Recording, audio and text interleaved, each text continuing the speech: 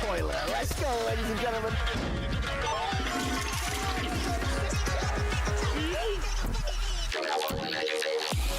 Oh my fucking god!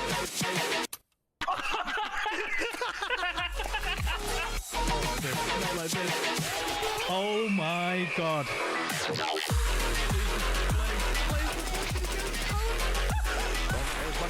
Diablo swings around. Oh, corner with it. Oh, he goes down to the knife and fantastic goal.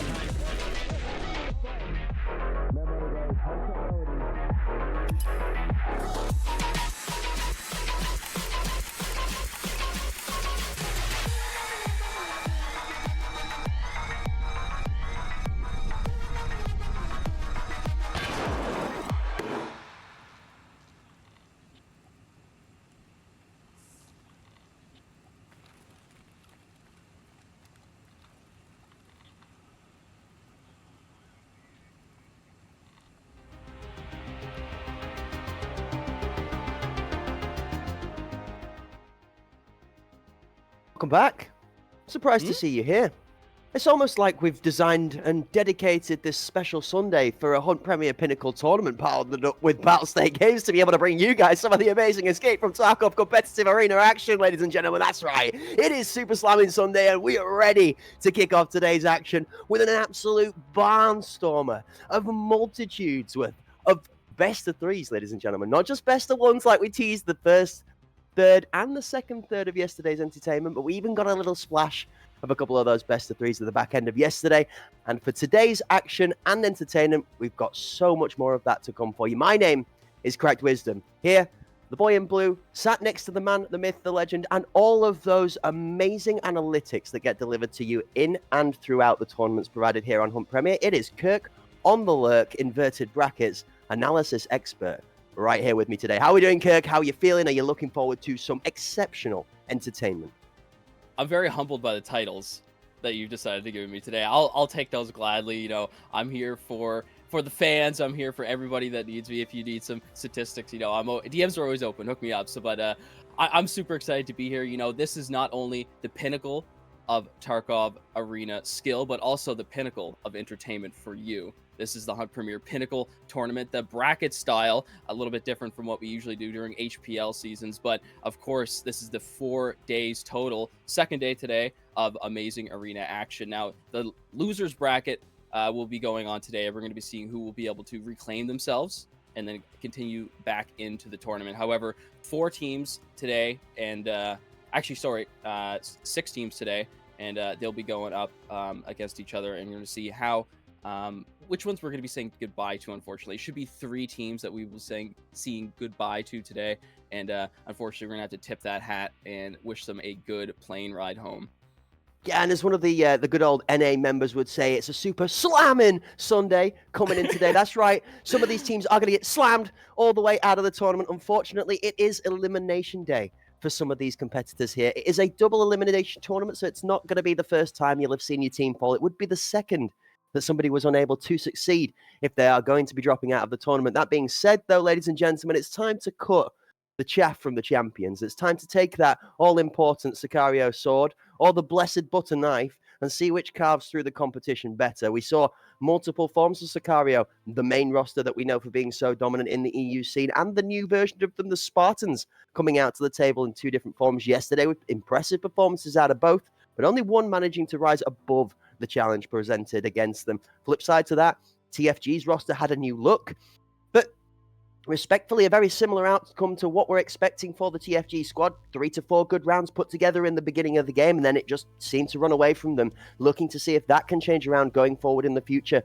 EPA did a very good job of setting a monumental challenge in their first match against their last adversary in the best of threes yesterday, but didn't quite manage to push it over the line as the second map kind of ran a little bit out of their control. I got the fortune of being able to talk with Rapid, with Fox, and with Walker about that match and, you know, the nitty-gritty and the ins and outs of where both team felt with that. Again, both teams, you know, a tip of the hat to each other, an exceptionally competitive match where there was a lot of back and forth in it. And I'm going to be honest with you, rivalries have been fueled a little bit, Kirk. I mean, we might need to hone our discount Austin Powers, because there's going to be a little bit of, yeah, baby, if he's anybody able to take revenge today's action for sure. Like, I know full well Rapid putting Walker down in red train between lane 1 and lane 2 yesterday. That's a big deal, all right? And both of those two players will have felt the repercussions for that, and we are going to see the repercussions of that potentially for their adversaries as they go down the line later today. They won't be featured facing each other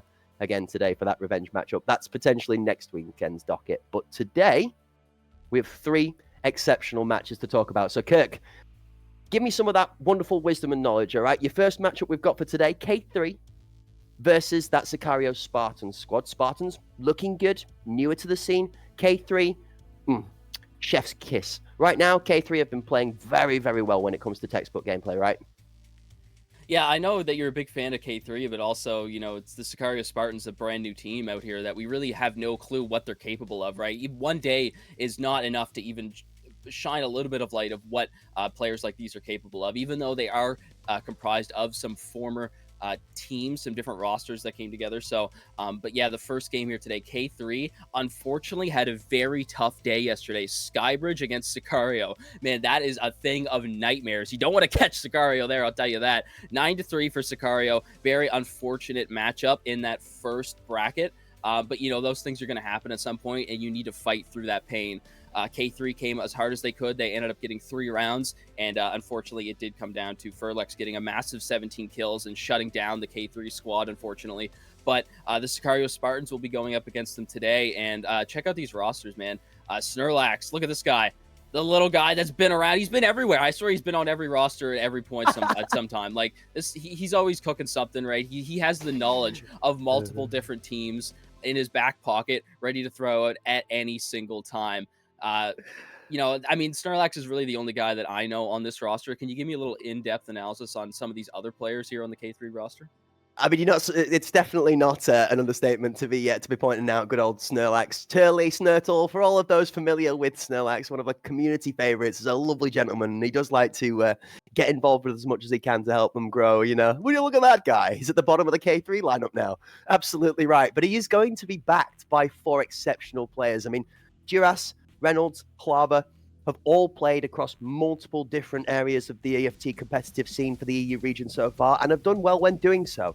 The issue they've come up against is they haven't quite been able to put the final nail in the coffin of getting over the line through the qualification stages to participate in the main event. They're looking to try and upset that mentality in this tournament and Pinnacle here, to take that first step forward of actually getting out of the qualification stages into elimination, to try and represent K3 on a higher level than we've seen before. I mean, the top member that I've not spoken about so much from K3 right now is the one we're going to talk about the most, and this is Malikan. This is a player that is dropping bombs regardless of how the rest of the team is performing, normally one of those members that might look to see themselves the equivalent to a Furlex or a Cacao or a Codex when they're having their day on form. Malikan dropped nearly a 17-20 yesterday as well in a tough game. So for me, that leading point of the K3 squad in Malikan is a huge reason as to why they are doing so exceptionally well. And you add in the big brain that is Snurlax, his analysis, and his composed, slightly slower but more disciplined gameplay. That K3 lineup seems to have evolved even further. And it's going to need to, because if I'm going to be really, really fair today, Kirk, I know a lot of people feel that this is a K3 favored matchup. We would agree if you were not familiar with each of the individual members of the Sicario Spartans squad. Hiding Sheep, Proppers, Mr. Krabs, all original members of the TOFG squad, the other Friendly Guys squad in its original concept. Hugo Copter has come into the mix throughout an amalgamation of association with the general TFG brand, TFG, TOFG, and helping out MFG, so on and so forth. And Chill Dizzle, again, obviously, as an initial Sicario ASPL or semi-pro level player, also now being looked at by the Spartans to step up given their performance. People are suggesting that they are willing and able to compete at this level of the competition. And I've got to be honest, Kirk, we've not been disappointed by any of the members that have stepped up from the ASPL so far at all. Lorek and TFG doing a great job. Chill Dizzle, we didn't get to see play yesterday, but maybe it's going to be the first chance for us to get and see him play today. Speaking of not seeing anything yesterday, I don't think we saw Bay 5 at all. Yep. As a matter of Correct. fact. And look at this. Second game of the day, we'll be picking up the Bay 5 for the Sicario Spartans. But Skybridge, what the heck is going on? Skybridge was one of those maps that I was starting to think, you know what? It's starting to get phased out. People don't like it. It's not being picked up. What? It was the #1 pick map yesterday, alongside. I think Fort was kind of the one that was on my radar. I'm like, what's going on? I'm like, okay, Fort is starting to get picked more. You know, we're starting to go away from Bay 5. Bull was a bit popular there for a bit. However, I mean, Skybridge was not the map I expected, man. It really wasn't. And I expected Bay 5 to just kind of come in here and really just make reigns. And it's been absolutely not picked at all. And I mean, an eventful second game of the day, if I say so myself. I want to ask you a quick question, Kirk, before I allow you to continue with the in-depth analysis. I'd love to hear it, especially about the maps as well. Are you a fan of the internet memes? Sure. Do you like trains? Oh. Because I know I like trains, and I think that's why we're going to Skybridge all week long. Yeah, you're right, baby. We set you up for that. Such an meme. The whole thing. Oh my god. I used to watch Syndicate when I was a kid. There you go. You see, a cultured man in the casting booth chat. We could never have Kirk let us down with a good old niche reference there. 100%. But it seems like the teams like trains too. All right, so Skybridge has been up there. I think it's about an 87-ish pick rate percentage so far for first pick maps. I think we've only not gone to Skybridge 2 out of all of the maps that we've had so far for first pick, which is crazy. However, I love this. And I'll tell you why I love this. It's the most challenging gameplay to commentate on because the action goes from 0 to over 9,000 in such little time. It is sometimes near impossible to get all of the information out for the viewers over the fact that it's already happened in the blink of an eye. And it gives that volatile environment a little bit more chance for the underdog to breathe. Yeah, so Skybridge will definitely be one of those ones that explosions will happen within moments, right? But then all of a sudden, you know, if a rotate needs to come out, it's like everything kind of slows down for a little bit. And you have time to breathe, you have time to check it out. But that rotate, it doesn't last very long, right? Especially if you're going through jungle. That's actually... It's definitely the quickest rotate on the map, right? It's very, very quick, and it's commonly known by the attackers for the defenders to take that area, and they're just going to be there waiting for you anyway, right? So it's pretty instant, right? Of course, you know, going up heaven for the attacker side, if you want to go for a rotate there, you'll probably be going to be getting sniped at some point. Somebody's always going to be watching that area. You need to have utility on par, ready to go, you know, in that back pocket. So, yes, Skybridge. I really didn't expect this at all, and I think it's going to be an exciting day. We have multiple different games. Of course, the fighters of EPA and Ancestral will be decided upon of these next 2 best of 3s that we'll be seeing, and then that will decide who will go up against EPA and Ancestral later on. So, that's of course, yeah. It's Ancestral we get to feature. I was going to say Ancestral we are actually going to get to feature... Sorry, hold up a minute. Let me get this right. No. Incorrect. Those Ancestral fans in the chat, I'm sorry, we are not going to be featuring Ancestral today. They will be opening up next weekend's gameplay with the first best of 3. And yes, just like you, Kirk, I am single tier at that because Ancestral did a very good job yesterday. We were very impressed with how Ancestral performed. And it was great to see Svedas and Geistras sat on the same side of the field rather than fighting against each other for the first time in a little while, which is a beautiful thing for 2 family members and brothers and able to enjoy both gameplay and a bloodline alike in a similar environment. But it's EPA that are going to be the ones challenged at the end of today. Yeah, they will be the final match. So it's K3 versus Sicario Spartans in our first. The winner of this match will get to take on EPA. The loser of this match, of course, will be the first to disappear from the tournament. That's right, ladies and gentlemen. Straight off the rip on Sunday. You're not having any training wheels. There's no baby armbands for this one. It's do or die. You are in or you are out. If you don't make it, unfortunately, that trapdoor underneath you, we're about to break it, and you're going to fall all the way down to out of the Pinnacle tournament and looking towards HPL EU for your next chance to shine. Here is the on-screen graphic for you to be able to follow that through in the step-by-step matches. And Kirk, would you like to just quickly run through the folks at home exactly what we got to see yesterday and the results that were given? Yeah, so first game of the day, of course, we started with Sicario versus K3 and a 9-2 victory. I thought it was 9-3. I guess I... Right. Okay. Yeah. 9-3 on 9-2 on Skybridge for 17 kills for Furlex came out, going absolutely crazy right there. I know Furlex and Lukey are always out here getting massive kills. Not to say that the rest of the team isn't in that situation in different opportunities that have happened in the past, because they're all very talented players. We know why they're here, right? Game number 2 of the day, of course, Ancestral versus TFG, 9-6 with 18 kills for Geistras out here. I'm loving this Ancestral lineup. They only get better with time. Like, they're a fine wine, right? And I told them, right, at some point in the near future, you will take one of these events. I know you will. You've had struggles in the past, and you have so much time to take what you've learned and put that into action. So Ancestral still in it, right? And we're going to be seeing them on the next Saturday. But yeah, going on to that third game there, Pandaric versus the Sicario Spartans, the very first debut of an HPL Sicario Spartans performance. Unfortunately, the old oil rig roster known now as Pandaric have 9-3 them on Skybridge, where Rapid decimated the Sicario Spartans with 16 kills under the belt. Game number 4, Decoded versus EPA. I always have to give a little bit of a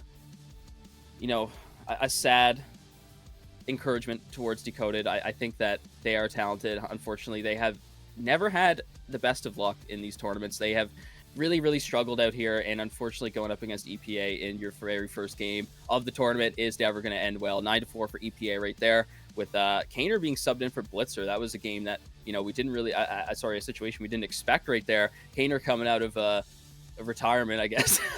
And unfortunately going 9-6, which is really unfortunate. We were kind of hoping for a Blitzer, what was it? I heard someone say in the chat there, is that the Michael Jordan flu game, where he comes out and just goes crazy with the flu. But we're kind of hoping for something like that. I have to give Kaner his due, and honestly, we laughed and we joked about the man who mutilates over the socials. All right, and two of the greatest ones that I woke to this morning on the X is out of retirement going well. Point of view, you play B against the Decoded, and it's just Kaner with good old Danny just standing alongside middle of lane 2, looking around, being like, nobody here. Why is there nobody here? I'm just waiting. It's all good. And then the additional one above it is just GG's Pandaric. I have to delete some tweets now. I'm sure he's good for info. I'm sure. It's great. Like, he's a coach, am I not wrong, for New Dawn, I think, in NA. Unless it's a different Kaner. It's a good question. You'd have to ask him directly, and I'm sure at some point we'll get him on the podcast and we'll ring that out of him as well. We'll find out. But more to focus on from that one. What I would say is it's really nice to see a bit of life breathed into the socials by the European teams right now, okay? It's great to see some of the competitive banter and the rivalries coming out. It was even better to be able to sit in a Discord with the likes of Fox, Rapid, Walker, and a couple of others as well, discussing the days with the matches where they're like, GG's, you did beat me in that one, but no, I should have really had you in that, I think. I'm going to be honest with you, I outplayed you, but it didn't work. So it's very good to have that sort of interaction. And what I'm really, really pleased about is I'm extremely delighted to see everybody's response to the first style of tournament like this from Hunt Premier. Pinnacle being slightly different organization, the bracket, the double elimination, rather than the leagues or the likes of what we've seen from ACS before. A lot of people have really enjoyed this so far. And I'm personally thoroughly happy about that, because I like a league, but the stakes are just that bit higher for an elimination tournament, right? Mm-hmm. Yeah, and it's not very often that you'll see like a best of one, right? That'll kind of actually end up decide something in a A tier tournament organization like this one, where it's usually that best of 2, which will it's called best of 2, but in reality, there's 2 games being played regardless.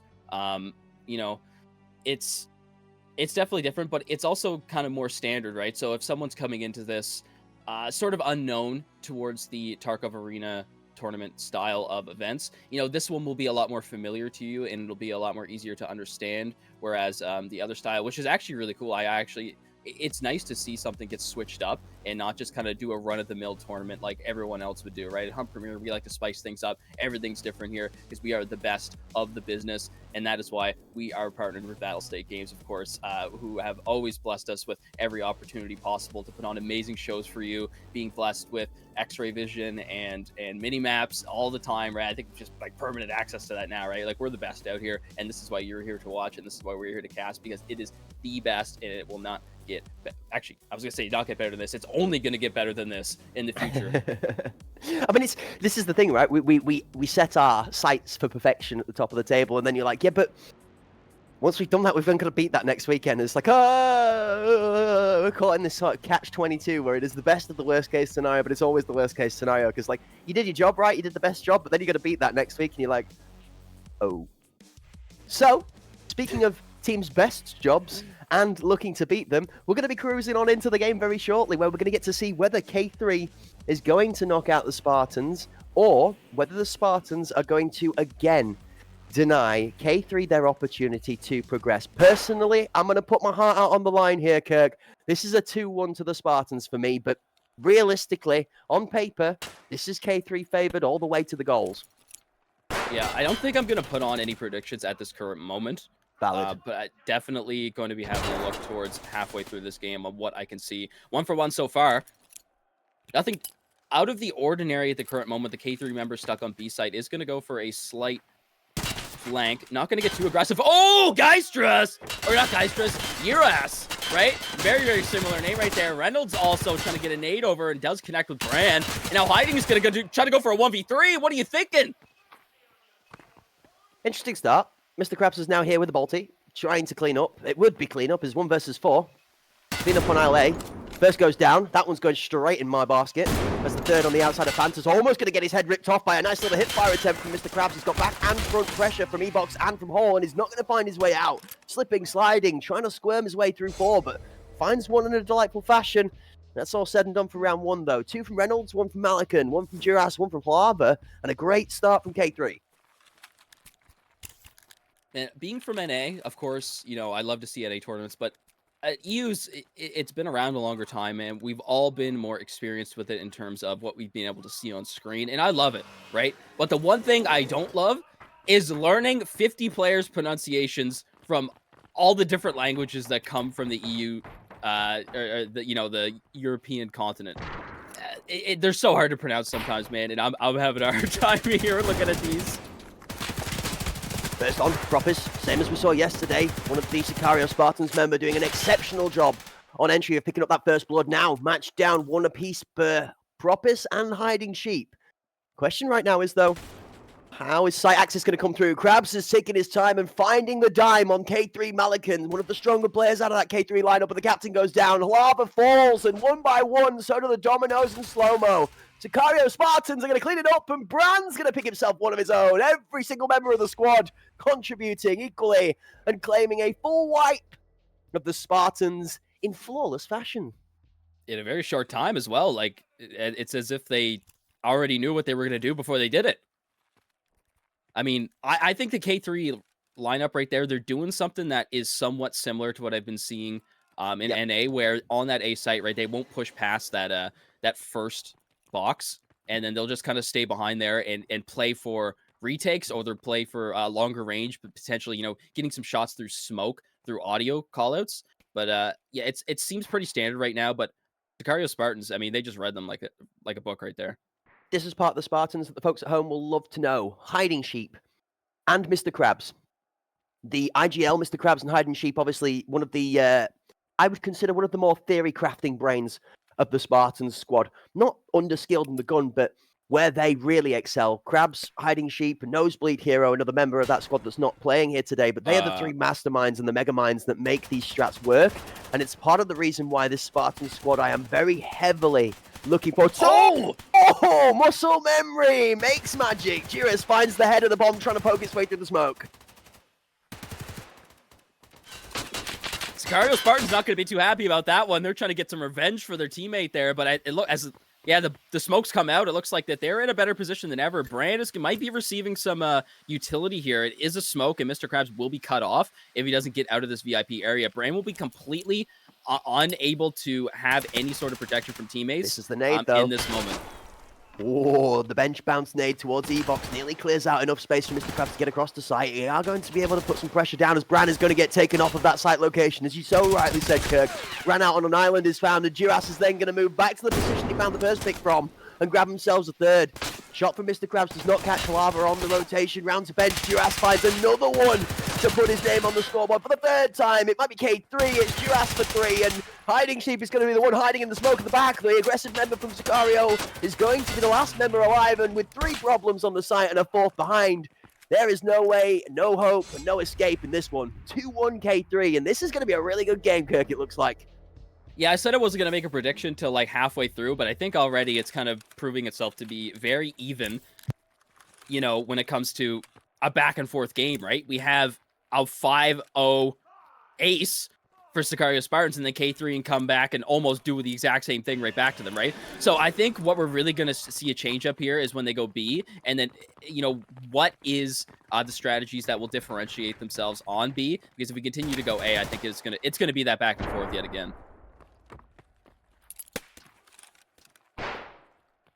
I didn't talk about the ideas of the complexity between these two teams and the reason that both of them are actually a lot better than what they seem to be set out on paper for so far, because the action is going to go off the second we start to diagnose it. Every team yesterday was insistent on the moment we started to create something, just putting bullets into models to shut that thought down. So instead, we're going to wait. Nade to E-Box, Halava watches, likes to absorb the explosion but not be part of it. Mr. Krabs is going to be model checked by Hugo, just making sure that that flank is owned by the team, not by an enemy at this moment in time. And with a good stable position, it looks like the Spartans here are just looking to double set up these smokes. Standard default push to the A site, E-Box and headshot smoke goes out. Team is now going to slowly dissect each of the angles in towards to make sure the smokes are good and then look for pressure. Site access is confirmed. Brand's going to go down from the shot through the smoke from Reynolds. Unbelievable shots. Krabs finds one back on the Snurlex with the headshot though. You've got to be kidding me.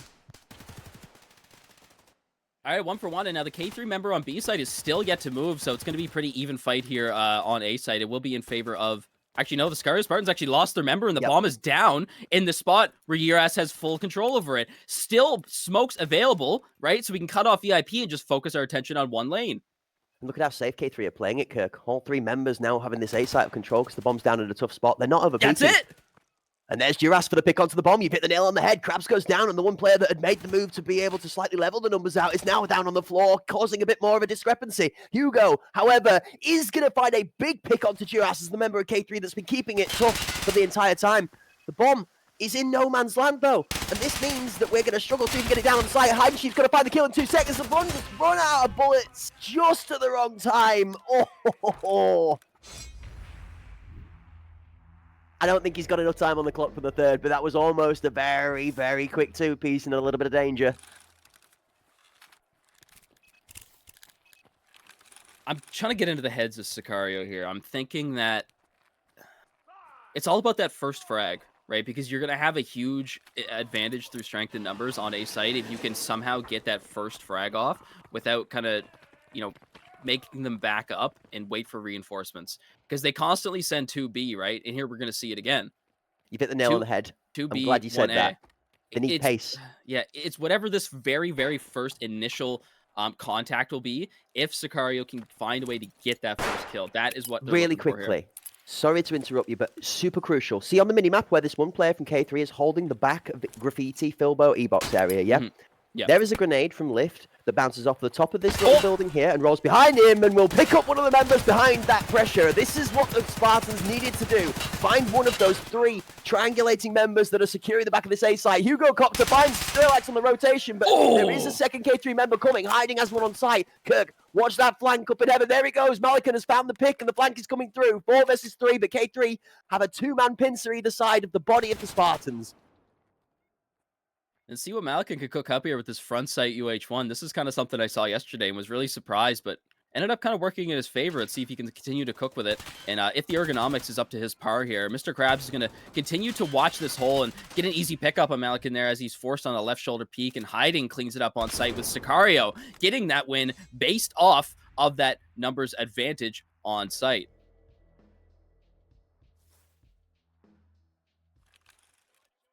Three-two. Yeah. We really have got a game on our hands here, Kirk. So whilst they're in spawn, we're going to talk about it, all right? Having been familiar with the EU scene, Mr. Krabs, Hide and Sheep, and the people that they work around with are exceptionally well-minded and well-talented when it comes to the theory crafting in this game. I know from Outcast's perspective, from the mini-friendly guys' perspective, and from a couple of other teams, that these members have been stepping out of their initial playground of the top tier of competitive play, and they've been trying to share that information down the ranks and help other people to improve. So I know there is a wealth of knowledge in this Spartan squad. What we've got to see them is transfer that knowledge into execution on the pitch, right? That's why I have such faith in this squad doing well against K3. K3 are a heavily established squad, and Duras is popping off right now. But if the Spartans are going to beat them, they have the tools to make it work. Hiding Sheep is no longer hiding, he's aggressing, and it's first blood again for the Spartans in round number 6. Here's what we're going to see what Sicario is capable of on the B site. They are going to be running into Snorlax, who picks up a big headshot on Mr. Krabs, and that's a big TRG down. It's not going to stop the Sicario Spartans from continuing to push. They have more utility ready to go, but Snorlax for a double right now. He's going to be holding down this site all alone until multiple members are now starting to come up for reinforcements, and Hugo will get the revenge on Snorlax that he so desired, and Smoke's really in the favor of K3 right now. Sicario might be forced to back up or go for a cheeky plant inside the smoke. However, there is a member waiting to go to deny that really in a moment's notice. Hiding, though. Chat, did you hear it? I can't believe it. I know Kirk is not the tallest of people on the most of occasions, but I swear I just heard him grow 2 inches from the excitement due to the action that's happening on screen. Kirk, this game is delivering, and I'm not going to lie to you. I know we were both settled in for a long I know we were looking forward to settling in for a long day's worth of action, but we're going to need it if the action's going to kick off like this. Hiding Sheep, you can't kill him at that kind of a distance from spawn to banana. He doesn't hit the shots, but it scares him nonetheless, and with the bomb planted on site and 30 seconds left to deal with it, K3 have got themselves on the pincer, and the Spartans have confused them so much they're shooting each other. Oh no! All right, this is really good crossfire here, though, right? And this is where you would usually want to work buddy system to kind of force 2v1s, and unfortunately, correct, Hugo Copter is actually going to get a double from VIP. Wow! That is not what I expected at all. I can hear them in the chat. Hugo, Hugo, Hugo. They do love to pump up the Hugo Copter when he gets a good round in. 3-3. K3 have got to find a response. I have zero bias in this. I could quite happily be overjoyed to see either team win this. K3 thoroughly deserving of a result. The Spartans, a phenomenal group of gamers with a great mentality and an attitude, and a brand above them, obviously, as well, that, you know, is starting to be very respectfully represented throughout the entirety of their endeavors in the arena scene, as they have always intended to do as Sicario Esports. It's just a credit to them as a whole, and both of these two teams on screen, you know, I am delighted to see representing the EU region. Oh, here we go. Here's the nade. Here's the one, Kirk. Here's the one. Yeah, is he going to get away with it again? Well, yep. Euros is at... Oh! Hey, 0.5 seconds would have saved that, I think. Maybe would have got that kill. This is the FT arena, not football. I think that's a goal. that split the two of them like a die, didn't it? Maybe it was golf. Maybe, yeah, maybe. Oh, that one going towards Hiding Sheep finds as much success as the one he threw himself. Both tickling each other with a little bit of health damage, but not taking the life. Onto site goes Hiding Sheep, that head. A little bit red. Feeling like a strawberry Chupa Chup lolly at the moment. Oh, he's going to get some shots in the back. Snorlax's timing is crazy. Oh, again through the smoke. He's done this 3 times already. What? And then there's another one. Do K3 have smoke now? What is this going on? Oh my god, Mr. Krabs hits him with a nutty one to respond, but Hoava's had none of it. It doesn't matter how good the Spartans are. K3 have risen again. All right, check their PCs. Yeah. Smokes, like, and in both teams, too. Like, both of them. Can we have a 10-man Mosh check on the spot right now, please? Check them PCs, all of them. So we actually have a sub in. I forgot to mention. Bran will be subbing in for Chill Dizzle. Correct, yeah. Same as we had from yesterday for the Spartans. Yep. Yeah, spot on. Now, here's some info for you, Kirk. Bran, initially looking to join the TFG roster, trialed, not successful, but not because of a lack of anything to be able to compete, but just their general experience.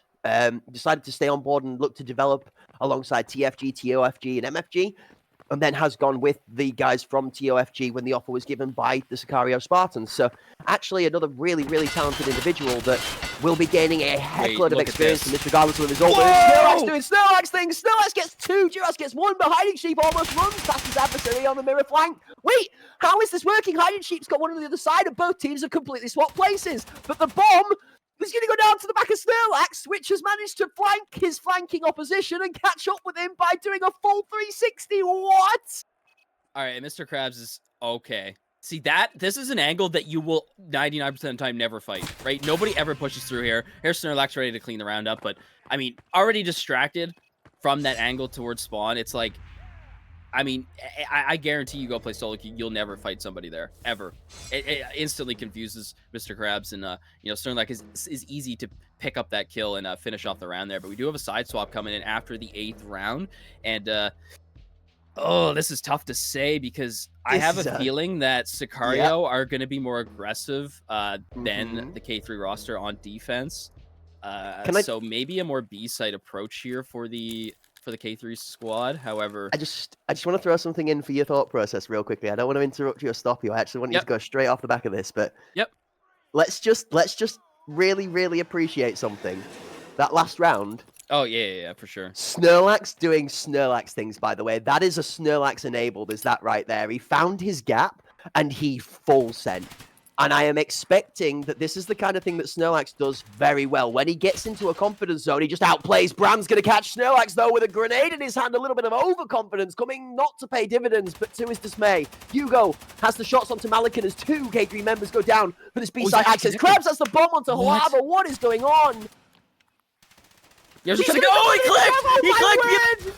And he jumps back into the opposition. Hugo takes him down, and look at this. It's all up to Reynolds up in heaven. That suppressor's red hot, and there ain't much ammo left to spare, buddy. We're going to have to start calling him Ryan to be able to get through this, because he's going to need a Deadpool form of regeneration to be able to take on the 1v5. Ryan Reynolds or not, he's going to look at that magazine and realize that 14 out of 45, plus the 45 rounder that's left in the pocket, is all he's got to deal with this. Guaranteed about, give or take, 59 bullets for 5 players. He's going to have to make this work in 12 bullets per member. What a crazy situation to have to pull off. The only thing he's got in his favor is time. 50 seconds, 10 per player. He's going to start making something happening now. Yeah, as far as I'm aware, if you're building this specific kit, you are able to bring 2 45s to 7 and 40, and then you can bring a 30 of BT. So, I mean, we really have no idea what he has for that 30, if he even has one. I mean, but that's a tough order to fill right there. And Sicario Spartans will only be losing 1 member there as they take the first round of the half. And yeah, man, you mentioned Snorlax, right? And I gotta say that we gotta throw our hats off for him, because he, within the first 3-4 rounds, he had like 1 or 2 kills, and now look at him now, right? He's the top fragger of the team, and even without those kills, he was still putting pressure on. I could tell that he has a zero hesitation mindset. He can instantly take positions and hold pressure, even when kills not necessarily are on the board. I saw him do that with VIP within the first couple of rounds. I mean, he's 8 and 6, leading member in the team for K3. The kill to death ratio matching that of the power play coming out of Hugo Cops. Oh! He talk about very instant pain as 3 members get folded from the Spartans trying to take the control of the main point oversight. Hiding is going to remove one of those 3 members, but 2 versus 4, the Spartans have a job on their hands.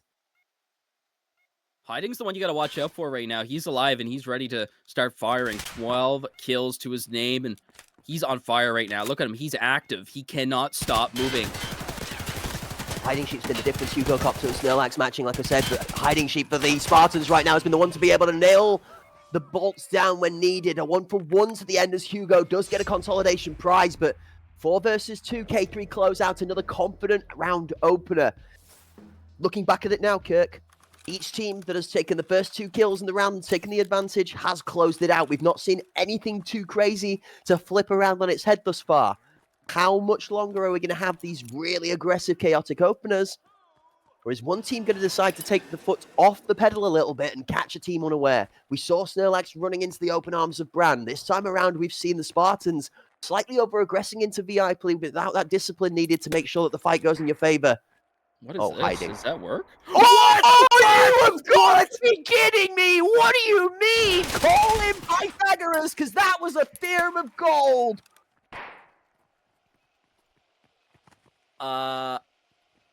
Yeah, I'm speechless. Flip it. I was like, that's not gonna do anything, man. I was like, what are you doing?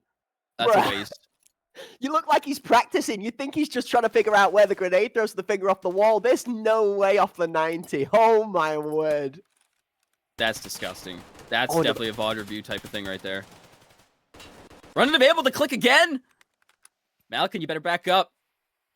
Gets the reload off, and smokes are not necessarily, are no longer in the K3 favor. Even before that, they were kind of off to the side a little bit, but this might signal a rotate, right? There's time. However, Snorlax is going to have to deal with Mr. Krabs, who he's not actually aware of his current position. He gets away with his life. He's going to go back. Mr. Krabs is going to get away with it. He knows position as well. He is as well. He 100% is. He's not caught Mr. Krabs for nothing. In the meanwhile, Propus is taking the damage to him. Snorlax, however, is going to get the better of Mr. Krabs. Oh, my word. Don't get yourself a Clawdon. It's Snorlax, otherwise known as Snorlax. Here on the battlefield, super effective moves of Snorlax's patience pays off. Propus, on your right hand side, he's going to get full side flank. Snorlax's timing is sick. Bran gets the better of Malikan, and it's Snorlax versus Bran with a wall bang. Snorlax throws him out. Now he gets it down to a 1v1. The bomb is in his favor, and the other member from Spartans is on the B side. 8 seconds. Hugo is very aware that Snorlax can only be in one position at this current moment, right? They don't want to let him get away, because then you got to start guessing. Ring around the rosy is what usually we will see on this site once bombed down. However, Snorlax is going to make the wrong call, but that doesn't matter because the shots connect to the head regardless. Snorlax, your arena champion, 12-7, a 4-piece for K3 as they move to a 3-round advantage in the first map here on Skybridge. Turly. Oh, yeah. Boy. Snorlax was looking about in that red health area. And then, he hit his signature rest, healed himself up to full, and is ready to go.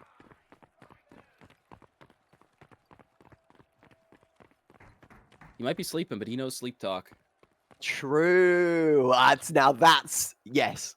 I rate, as a Pokemon fanboy, I rate that one 12 out of 10. That was good. Sleep talk and snore. Yeah, man. Call me a Tinkerton because I need myself an Iron Hammer. Holy. All right. All right, buddy. All right. Speaking of all right, you need to stop. It looks like we've got 2 teams with the line of scrimmages here, Kirk. I've been forgiven to be forbidden that we're not playing rugby inside of Arena, but for now, it's looking like a scrimmage over A, and the 2 members on the B side are just not entertaining it, I'm being honest with you. This is Kana POV from yesterday by the sounds of.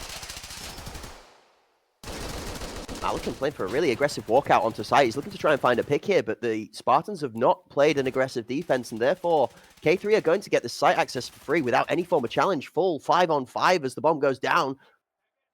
Spartans now have the pressure on their side. Oh, Hidden Sheep's going to smoke out towards KFC and bench. Bran and Propus, are going to try and look towards swinging this in a second. Bran peeks for info.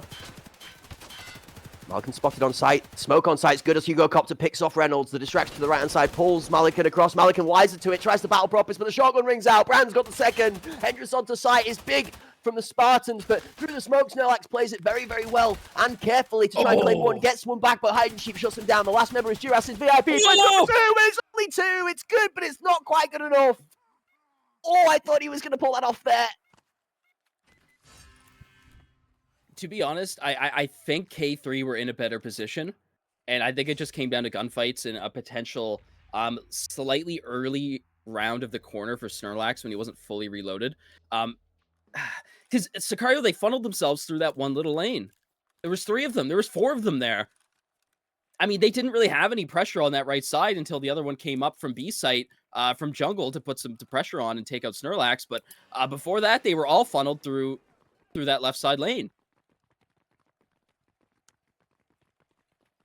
Between Snorlax and Duras, K3 are getting some exceptional advantages made out of a couple of players making some nuts plays. Malikan has the first blood, and that is something we are familiar with seeing from K3. Slightly missing in the beginning of this match so far, but now falling into place as the rhythm starts to come through. Malikan almost snaps into the shots of Mr. Krabs. He does find him on the second spray. 2 down. K3 5 versus 3 have great control over the A site, not the B, even though the distraction comes through. And Kirk, look at that mini-map. An absolute free site, fellas. You better take it and love it. Because it might leave you once Sicario Spartans show up. 4v3. Bomb falls, and now that's going to signal the Sicario Spartans to back up. We do have a 1-member full rotate through spawn. We're going to see if he decides to go through that banana. He is, actually, so that's going to be unexpected. However, smokes are still up, and they will need to be weighted for dispersion. K3 seeming to be a fan of the Pokemon game. K3 used Confusion. Looted gun off of a dead person's body is passed across so that there are 2 weapons to be able to use here. That's it. Proppers now on the Enforcer has a spear to be able to play with. He's going to read the one in the smoke. Chooses not to fire against him. Reynolds on site. He gets the shots down. Oh, Reynolds almost ducked under the bullets there. Nearly a great bit of crouch macro to fight inside of the mini. Not quite able to find the success he needs. The device is going to be activated with 3 on the clock. Juras finds the kill over the bomb. Snorlax has got 1 for 1. Brand's got the response. Brand needs to win right into the harbour. He doesn't. Lava wins it. K3 moved to that point. The Brand's not happy about it either. I mean, that was a battle of pure volume of fire right there. The MCX had the fire rate, but if the shots don't connect and you got 95 rounds of a very familiar 3-striped masked man in your face, that's just going to put fear in anyone that faces it. So, unfortunately, he does fall, and the RPK becomes victorious with Halaba. Out with 8 kills right now. 10 deaths, unfortunately, but the leading member Snorlax has made a huge comeback in this game, and they're ready to fight for it all here at the Hunt Premier Pinnacle Tournament, day number 2. 3 rounds in a row the Spartans need now to save Skybridge, and this does not surprise me that the K3 squad are going for a bit of a kooky play. But the one thing I am concerned about right now, if you look about pressure on the map, Kirk, this is a 70-30 split in favor of the defending side. K3 have one third to a quarter of the map in control right now, where the Spartans have the entire A site and the majority of the back of B with a 2-man defensive default, as well as that 3rd reinforcement coming down jungle stairs to Beacon. Reynolds behind Red. Mr. Krabs is going to need to try and find the timing. Spray through the train. Almost does. It does! Reynolds manages to make the bullets count for the wall bang. Mr. Krabs goes down. Gets the response. Reynolds for the response on the backside. It's Plaid strikes in the kill feed, but only until we settle. Propis almost going to find falling prey to the same magic out of Reynolds again. All right. Reynolds has about 4 or 5 kills that are just been either through walls or through smoke. Here's Malkin, though, ready to start. And I actually almost connects in the second one, but Snorlax is going to pick Propus up anyway. Last one remaining is Hugo. He's been dangerous. However, is he dangerous enough to take on 3 members, Snorlax included, who, as soon as I mentioned, just falls the caster curse? I better watch what I say. Snorlax will be having a word with me after this game. Good for 1. Good for 3 is the question we need. He's got 1 down. He's got 1 inside of blue, and the best positioning from Malakan he could ask for. The aggressive push. He's going to have to swing wide, and that's going to open Malakan up for the trade.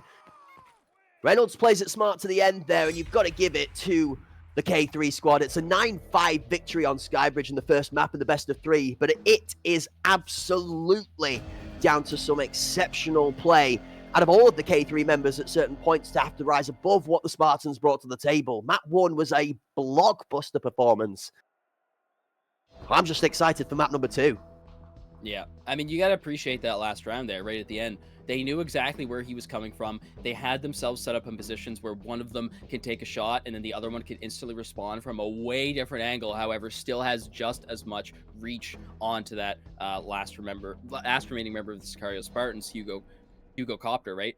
It was an excellent buddy system work. However, when you expect buddy systems, usually right beside each other, kind of working a 2v1, right? But all of a sudden, this buddy system works from afar as well. It's just straight numbers advantage and recognition of being able to trade out players at a moment's notice. So huge respect to the K3 roster that come out on top against the Sicario Spartans, and a big congratulations to Snorlax, who more than proved his worth on this roster here today. And wow, what is up with those kills through smokes, kills through walls? I'm just ecstatic.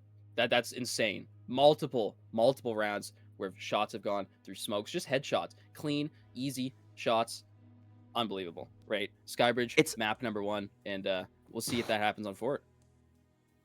It blew my hat off. I was wearing a hat at the start of the broadcast. I don't even know where it's gone. I'm going to be honest with you. It is gone at this point. Yeah, literally full flashbang enabled. Sorry, folks. It is gone. I don't know what to say. And I don't know how we're going to be able to make it through to the end of today's action if you guys are like, come on, please. We've got to get to the end of today, guys. Just slow down a little bit, all right? We got 2 more best of 3s after this. We've got more over this next weekend, all right? I still need lung capacity before we get to the end of the weekend. This is great, though. I love to see it. And, I mean, do you know what? It's been a little while, and I'm always trying to be as unbiased as possible inside of the casting booth, but it gives me thorough pride to be able to say a phenomenal performance out of Snorlax for K3. This is, I think, something he's been talking about behind the scenes for a long time, that he's more than capable of being able to show up at the top level, and he's had a passion to want to do so, just looking for the right opportunity. Well, K3 have given him that opportunity, and Snorlax, although Reynolds was crowned MVP by the game in that one, for me, my MVP in that match is Snorlax, and it was because of how many crucial moments in time he was either picking up kills to help the objective situation, or he was making that play, whether it be the aggressive flank matching Hiding Sheep in that round, where we saw both of them went so far around the outside that they actually swapped. Snorlax managed to get past his guy and then back around behind the guy that matched his flank to kill him on a reflank flank after 360 degrees with the rotation. I mean, to be able to match not only that pace of the likes of Hiding Sheep and the big brain player going around the outside at the same speed, and then to outdo it, is really a testament to how well and informed Snorlax is playing right now. Genuinely, K3 thoroughly deserved match number 1, and let's take a look at some of the highlights just to give the reason why. Yeah, let's check it out what we got here, right? So we can see Snorlax was the talk of the town right now, but of course, clips will be coming up of him soon. Hiding, though, a huge menace this game, being kind of similar in those flanks that Snorlax has been doing him. There's Mr. Krabs on the flank. Watching that flank, getting a big pickup with the TRG right there, and then Halava shutting them down with a 2-piece, and then unfortunately Hiding comes back around through VIP to pick him up. And yeah, here's Hiding yet again, right? He's been a monster this game. This is probably the MVP of the Sicario Spartans squad for this game.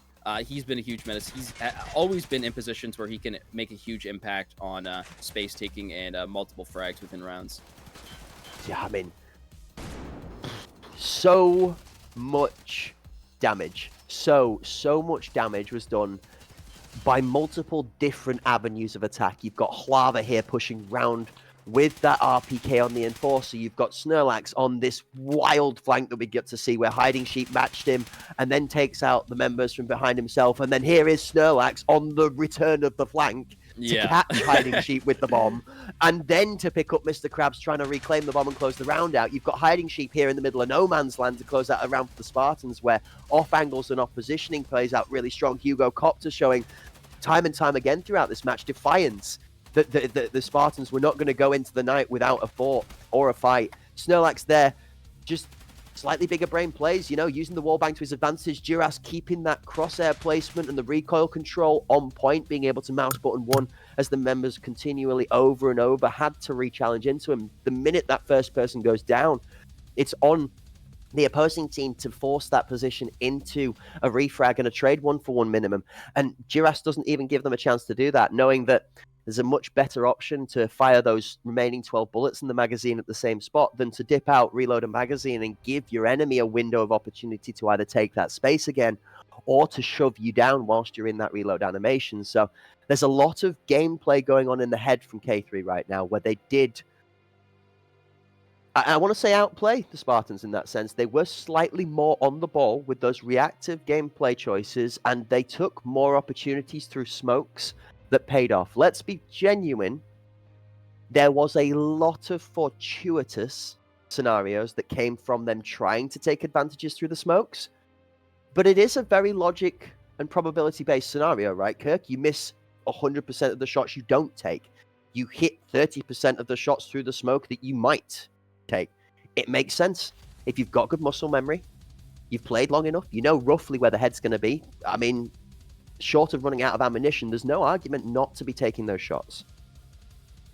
Yeah, and like obviously, right, Hiding Sheep and Snorlax, huge MVPs of that game for each team, right? And they constantly are taking anything that they can when they see fit, right? Some players are hesitant sometimes. You can be a little bit distracted in other areas of the map, but once they see something, right, they take full advantage of it. And, you know, living life with fear is not living at all. So with that being said, we will, of course, be heading into a 5-minute break, and we will see you very shortly for game number 2 on Fort.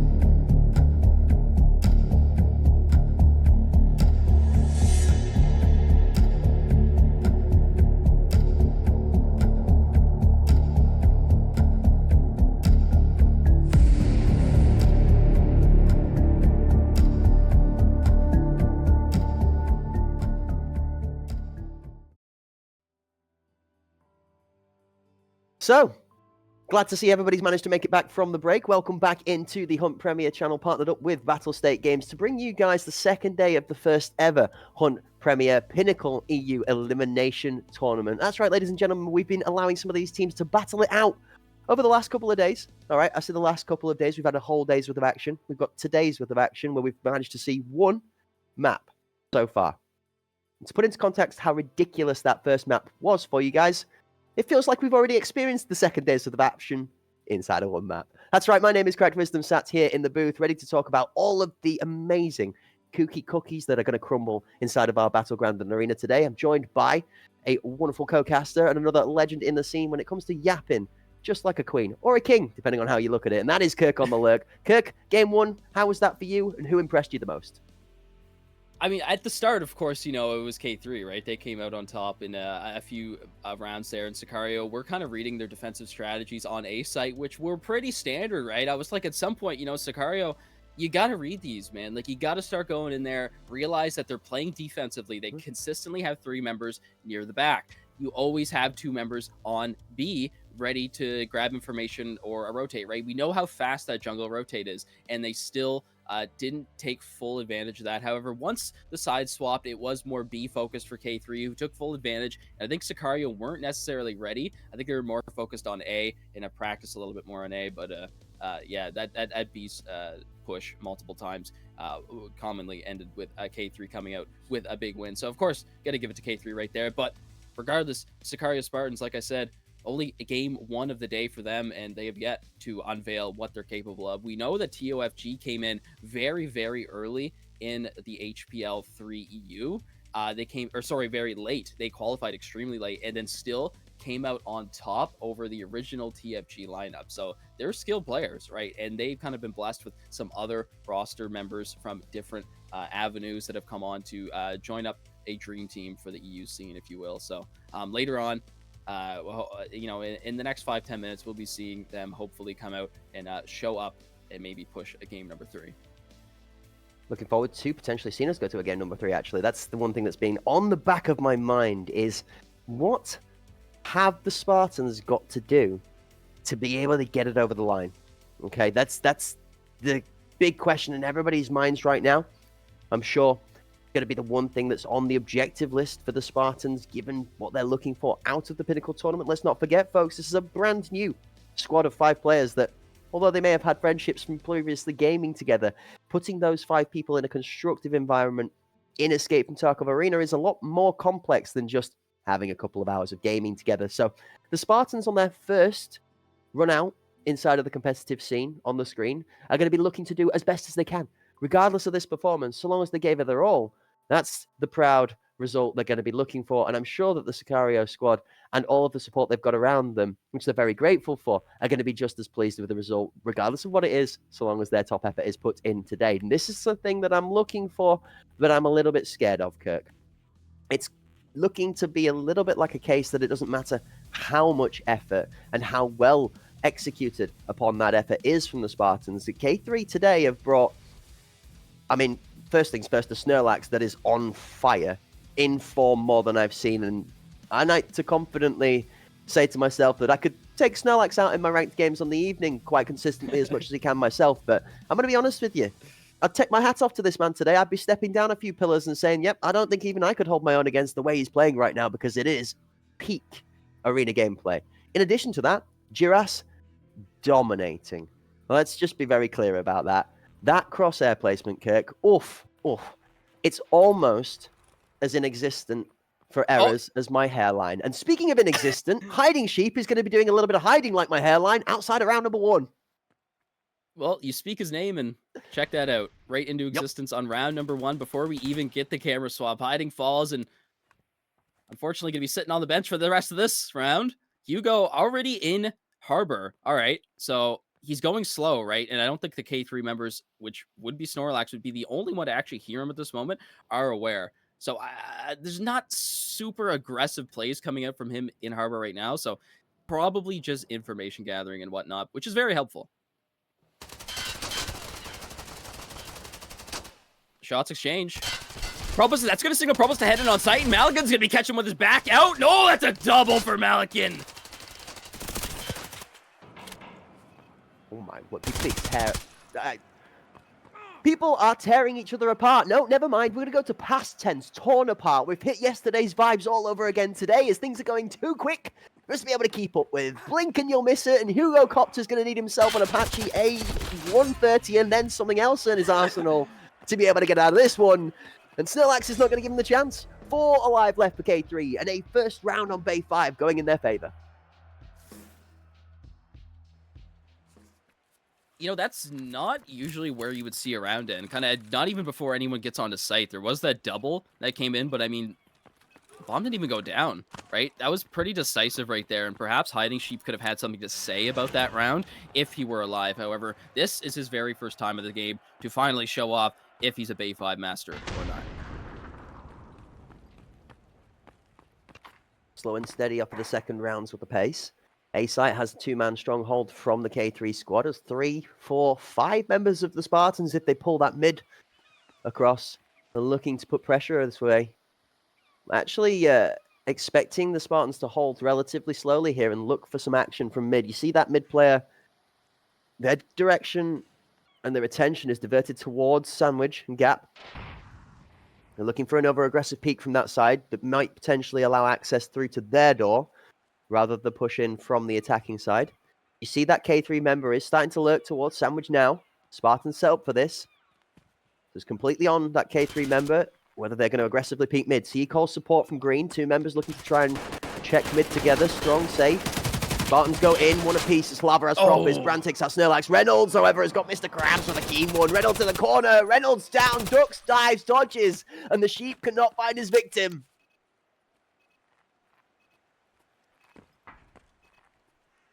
CBJ doesn't connect. Well, it does connect, but it doesn't pierce. Reynolds backed up now. Both of them forced on a right shoulder.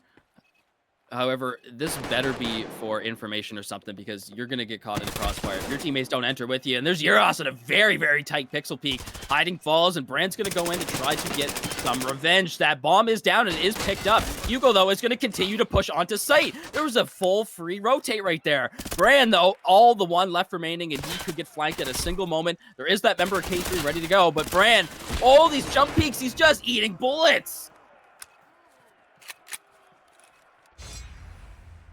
I can't remember the last time I ate a bullet and survived it. I'm going to be exact. Thank you. Go on, hit him with it, Kirk. Hit him with it. I'm going to say, I don't remember the last time I had a breakfast bowl full of bullets and I survived that long. That's some kind of rubbish right there. Where are these kind of people in my ranked games when I'm about to lose my heart? Why can't I get fights like that, eh? Rubbish. Absolute rubbish. Just saying. 2-0 K3 have come out with an absolute barn burner again in Bay 5. Lava is off to a stormer. 2 rounds in, 4 kills and 0 deaths so far. And here we are on board with another one of those aerial assaults that's not going to find a home. Nobody there this time for the knock-knock joke.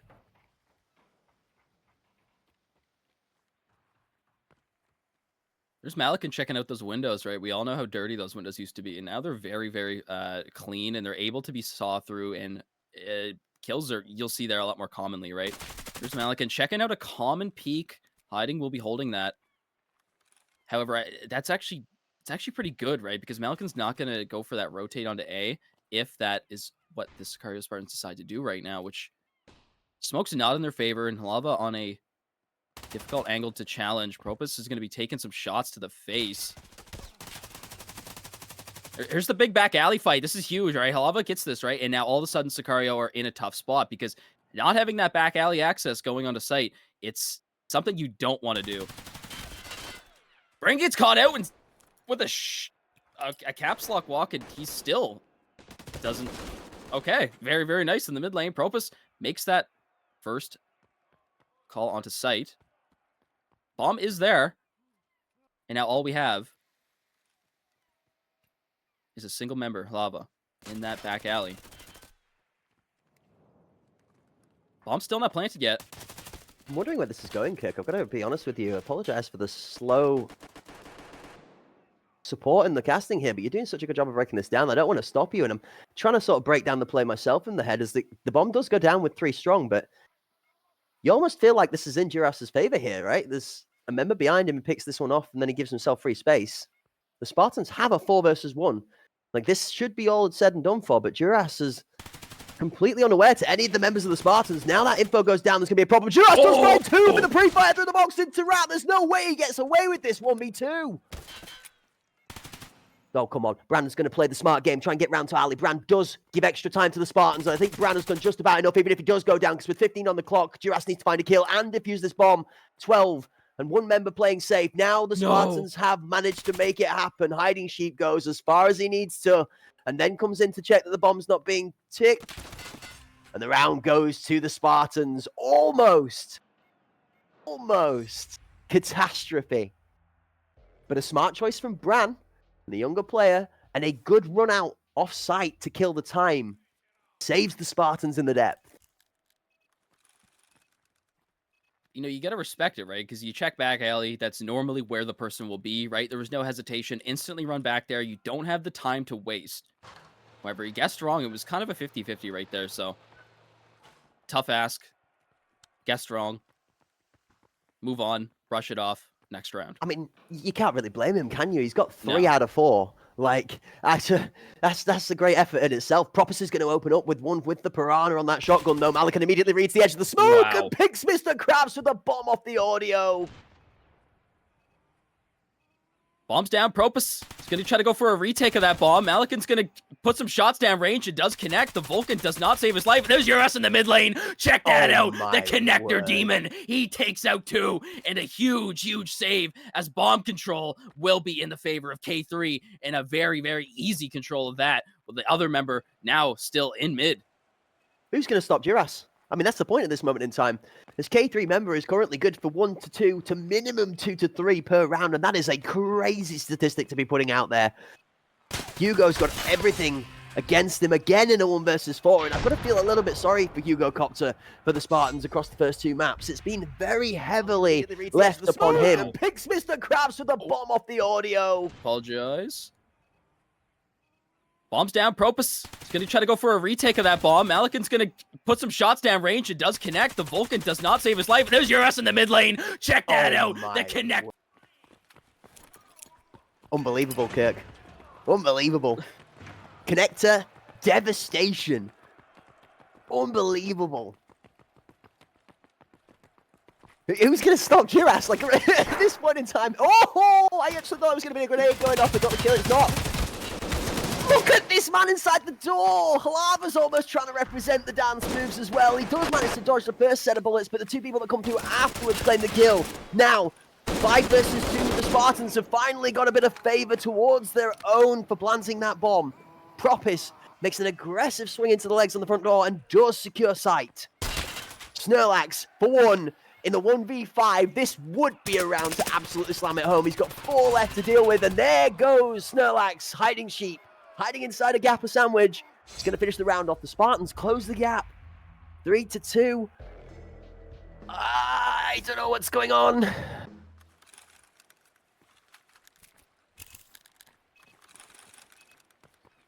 All right. I mean, that was just sort of a shotgun round right there. I mean, just blowing legs off, blowing through armor. K3 up 1 round right now.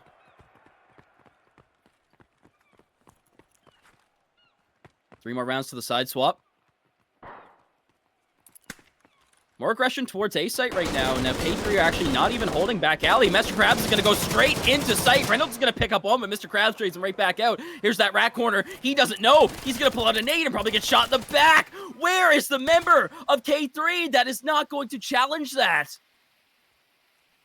Speaking He's of not still challenging. there. That's it. He stood right where he was just a second ago, deciding to not challenge. He's going to hold. It's a firm hold on the site. And, I mean, it's down on Krabs to find that pick through the window right now. It's a ridiculous shot to be asking to pull off the other wall bang. He's going to have to spray towards the door, and he's just holding it. Tucked. Snorlax used rest. Okay, they're not going to expect this at all if it decides to peek. And there's Here he Snorlax. Bomb down. Oh, there goes the body. He's come back. Oh, He's hey, straight back there. whoa, what's going on over there on the right? Brad. A5 is kind of the magician map. This is where we've been seeing this a lot. Brad back alley, the last one. Oh, love it through the box. What was that? This game is ridiculous. It literally stops for a millisecond of seconds, and then it has to require somebody to do something just ridiculous, because everyone's hiding behind scenery, so players go, okay, I'll wallbang this instead then. Down you go. What is this game?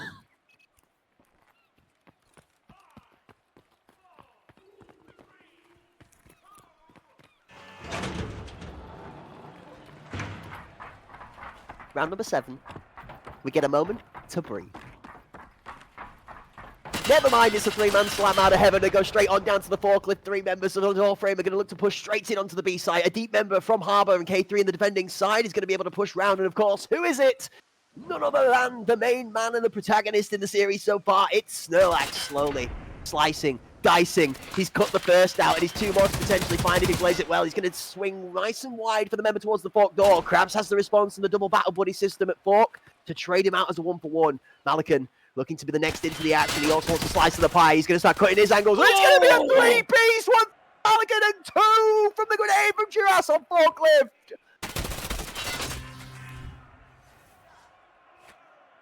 Brother.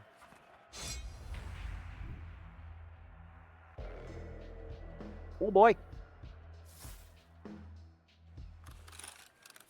All right, big nades coming out. You know, the nades haven't really seen more than a 1-piece so far within these last 2 games of the K3 versus Sicario matchup. It is exciting to see that 2-piece finally come out. It's all for Snorlax. I mean, the nade's great, I've got to give, but it's all for Snorlax. He swings, he picks 1, he swings again, he calls out the information, there are people forklift, and he calls to his team, guys, throw a nade towards forklift. It's great. It's just such good team play from K3, and they're here again, but this time the 1-for-1 trade in the door frame is a lot more aggressive. The Spartans adjust to their mistake last round and do not wait at forklift too long. As soon as that first pick goes through, they get Cyber 2, the backs are open, and Snorlax is here on the off timing. The bomb goes down crucially, and Snorlax has full control from Harbour again.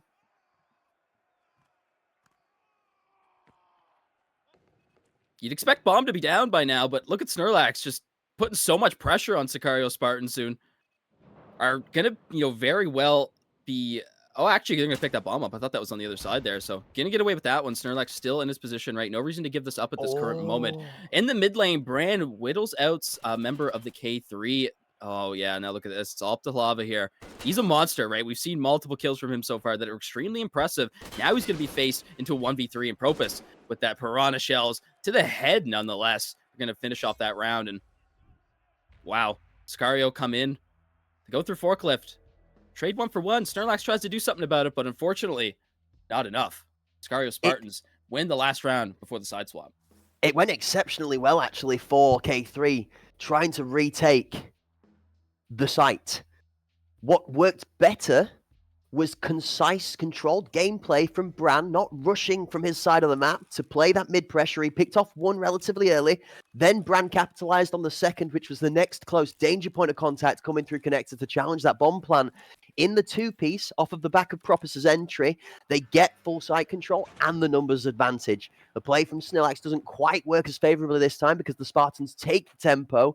And even though Snorlax picks the bomb, it's made it close enough to site for the Spartans to still add that pressure. A great counter nade from right to left over the mid lane towards that A site, looking to try and pick somebody late towards their door, but doesn't find a home this time. K3 have fully adjusted this attack towards A this time around, as their first attacking round is going to try and test the Spartans' defense. We've got Krabs playing in the smoke, doing Mr. Krabs things, playing at a rat, as well as Propus in back alley.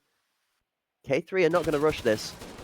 1 goes down. Duras does try and push the smoke, and it doesn't work in his favor. Krabs gets the first, the second as the shotgun's ringing out. Krabs gets the second. No. The defiance in the corner. Lava finally shuts him down. Oh, shut them down. He's going to shut down and take that as encouragement to pop up. 3. He does go down to Hugo on the response as Bran and Hugo Copter do not allow the inspiration to defy them. Slight turnaround as tables are turned and flipped back onto the legs as they should have been standing to begin with, as we go back and forth between the round, but back and forth goes the bomb as well as the mid lane is open. All right, so if Sicario Spartans are experienced enough, which they should be, right? Here's the long-range angle, though. It doesn't connect, so they are very aware that they can group up now, right? I was going to say, there's no reason to get aggressive here. Yep. You wait for your teammate, and then you play the 2v1. Oh, but downtown Brand with the flechette! Like, what? All right, so they're just going to get a little bit aggressive and not play the buddy system. And you know what this is? All right. You know what that is, don't you, Kirk? You've been in chat with Boot for a long enough time as me. Slammed. Absolutely slammed. Red container through to sight. Shotgun in hand. Slammed. What a shot from Bran. Hey, bench or not, all right? Stepping up in the place of Childislaw or not, Bran is having a game right now. Performing exceptionally. It might not be the top frag, the flashy threes and so on from the Jiras or from the Halava, but it's crucial for the Spartans round. The kills coming through exactly when they need to. And I've got to be honest, Kirk, the synergy between this Spartan squad, even though they've not been together for very long, is looking really good in this map. All right, I got to say something real quick.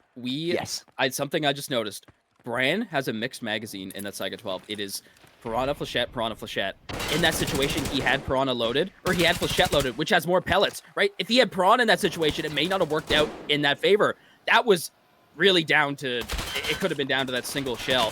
Here's the execute on B's site, though, with 1 minute and 33 seconds left on the clock. Lava gets 2, and then Brand's ready to trade him back out. But Malkin is going back around, and he's going to be up against 2 members that have still not made their way onto site. Hiding, though, takes Uras, and look at this. Bomb is in a horrible position. Malakin is a clutch player, but is that Pab 9 going to pierce the Vulcan?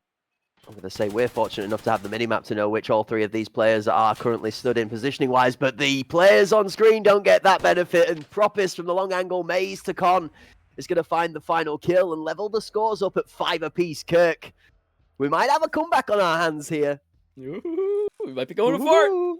I'm so down for Fort. Bring us back to Fort. I enjoyed Fort yesterday. It was good games on Fort. And the one thing that a lot of people found on Fort was the ability to cause chaos and then distract a bomb plant where a team was not aware the bomb was down until a good 20 seconds post-plant. Oh, what a game. This now 5 apiece really does set everything in the balance for round number 11. The first team to take the advantage here gives themselves a good step towards pushing to secure minimum overtime. Snorlax with a grenade would be the way. There's nobody top mid for us, knowing that that's not going to find a home. The spectator cam does a great job of showing us where it would end up if somebody was holding mid support. Now, that being said, K3 have got to understand there's nobody top mid close to respond to this. But the Spartans still have a 2-man strong B-hold. This doesn't matter, though, if Krabs is going to find the first pick in windows. One across as Lava takes out Propis.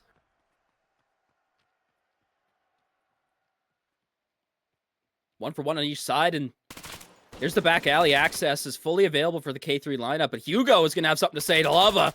And then there's Hugo getting traded out by Uras. He's the one with the bomb, right? He still hasn't made his way on site. Reynolds needs to clear this out for him or work a buddy system. Mr. Krabs gets a second kill, and look at that bomb down in the middle of site, and Uras is just ready for Snorlax to go in there and try to put some pressure on. Five kills so far, right? In 10 rounds, not too hot, but we've seen him kind of change things up near the halfway point of the game last time, so it might be the very well time where it happens again. Snorlax gets Mr. Krabs, and here is the position. They're going to push up, get aggressive, and now Uras needs to grab that bomb. They don't know where the last guy is, though, and the big crucial pick comes out from Bran as he manages to find the legs of Snorlax. Uras is going to plant onto site, and Bran is not going to need to force the advantage. He's going to jump for information. Bomb is planted, and he knows full well he's on site now. A little spray to the right-hand side as Duras holds tucked tight on site. Duras's crosshair placement has been insane all day long, and it's Duras to close it out exactly as we would have expected. Duras makes one of those kills count at a clutch moment, and K3 steal around back.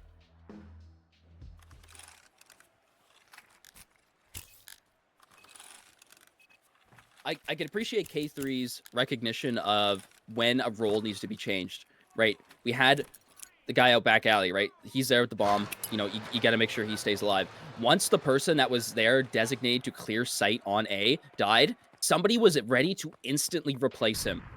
3 separate times, Snorlax being the one that ended up in the final position. You know, he was that 3rd man that took that spot, and he was able to help clear site, right? They weren't just off trying to get flanks mid lane or do something goofy, right? They were there replacing each other's roles. No hesitation. Perfect. Just to clarify, I think the chat's right as well, actually. I think the decider is going to bowl. I think it was Fort that ended up being banned. But maps aside, folks, we're so glued on what's happening in this game, we're not even sure that we're at that 3rd deciding match just yet. So that map could be irrelevant. The way that K3 are playing, if they continue like this, I don't think the Spartans are going to be given any hopes of a thought of a 3rd map right now. That adjustment in the last round really did make a big difference, and it's slowed down the K3 approach. Not just that, but it's also slowed down the Spartans' defense. We noticed that they are playing extremely strong anchors in defensive positions. This played into, though, as Malakan doing like we said, and we saw on Skybridge, out on the opposite site, trying to be that one player sent to make a distraction almost. He's claimed the first kill onto Ali. Mr. Krabs on site is playing with as much discipline as possible to try and read whether it is an A push or whether this is just a bait. His back is going to be open to the back of Ali. There's no way he gets away with it. He does as well. I thought Mr. Krabs might have got away with his life there. He jumped off the box. Almost got away. There's hiding, though. Sending attention towards the wrong area. Lava. He got eyes on Hugo, but Hugo's going to get away. Oh, there's Snorlax from mid. He takes his position, takes Hugo out. And now look at this. Bomb is on B. However, Bran is ready to take a 1v1 currently, but he's a little bit too worried about the rotate. That was a perfect time to get in there. But now he's a lot more to deal with. This is done. The time's out. You've hit the nail on the head, Kirk. And do you know what's crazy about this is... Okay. Let's break this down a little bit. Malakan does Malakan things. Out on the flank, he's lurking. He's causing a distraction. Malakan calls that the pace at which he's executing is a bit slow, so he needs help from Flava to full sell the swing. Flava comes over, does his job. K3 get the execute, and then what confused me a little bit is a third member joined them. Yes, Snorlax went through and it helped them get through that A site, but the bomb is over on B, and where you've committed 3 members to that play, you kind of feel like it's only really ever worth losing 2 of 3 over on that side of the map if you plan to plant on the other half. So Sicario and the Spartans here made a good pick onto the bomb, and maybe K3 overcooked a little bit. Either way, it brings our sides tied back up to 6 and 6. And I mean, you've got to try something at some point, right? Yeah, and you can instantly tell that Sicario are now having more attention towards back alley because somehow a K3 member got away with just walking around and ended up getting 2 kills off of it. It was like, how did you even do that to begin with, right? It was a strange round. Absolutely, for sure. Flava trying to fake the first swing, actually baits and fakes, but Mr. Krabs is keeping mouse button 1 held down with that loadout that allows for the larger magazine size. 2 for 2, both teams trying to contest for Ali after K3 have lost 1. They back off the second member and try and rotate away. Malakan has found a pick towards parkour as Malakan and the second member of the K3 squad that's going towards the B site now have that B control. 2 Spartans look to rotate. Hugo and Hiding are going to battle buddy up and try and pick across the con. Snorlax prone out in that con angle to apply pressure is going to slow this rotation down.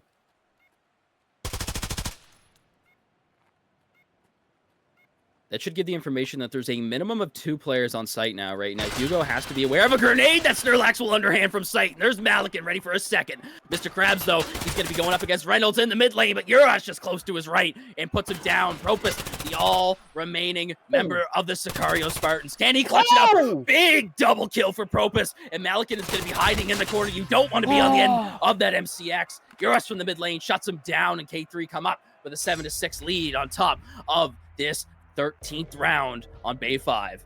Kirk, petition to just like bench the rest of our games for the day and to just have K3 and Sicario Esports the Spartans play for the entirety of the day. I mean, if it's a petition of just us, then it's really all down to my vote, isn't it? I'm down. I'm in. 50% of the I hold all the power here. Yes, you are currently in charge. Speaking of which, are we going to see a charge or are we going to see a hold? Do you expect aggression or do you think they're going to play smoke and mirrors again? They've done a really good job of using Malakan's fish. Oh, mid. 3 strong mid. Here comes the boom. Yeah. Shotgun in the best place. Snorlax gets away. Gets past him. Oh, but he's going to get flanked. Oh, Hugo with 2 and Hiding with another. Hiding with the second as well. Randall's the only member of K3 to get a kill so far. And now he's left alone with 1 minute and 25 on the clock. And I think it is all over. A quick round to the corner. We'll finish off Reynolds. And Bran, with that Piranha Shells, gets them in the perfect time. K3 take a huge risk. They make a play, and it doesn't work. Some discipline in the smoke as Snorlax gets out Snorlaxed for the first time in the match we've seen, and it ends up 3 favored for the Spartans. I can't. What is this game? We're only in the first best of 3. I think these last 3 rounds have been completely different. I can't read them. Ever since we got a side swap, K3's been changing up their attack strategies. And especially on that second round, it was just weird. Like, I couldn't even tell you what they were doing there. But hopefully they can do something. I mean, changing it up all the time, right? It's going to throw Sicario off, but they just come down to getting multiple kills within rounds sometimes and are able to have strength in numbers. Uh-oh. Say goodbye to parkour. No way you No! can just... It's not landed! It clips the top of the scenery and stays over the top. Brand survives. Hugo also tanks one of his own as half of his health bar goes off. Hiding Sheep comes under aggression. A little bit of bullets find the health bar, but don't take the life. Brand's got a big swing and take out Malikan. Crucial first entry kill goes in the favor of the defending side. 1-for-1 as Slava picks up his man. And Reynolds is merely hoping on a wing and a prayer that he's going to take that minimal health bar out of this one without his death coming through. Hiding Sheep actually has the better Halava on the top mid, which I thought had gone in the favor of Halava for a second, but Hiding Sheep's disco dance moves might be second out of Dirty Dancing because he's dodging and diving through those bullets. Krabs has got Reynolds, Snorlax has Hiding, and the bomb is the crucial problem right now as Propis managed to take out Snorlax. What a shot from Propis! That's one of those pre-fires, like, he just killed me on accident. Like, that's one of those kills I would have been, oh my god, I hate this game. Like, I would have been so mad there if that was me in solo queue.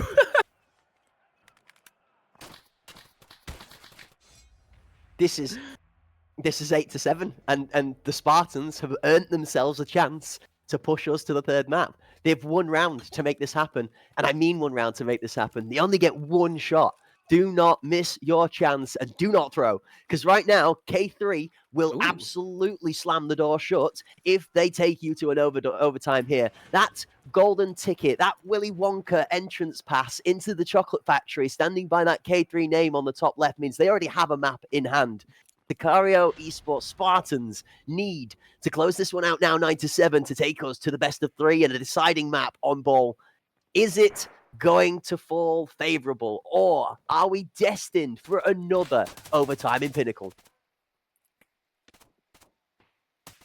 I said it at the earlier of the stream, ladies and gentlemen. This is not only the pinnacle of pro play, but the pinnacle of entertainment. Already cracked and Kirk in the booth. It is no less than overtime minimum at some point. Propis! Huge double kill! It's Sicario. We're looking like they might be the kings of Bay 5. This is the formation of the Spartans, and they're coming together. Propis with the triple in the round. Hiding finishes it off, and the Sicario Spartans come back against K3, and what a performance to push game number 3. Sparta! As the Warriors step out of the gates for the final round, and Propis carries the mantle with a phenomenal 4-piece in the last round to push us to map 3. Ladies and gentlemen, are you not entertained? Pass me the hole punch. Sicario Spartans have earned their golden ticket to the chocolate factory. That is the third game in this series. It's a decider. Each team now has 1 map to put it all on the line. They're so even too. Look at these kills. Exactly. Every member, Kirk, every single member is playing out of their mind right now. And folks, as you come back and join us on the caster desk, the hat's gone again. It's gone again. It's gone again. We're going to lose the hat in so many. I've had to take it off. I need every bit of visibility on my screen right now to keep up with the grenades that are going off, the flanks that are going off. Some random person on K3 just deciding that they're Billy Big Balls and they are going to take a 1v2 on the other half of the map and just make it their own area. And then randomly, even though it looks so great, it turns out to not be the play at all because the bomb's dead on the other side of the map and Sicario Spartans have a 1v, but it doesn't matter because it's positioned on the bomb.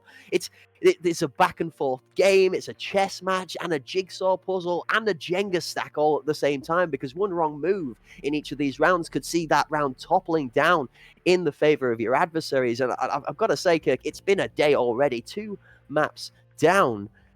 It feels like we're 2 series down at this point with how well these teams are clashing. Yeah, a huge part of that game, I think, was multiple instances of more than 1 kill at one time. Within the first game on Skybridge, it was sort of back and forth. There weren't a lot of huge double kill nades or anything like that. But when it comes to Bay 5, it seemed like both teams were getting in opportunities where they were getting multiple kills with 1 life. And even if they didn't get away with, saving their life, it's still better to get 2 and lose 1. I don't know what they was able to come over them because it was both sides. Both of them were in positions where they got double kills. And even with that huge double kill nade, which is the first one we saw of today, that was a huge decider, obviously, of that round, right? It kind of just, again, strength in numbers that comes out of that. But once those sides swapped, it was K3 that were just doing strange strategies. They weren't sticking to the same thing. You all commonly see an attack that will work, and then they'll just say, hey, if it ain't broke, don't fix it. One thing works for them, they instantly go to the other one where Sicario will kind of come back and try to change it up. They did end up winning, but it's like I can't read that game at all. Like, it was completely different on every round. I'm so glad you attested to that from the K3 squad, because I'm not saying that Spartans did not outplay, because they definitely did rise way above the first maps with the performance and skill, but I do feel a little bit of an overcook from K3, where there was a lot of times that, and I mean, we talked about this in the first map, okay? They did it differently in the first map, where they played to the risk-taking by shooting through smokes, playing into that, we roll the dice, see if it pays off, and it did in Skybridge. Here in Bay 5, it's a different environment, and Bay 5 is so much more unforgiving, in the sense of if you make a mistake, you will not get given a chance to take it back. And we're going to get to look at some of these highlights, which are going to be when mistakes are given, when the ball is dropped, it's the other team taking a huge grapple hold of the smallest of disadvantages and making it work in their favor. We see here some great shots out of Hlava, just holding his position down, somewhere we're familiar with Walker making clips from, right? We've seen that one from the ACS where Walker tucks himself into the corner and gets the three-piece. It's phenomenal, nominal. It's just like, and when I say phenomenal, nominal, I mean nominal work, because it's little things, right, Kirk? It's one after the other, and things like this where Duras is one short of a 1v4 in how many? 3-4 rounds this game? Yeah, like, you're really good at analyzing this. Like, I really struggle to do so. At the start of the game, we can see K3 that, you know, they were obviously on top at the very beginning, and then Sicario just come out and just slay, right? I feel like it just had to do with, oh, I didn't see that. I didn't see that in the game. There's Lava getting a kill. Yeah, so I was going to say, the Sicarios just kind of came out, and I think it was just straight kills. It was straight gunplay that really got them this win here, where in positions where K3 might have had advantages, the straight raw aim and gunplay is what came out on top of Sicario, right? And there was obviously that really strange play through that box, that rat spot on A site, where, if I'm not mistaken, it was Hlava that was just kind of sitting there and let 2 to 3 members kind of just walk past him and then pop out with trigger discipline where it mattered the most near the end of the round. But again, it wasn't enough. Sicario's Spartans were just too quick on the draw. This, honestly, look at that right there, 4. Yeah, 2 exactly. Thank you. You've hit the nail on the head. And this is magic. See, right double here. Kill, double kill, double kill. I'm telling you. And do you want to be like, I've got to hit the nail on I've got to take your well setup with the hammer and the nail prop ready, and I'm just going to hit it a little bit harder for you. You're right, because Propis there was a 2 that turned into a 4-piece. And that's the difference maker that it had to be. Each team had to go that extra bit to get each round over the line. I know, nominal. Yeah, with people are memeing over my stuttering in the chat, which is valid. I mean, I'm tripping over my own tongue because the action is like a set of hurdles in a race that we as the casters are trying to get ourselves over to get to the finish line with how epic this gameplay has been. And well, Kirk, with all epic gameplay comes us needing a time for a rest. Absolutely, for sure. The rest will begin momentarily. Make sure that you get everything that you need for this exciting Game 3 out of 3 for this first matchup of the day. The Sicario Spartans will surely be waiting alongside the... K3, you got it. What am I doing? I am just... I was so analyzing those, like, I was like, how are these guys getting a 1 kill and then another? I was like watching the clips in my head that, like, I wasn't totally ready to go for that. Yeah, K3 versus the Sicario Spartans will be waiting for you on game number 3 once we come back shortly in 5 minutes.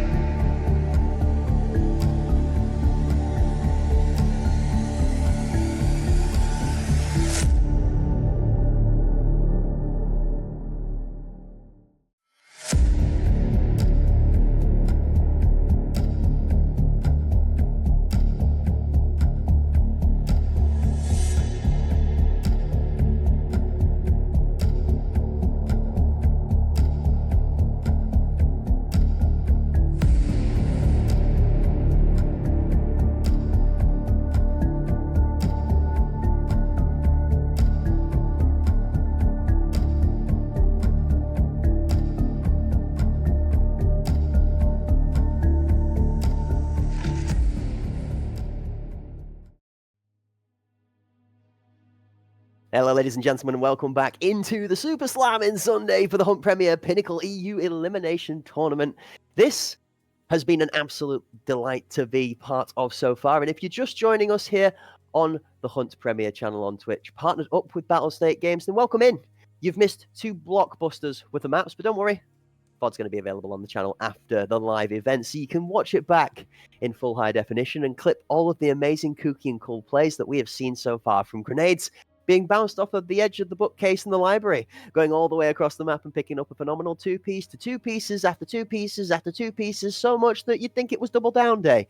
Not only that, but the Spartans and K3 have shown us in a multitude of opportunities just how darn good they really are. My name is Correct Wisdom, as always, Balden in the booth, next to the man with a much better hairline than me, and always, mostly, a nicely well-folded bow tie. But today we've gone with a bit more classy, deep, dark, and black, haven't we, Kirk? How are we doing? Are you enjoying the games? And I've got to be honest with you, we've given you...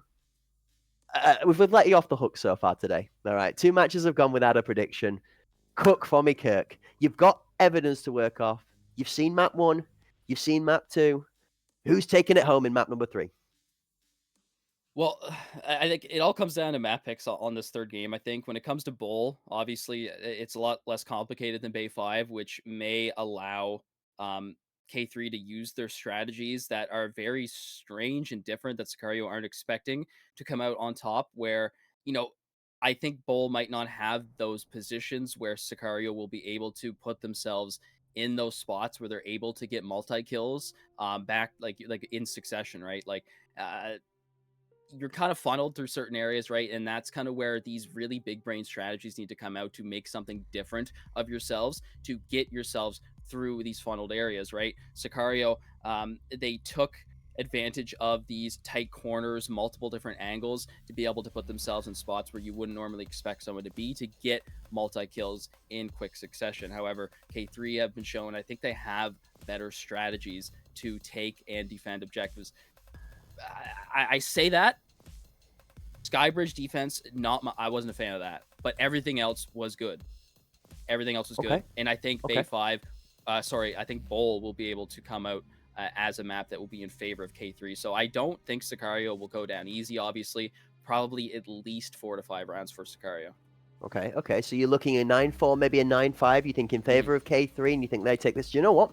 That's we've got to give the logic to it, chat. There's definitely a very valid amount of argument in that. Now, I'm going to throw you a couple of variables on the table that might change the perspective a little bit. The Spartans have a couple of exceptionally talented players in a couple of different areas. Mr. Krabs is known for that TRG gameplay, and like you mentioned, Bowl is very good for those longer ranged fights and picking off or being able to cook up a competition with the DMRs or with that bolt action. In addition, shotguns don't see as much strength all over the map. There are areas that play into the Saiga's favor, but there are areas that do not as well. The longer the range, the more that spread of bullets starts to become less of an advantage and more of a disadvantage. So Bowl definitely does change up the pace and the playstyle a bit, but how we saw both of these teams weather the macro gameplay, especially on Bay 5, will be a large part of the deciding factor on Bowl, because you can't make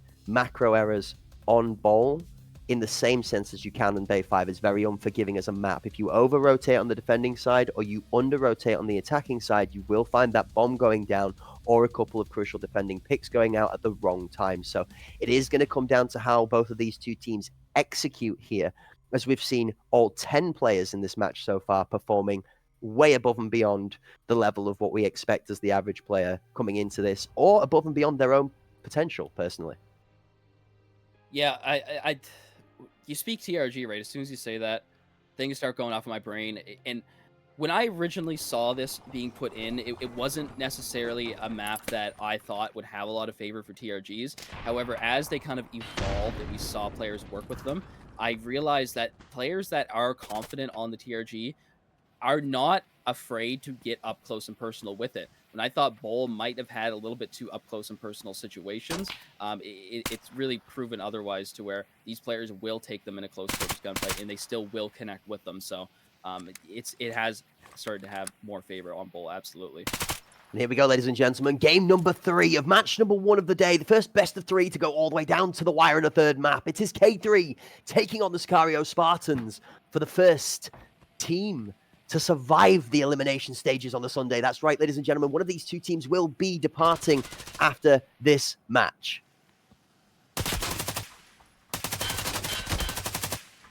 There's Reynolds all by himself trying to get some control over Generator here, but hiding up top.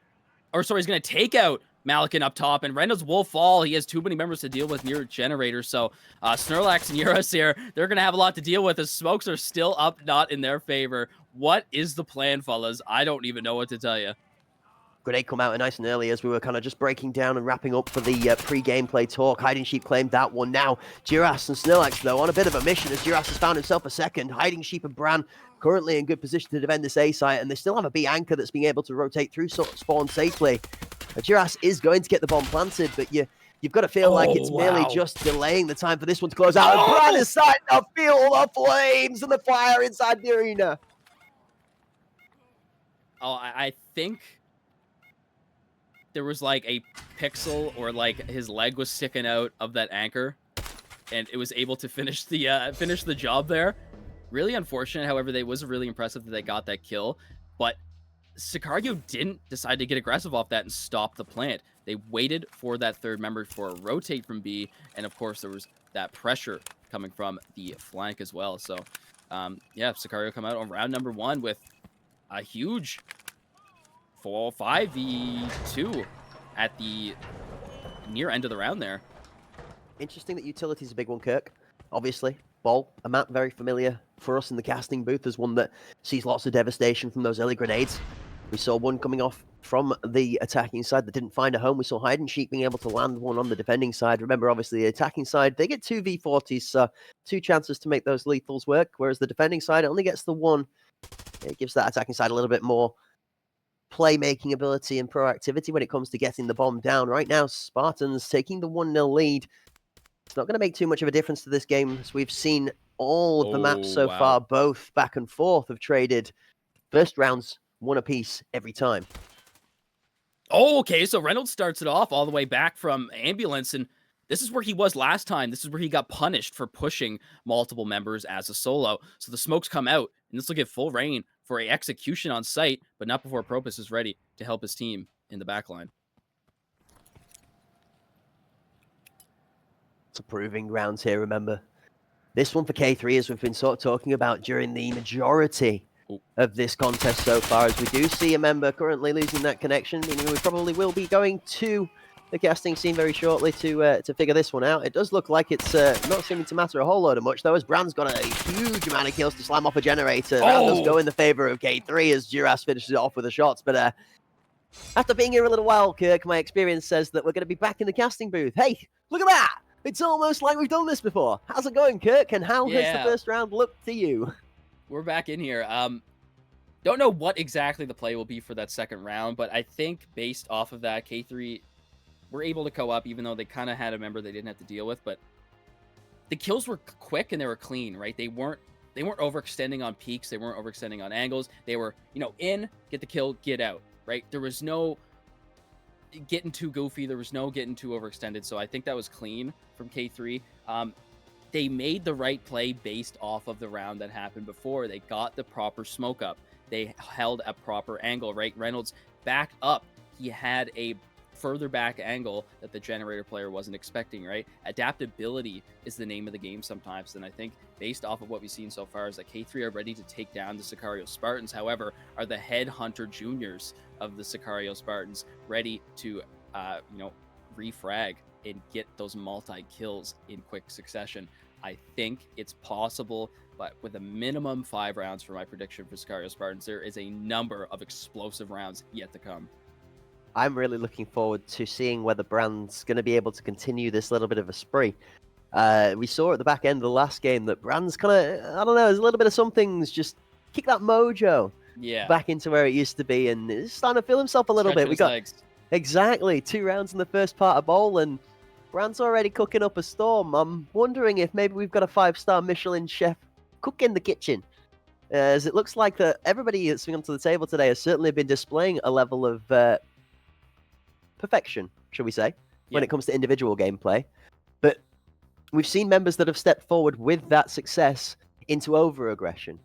Is Bran going to follow similar suit to the rest of the players today, or is Bran going to be able to keep it under wraps and continue to leverage that advantage? Because the one thing we've seen very well from both teams so far is when one of these players starts going off on a tear, Snorlax on his wanders, Duras on his little bit of his moments, Propus when he gets that shotgunner cooking, and a couple of others hiding sheep on the util, there's always a response from the other team. They adjust.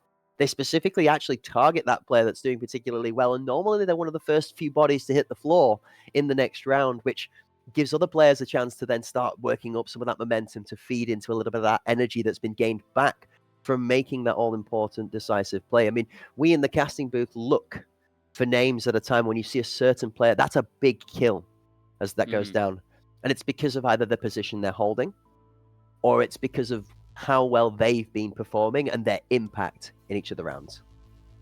Yeah, of course, once that impact comes in from a high-performing player, right, you can kind of expect the positions that they're in based off of how they've kind of been demolishing your team in previous rounds, right? So as they kind of going crazy with multiple kills, right, that's sort of your main focus other than, you know, just getting bomb down or stopping to get the bomb down. So as they start to get better, the enemy team starts to converge more on your position and what exactly you're trying to do. So that definitely is a huge factor, absolutely. But as Crack stares off in the distance, I think distantly ago in the realms of the Hunt Premier Twitch chat, there was a giveaway winner, and perhaps that giveaway winner might be eTravy317.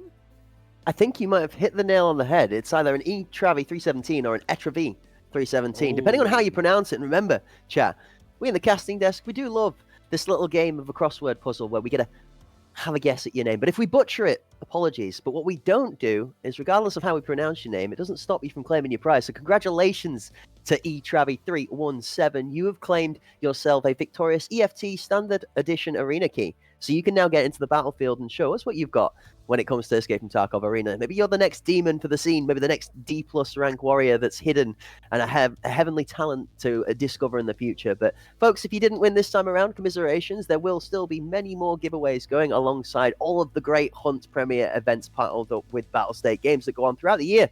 I mean, this is simply one of many that have been flooding out of the gates from the production realms of Hunt Premier, Battlestate Games, from the likes of the HPLs, the ACS, the Pinnacle tournaments. Now, we've seen many other productions coming together for multiple things too, the likes of Proving Ground tournaments, Pros versus Timmies, and the likes of many other community-based events that have caused chaos throughout the arena scene. It's something that's developing rapidly, and that's the reason that everybody's getting involved and becoming a part of it, is because, well, it's really quite fun to get on to the game a bit later on in the evening and to just have a little bit of a laugh. A little shout out to Walker whilst we were entertaining some downtime here.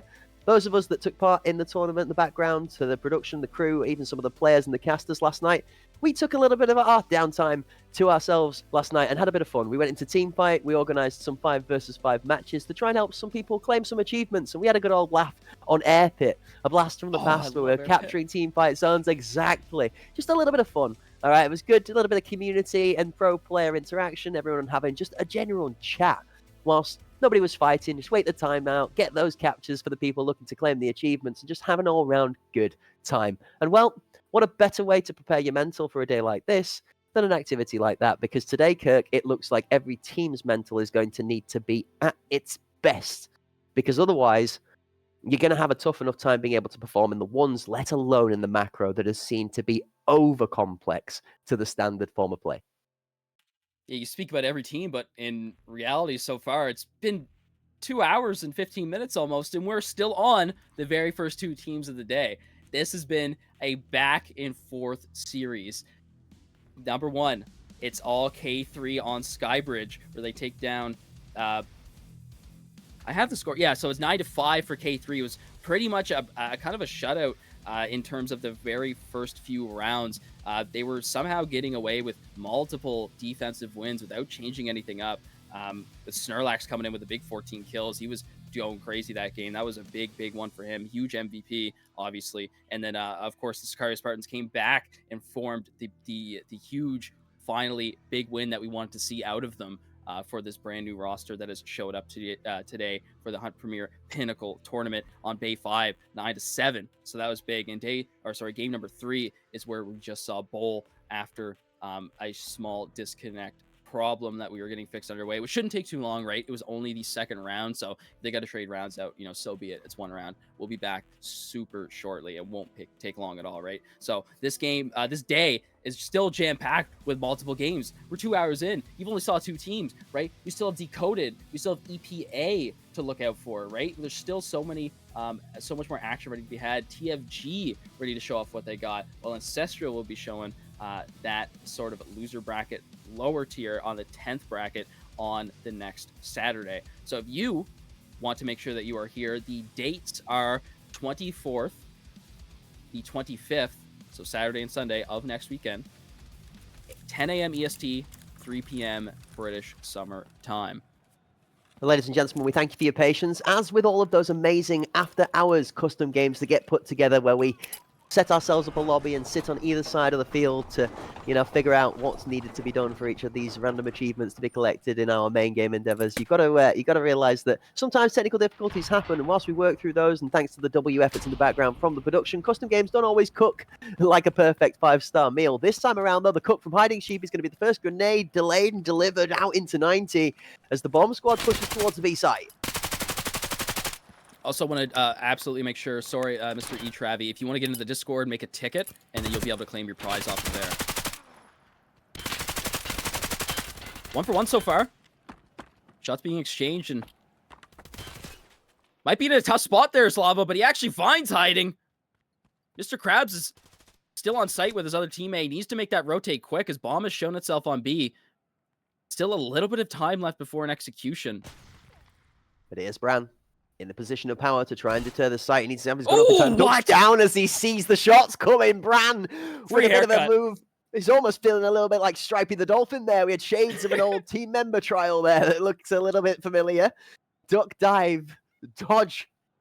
Dive and dodge again with that man's reaction time. That was ridiculously quick.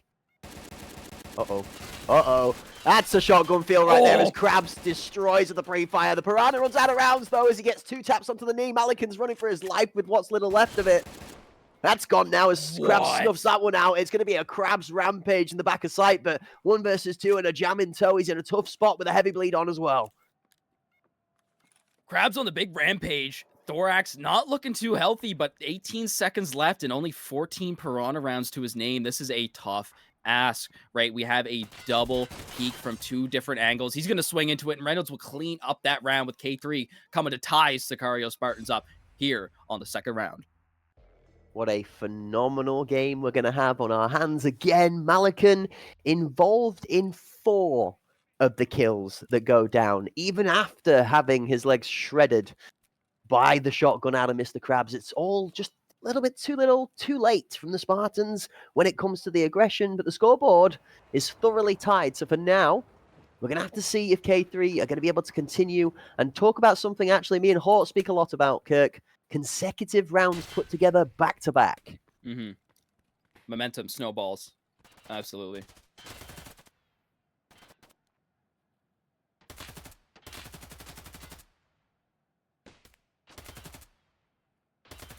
Shots exchanging, nothing too much just yet. We can see the bomb is ready to go on A once they are able to find a way in. However, generator isn't being held right now, so might be a big waste of nades if K3 want to try to nade that. Brand is taking that position, but nobody's really moved.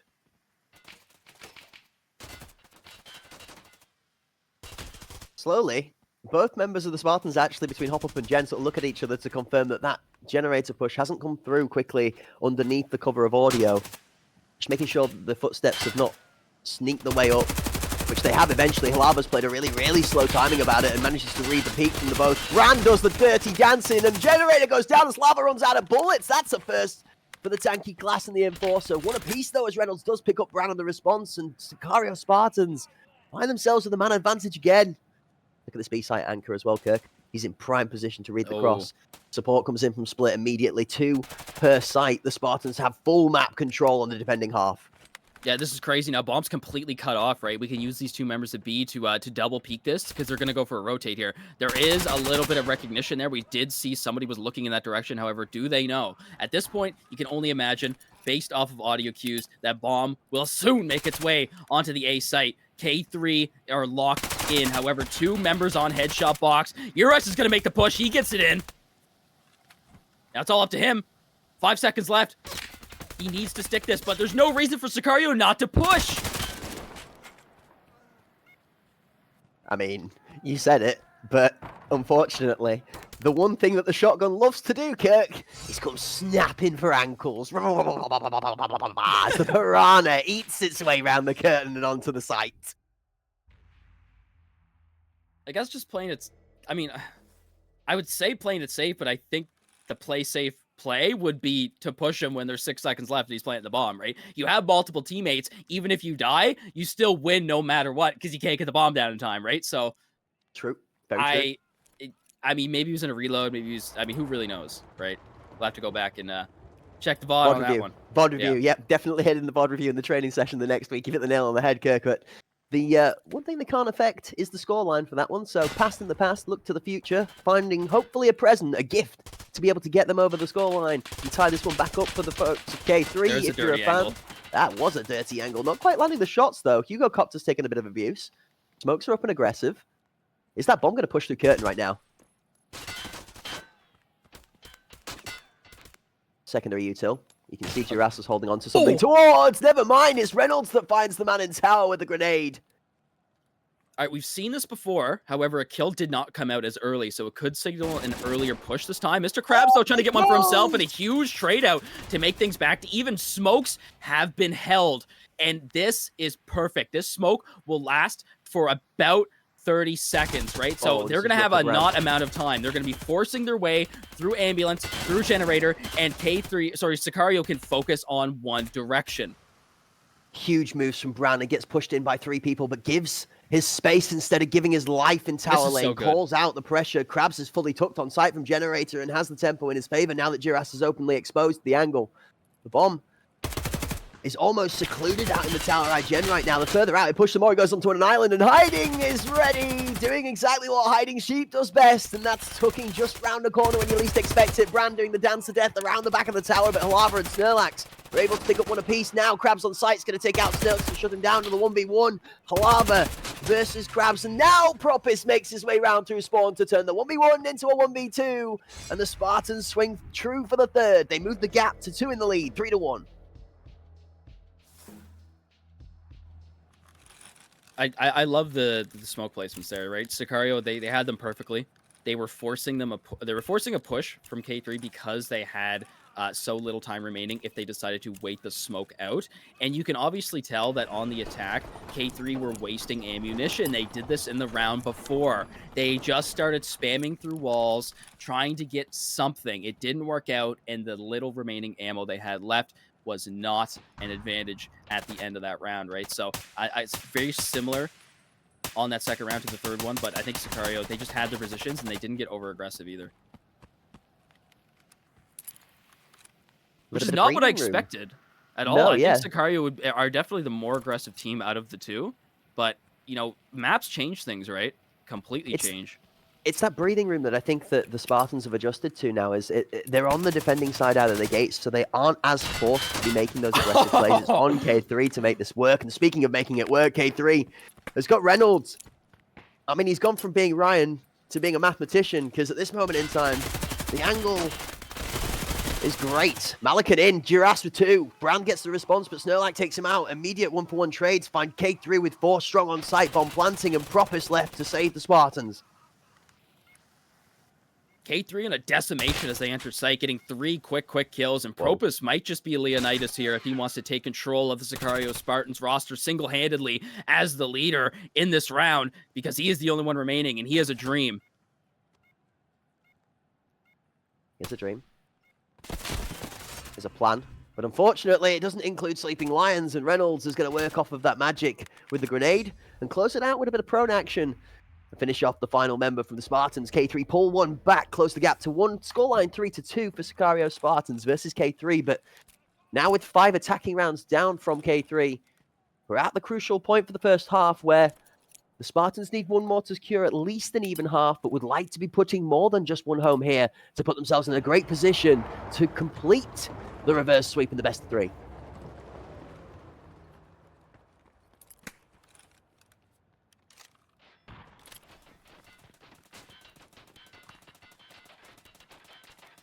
Early shots ringing out as audio cover seems to be the plan here, as K3 are just spamming bullets into scenery, looking for maybe one of those advantageous picks akin to what we were looking at, shots through the smoke.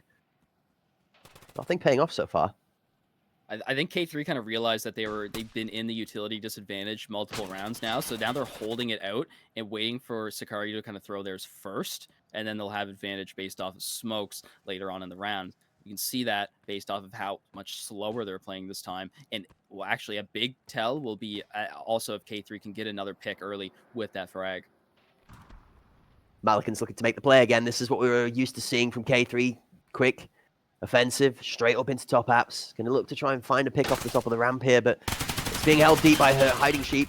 Second, Snorlax comes through to support. Actually, Hiding Sheep is forced to deal with Snorlax. Manages to pick up that kill, but Malikan gets out without his life being given as well. One down. Fake towards the B site, and then K3 decide that's the time to push towards A. Hugo finds one on entrance as Giras goes down. Malikan has the better of Bran as a 1-for-1 goes over towards the A site.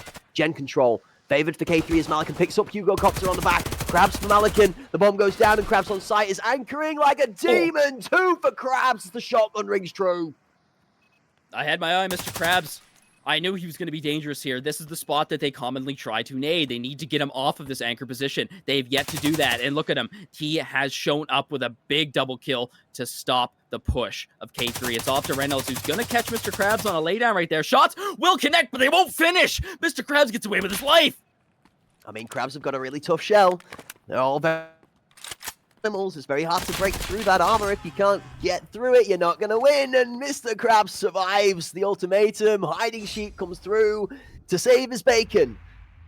Maybe this time he saves the crab claw. It's not quite the same cuisine, but tastes all just as good nonetheless. And Mr. Krabs, with a great performance on the site, is going to push Sicario back to that 2-round advantage and guarantee a split half. Minimum.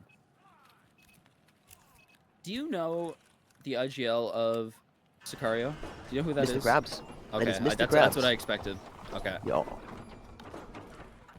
If you didn't get a chance, folks, you get to swing by the Sicario Esports X pages and the socials. You check out the Spartans. They've got a beautiful picture there displaying the full roster and lineup, including that IGL, Mr. Krabs, and the substitutes, even the likes of Mr. Pudlick. Little shout out to one of the gentlemen that's part of that roster. It goes 7 deep out there, including Nosebleed Hero as well. So, folks, don't forget to go check out the socials from each of these relevant teams. Spread the love. Appreciate the work they put into the graphics when they get these team rosters out for you, so you get to know who your pros really are. 6 rounds down, Kirk, and Game 3, Map 3 in the first best of 3 of the day is delivering just as much as 1 and 2 did. Yeah, back and forth here. And one of the similar things we'll see within these games is that the first few rounds don't really go unchanged. They're pretty similar in how they're kind of played out. But that's just sort of how Bowl is played. It's a very standard map. These strategies, they don't change too much. But this is where we kind of expect K3 to change things up as they've done in the past. Is the map Bowl something that's in favor of that? I thought it was, but maybe not. Mr. Krabs! Oh, the trigger discipline! He gets one, but there's another one up top. Will he catch him out? There it is! The shots go back, and that's another big double kill for Mr. Krabs. He's ready for the third. Can he pick it up? No, Snorlax will rush his way onto site. Not before getting traded out by Hiding, as Hiding is still on site making shots towards Jen, but it is Brand to pick up that final kill onto Reynolds. And wow, the 7th round goes for Sicario Esports of the Spartans, which I didn't expect. I said 5 to 6 rounds, probably, but I guess if K3 want to come back and win every single round, then that will be sort of near my prediction. But that's a tough ask. I feel like Mr. Krabs is definitely an Always Sunny in Philadelphia fanboy, yeah? Because, people come through curtain, he started blasting, and people just start falling over. 2 of them go down, and the third one, maybe that one might be a bit more indicative of the references. The shots don't quite find a home, but blasting he is, and he's just having a whale of a time on site, kicking it back with a cocktail in hand down to the Sun Lounger, just securing that site. Mr. Krabs having a great game so far, 10-3, a titanic scoreline comparative to the rest of the lobby right now. I think we've heard it here first, ladies and gentlemen. If you go up against Sicario Esports, Sicario Spartans, pick Skybridge. You might have an easier time. Yeah, Bowl is definitely looking a lot more confident from the Spartans side than it is from K3 at this moment in time. That being said, Reynolds has picked up 3 grenades so far out of the 5 rounds I've been keeping an attention on the utility, and we've only seen 7 total, so it's a good conversion rate. But that's Reynolds again with an opening pick, and another one kill to back it up with his 3. Malikan for the 3rd in the squad. Another one for Reynolds as he slams Hugo Copter in the back of the tower lane. That's a phenomenal shot. Shots ring out from Lava and a big 5-man up win for K3. A flawless round where they finally need something for them. This is where the side swap, though, just when they have the Sicario Spartans roster in their grasp, everything changes. The pace is different. They are now forced to completely change their strategies.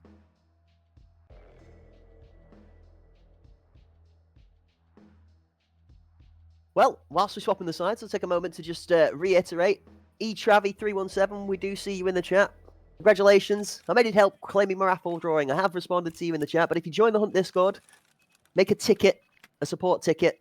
The mods will attend to that support ticket. Mention you've won yourself a raffle prize, a standard EFT arena key, and one of the mods will reach back out to you and get that transferred. There is a post by one of our beautiful mods doing the hard work in the background there. Klishnikov, thank you for that. For a link to the Discord, jump in there, make a ticket, claim your prize, and congratulations on winning that EFT standard key.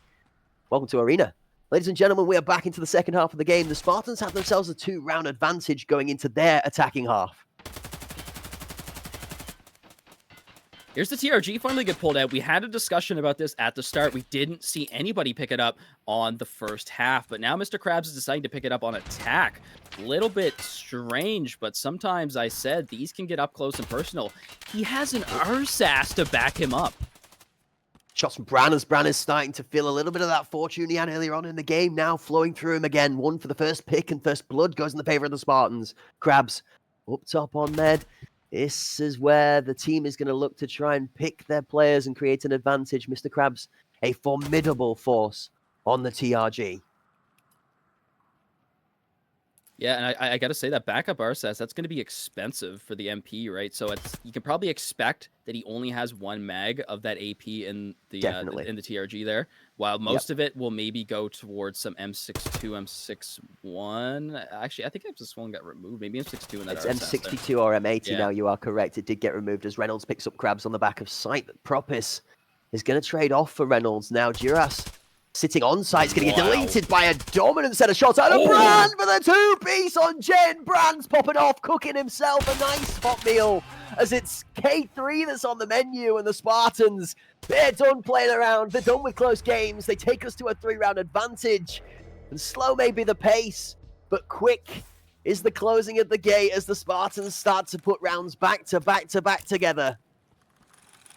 So one of the things I was looking at for Sicario, I was thinking that maybe one of their, not faults, but sort of disadvantages is that Bran is coming off of that reserve list, right? In those first 2 games, he was struggling.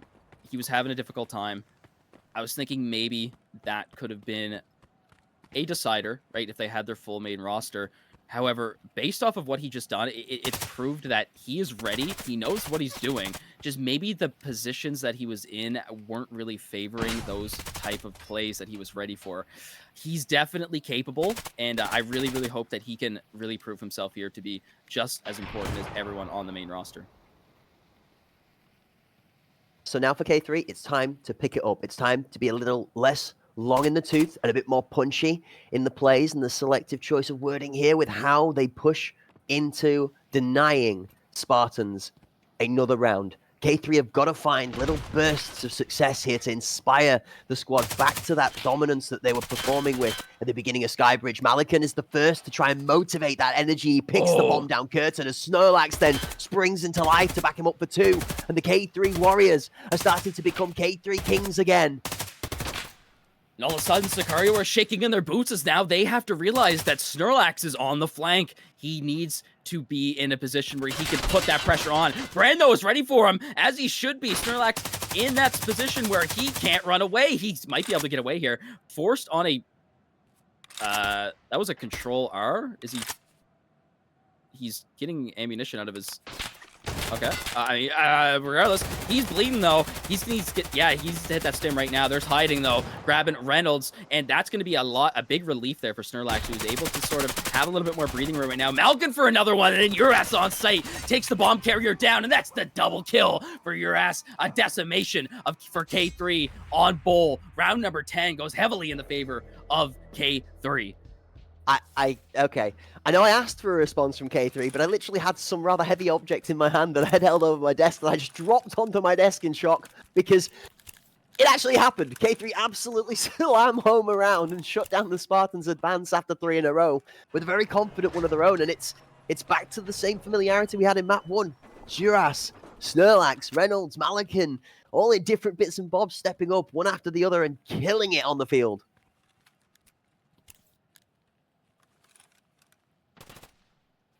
Love to see adaptability. Love to see teams come back once they realize that they're kind of in the gutter. They can still brush it off, clear the mental completely, right? They're just going to go back in here.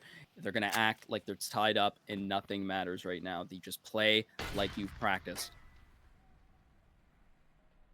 I don't think there's any practice at this point in time that prepares you for a game 3 in a best of 3 this far down to the wire, right? There's nothing that can really emanate that kind of pressure, reproduce a similar scenario as Brand's going to slam one grenade onto site, as Duras has got dirty dancing moves again. He's got quick feet like Jagger as he's moving out of the way of the damage. 2 down that tower lane from K3, behind the smoke that we can see, but Krabs can't.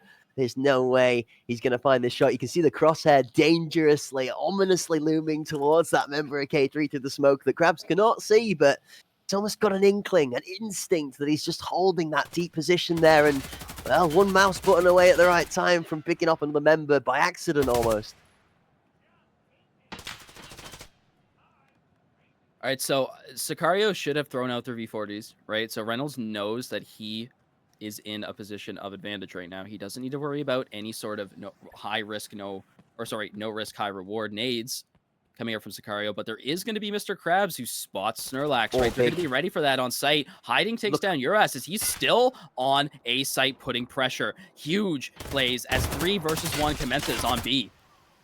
And he knows Hugo, sent towards spawn, actually comes in to swing onto site. Snorlax was ready for him, but Hugo wins that aggressive push out onto site. It's so crazy, but time used to all of their advantage from the Spartans. They call at exactly the right time the execution on the rotation, and it completes a full team wipe. The Spartans moved to 7-4. The gap extended back to 3.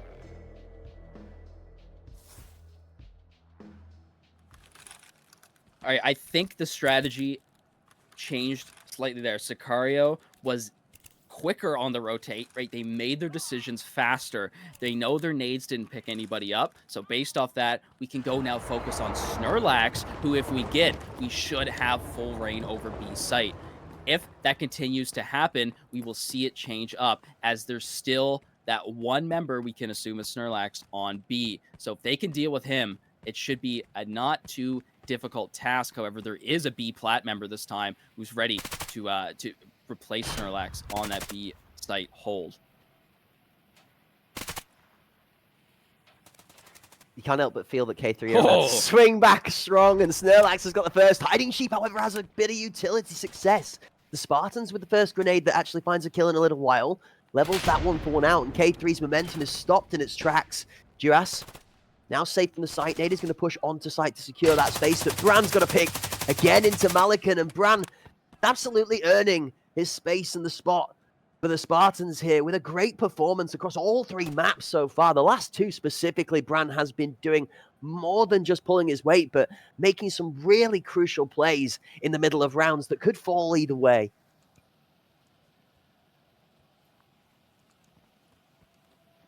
I love being proven wrong sometimes. Sicario had pushed past that 6th round. Utility is being put out at 45 seconds left. Perfect time to get it down and deal with this one member that is on anchor. Ropus Propus gets around him for a double, and now Lava is the last one remaining. The smokes are absolutely perfect for the Sicario squad right now. This is the moment where they can single-handedly get another, I was going to say another big flawless round, but Sicarios do lose two. Regardless, they still come out on top with huge strength in numbers, and wow, utility is absolutely perfect. I think the chat's going to be going wild with Sparta callouts by the end of this one. We're there, Kirk. The Spartans have done everything other than complete the reverse sweep. We are at 4 map points. They have guaranteed at least overtime here, and the Spartans are one charge away, one step from being able to secure themselves a position further on in the Pinnacle Elimination Tournament and avoid that first elimination spot. Malikan looking for a pixel peak advantage through the top. Actually has Brand more than aware of where he's going to be. This time around, the bullets don't land in either's favor, and we stick at a 5v5.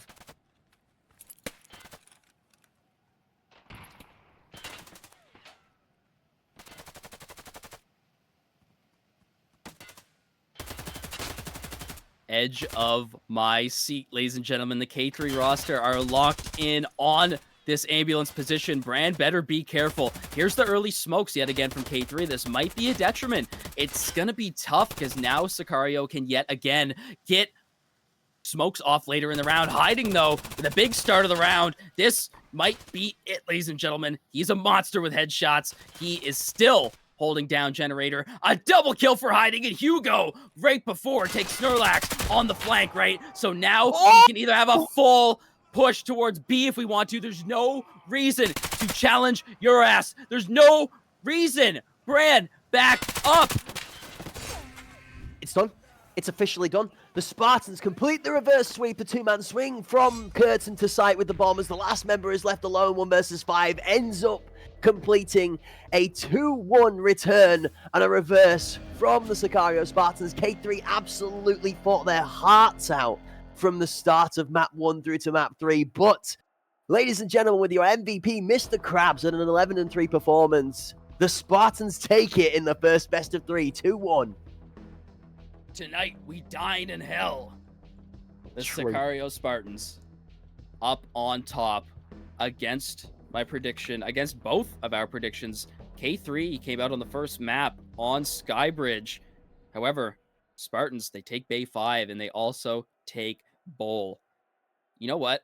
Regardless of what we think of this team, the Spartans, they're still putting numbers on the board. Doesn't matter. They're not getting swept. They're not getting embarrassed, right? They're a very, very skilled team. It does not matter what situation you put them in. Even if they come out in a loss, they still show up with, so far, a minimum of 5 rounds on the board, which is impressive regardless.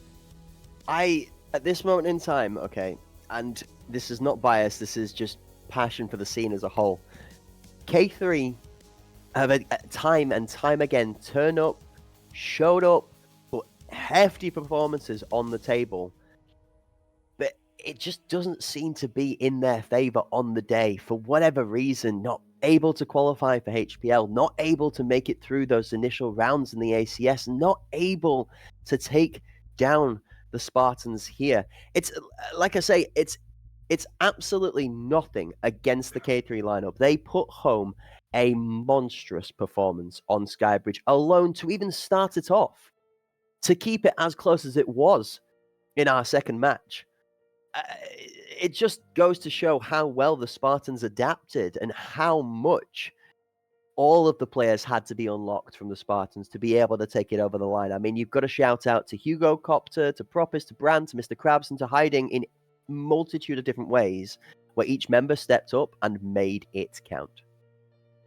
Yeah, I'm just having a look here at the K3 games here. It really, it goes both ways in what I just said, right? They both put rounds up. They're a very evenly matched team. That makes a lot of sense that they are now put up against each other in this bracket. Unfortunately, the K3 roster will be on that bus home. Unfortunately, they have really come out to prove themselves here in the Hunt Premier Pinnacle tournament, but we can only expect them to show up and go even harder in the very next one, right? It's it may be over now, right? You might have lost the battle, but you didn't win. The war is still able to be won, right? Like there's still other tournaments. You have so many opportunities. There's always places for tournaments. They're always looking for people, and you know the K3. They're not a team that's like, all right, you know, we suck. Let's just disband, right?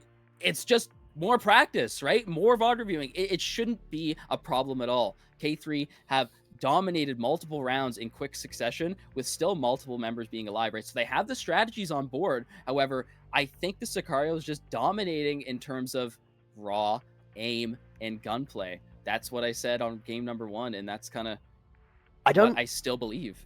I don't think it even comes down to raw aim. Like, as much as the Spartan squad have exceptional aim, we swapped to perspectives multiple times. Malikan, Duras, 2 off the top of my head to begin with. They're great. They really are. That were displaying top tier crosshair placement and great aim, which we're going to get to feature throughout the highlights here on screen. It just, yeah, I mean, it's phenomenal. It really is exceptional play out of both teams. But Bran really was. Look at how disgusting those shots are. It's just beautiful.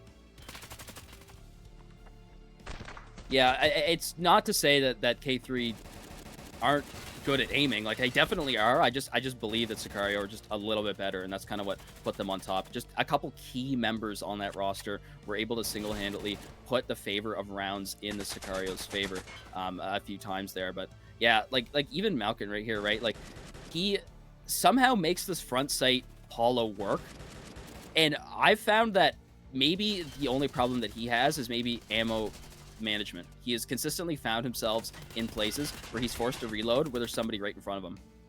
Do you think an AK rather with the 45 rounders might be something that would maybe lean itself more to his favor? I'm not. It goes both ways. It's an SR3M, and the PAB9 and the SR3M is a very, very lethal weapon right now. It's one of the quicker weapons to get through more of the tankier targets, and you know, different weapons serve different purpose here. We've seen Reynolds on that AK doing some great work, and some great shots from Reynolds as well, backed up by great utility throughout this game. But you know, we're going to get to swap back in again, and almost as it comes back to my turn to speak about the highlights, we're back to Brand doing some dirty things on Gen until Malikan and Duras step up and shut him down. Hugo, reminding us that this is not a 2 or a 3 or a 4-man team. It's a full 5-man deep strength squad for the Spartans. Who pops up in the highlights there as the nade goes over the top of Reynolds, bounces off of the top of Gen, and then bounces him back to the bench for this one. Hiding Sheep picking up some good shots here, and you know, we jump on board with Duras, who throughout the best of 3 was displaying some exceptional individual performances as well as strengthening the squad. But we've said this many a time about the top tiers of EU gameplay. Single individual pop-off performances are not enough to take your team fully over the line. It has to be everybody firing on all 4 cylinders, all 8 cylinders, however many of them you packed into the machination you've built yourself to be able to drive. But it is purely down to performance. We said it before the end of the 3rd map too. It's execution that's going to tell the difference, and at this moment in time, it goes for the favor of the Spartans. That matchup, though, I'm going to look forward to watching a rematch of that in the future. Hopefully we get to see that, because personally for me, for 2025 and all of the things that I've cast for Escape from Tarkov Arena so far this year, that's game of the year for me. That best of 3, that is series of the year so far. That is an exceptional series as to how close that was compared to some of the other games that we've seen. I mean, Pandemic, their games in the ACS, they were up there with the highlights and stuff, but that game was a delight to behold. Yeah, best of 3 with full excitement on board. Unfortunately, the K3 roster will be going home, and the Sicario Spartans will be going up to face EPA for the last best of 3 of today's games. However, coming up soon after this short break, we will be seeing those friendly guys go up against Decoded and see how that best of 3 ends up. So make sure that you don't go away too far, because we will be right back.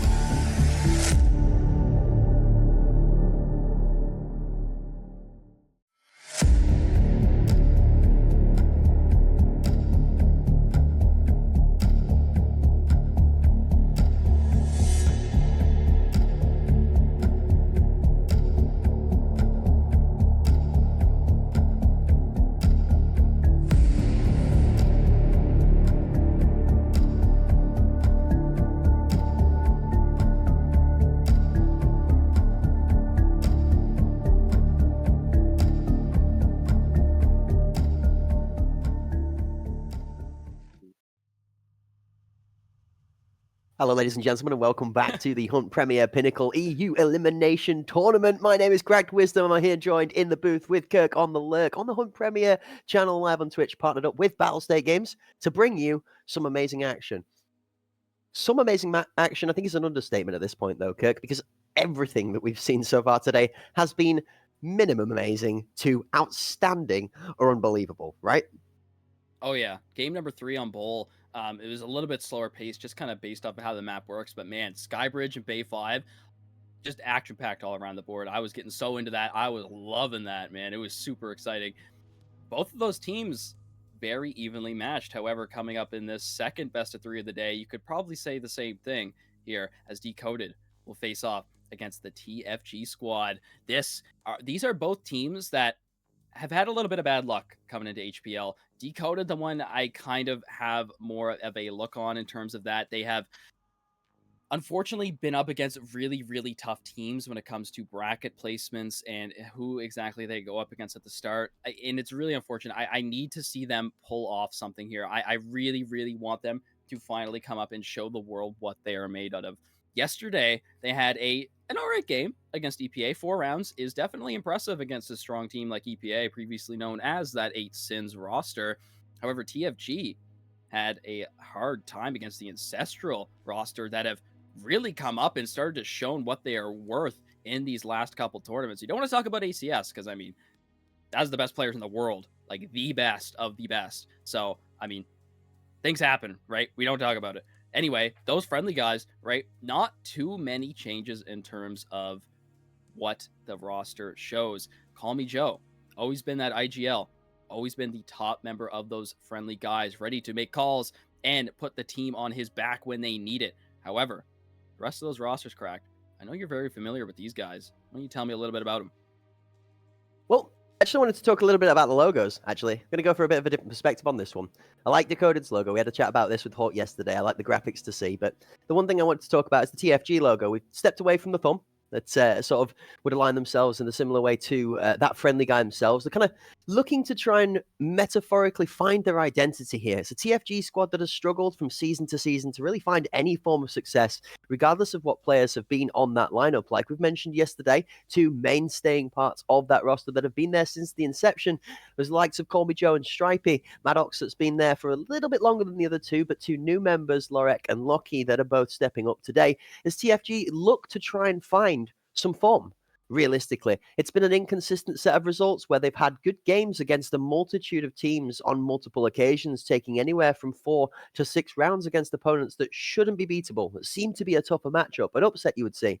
But then at the end of it, it doesn't ever close off to being a TFG victory. We go as far to a match that I think back to when TFG played the EPA lineup and actually took the first map off of them in such convincing fashion that EPA themselves said that it was a freak of nature and an occurrence, that they'd just outplayed them thoroughly on the one map. We then saw them go to the second map and get decimated in equal fashion the opposite way, leaving us wondering what the heck had happened in that first map. So the story for me for TFG in this Pinnacle tournament is it's a proving grounds for them again to find if they ever are going to find a consistent set of form and a consistent 5 players that are a recipe for success instead of this sort of middle of the ground stalemate that's going out right now. I mean, Stripey has been continually performing in this lineup above and beyond what is required. And it just seems to be the struggle for Call Me Joe to be able to find teammates and maybe even a leader to be able to surround this exceptional player in Stripey for success. They've gone with a recipe here which looks to new talent.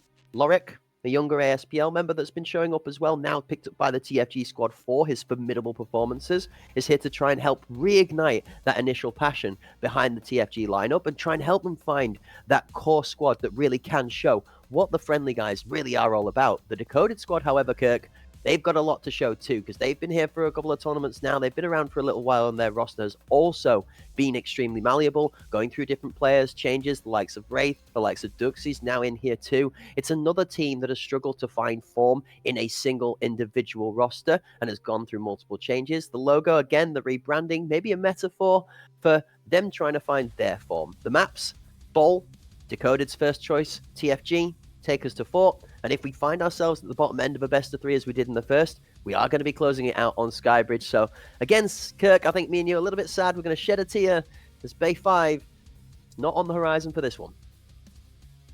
I mean, it could be. Do you think it won't be? You think that's your prediction, is that it won't go to that game 3? You read me right. This is a 2-0 either way. Whichever one of these two teams comes out of the gate for me in map 1, regardless of which one it is, and I do believe this could go either way, 2-0 Decoded or 2-0 TFG. I haven't seen proof from either of these two teams yet that they have the strength of resolve to be able to fight back from a disadvantage. If either of them are going to step up today and prove us wrong, though, that this is the roster that is going to bring this success in the beginning of the stepping stones to looking to higher heights in the EU region, it would be today. This would be where they would be able to show, drop the first map, come back to 2, and one of these two teams may just prove us wrong. I'm down for it. I'm an EU player and an EU caster at heart. It's my home region. We've got to rep the boys. But we've also got to be fair to the teams that are playing here. You get the likes of Sicario that are slaying out week after week after week, and you stand them next to a team like TFG and Decoded at this moment in time, there is a drastic gap that these teams are trying to fill and make up. So we look to these tournaments like Pinnacle to give those teams a chance to again test themselves and show us what differences they've made between the last time we saw them and today.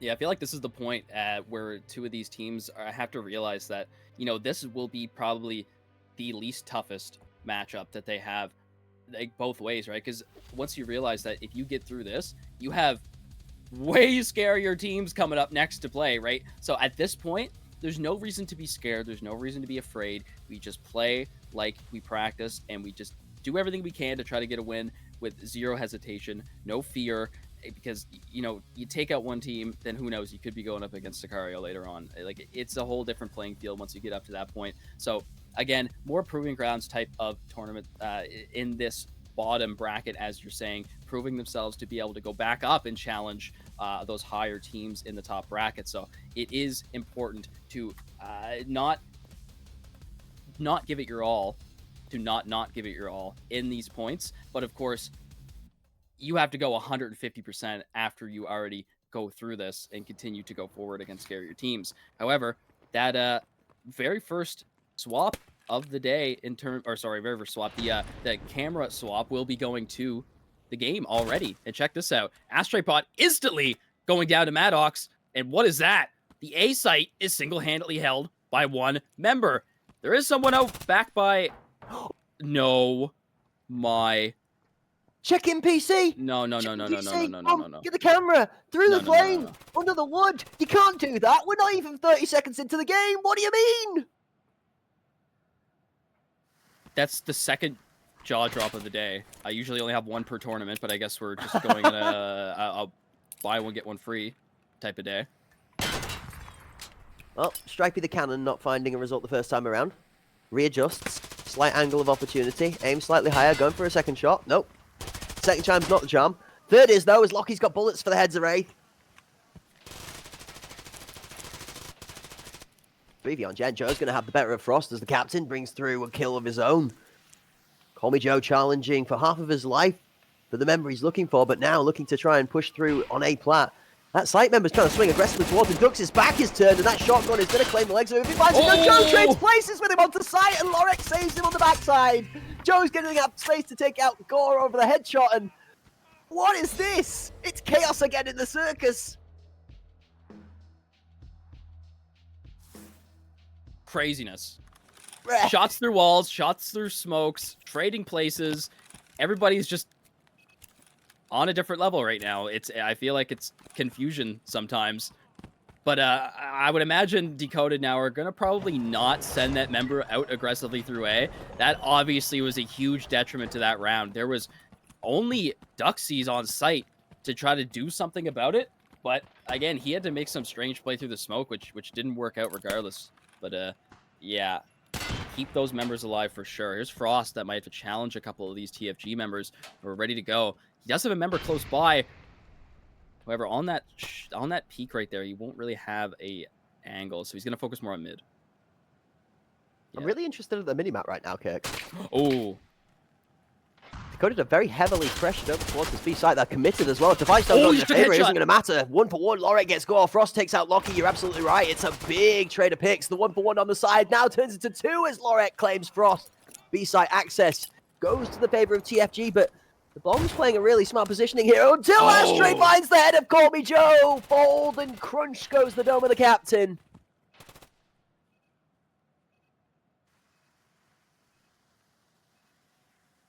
Bomb down B plat. TFG have to make a play here. There is, of course, Ashtray ready to go to stop it, but Stripey is still making plays on the top of Medical. He's looking at this right now. He knows Ashtray is defending that bomb. He needs to get him off for his team. Oh my goodness, the SVD. No, but Stripey takes a different position and Ashtray falls. That should signal a bomb pickup. It does, and now A side is completely clear as it makes its way to get a plant off. And look at Mr. Wreath. What is your plan? I'd love to know it, and I'd love to see if it works. Well, maybe he thinks his middle name is Dynamo. Maybe he's going to pull out the Inner Magician. He knows Stripey's on the field, and if anybody knows Stripey well enough, you're going to know that Stripey does have that Dolphin form. Is he going to read him close, though? He does read him close! Wraith absolutely removes the animal from the pen! Wait, there's no way, surely not. Maddox is not going to give him the space on this. Going to swing, tap, tap, and Maddox does just about find the dome in time.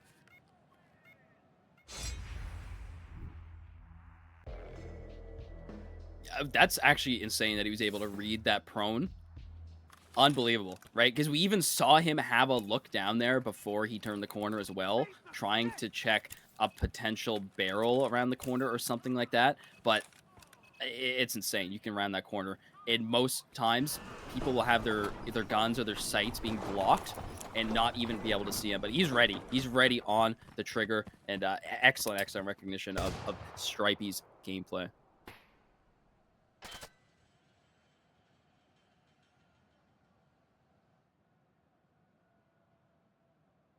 Pace. What is this extremely slow in defense? comparison. Yeah, exactly. This is something right now. Well, this is what we talked about yesterday, Kurt. This is retake defense, is this right here. Yeah, smokes were thrown out, though. So I feel like that favors... That smoke covers top med. It favors the TFG attack right now in the positions that Decoded have. They're going to push through, as they probably should. Bomb and member towards Curtain. They're going to try and cross, actually. This looks like Generator might be the aim and focus. TFG have an extremely defensive deep flank watch. They have good aggression, forced deep here as two swing to Curtain. Maddox for one. Wraith takes out Maddox on the trade in a 1-for-1. Wraith still holding this site down. Gonna have to deal with Generator in a sec. Positions out. A great counter grenade. Ashtray pot from over that angle on the wall. B side gets one, but Stripey has the better Wraith in the swing. The tight angle's coming out here. Gorg knows Call Me Joe's position. I feel like he probably heard some audio cues here. Going to be forced to back off. There's no reason to fight this. You can go support your team right now. However, there is going to be another fight breaking out as they change positions right now. Now he's going to back out for the second time. He has the information he needs to relay to his team. Frost is going to be forcing into Lockie here, but Ashtray gets Stripey on the side. Lockie then gets Frost, but all of a sudden, it's still a 2v2. It's still even, but there's Ashtray for a second. That Lockie goes in. I think he took his leg out. Knock, knock. Who's there? Ashtray pot on the Balti. Looks like the rest of the TFG squad are going to go down with 2 seconds left on the clock. It's not going to matter because the bomb's in no man's land as the Decoded side do put one onto the board. Ashtray pot with a 3-piece on the TRG. Yeah, that was 3, actually. Wow.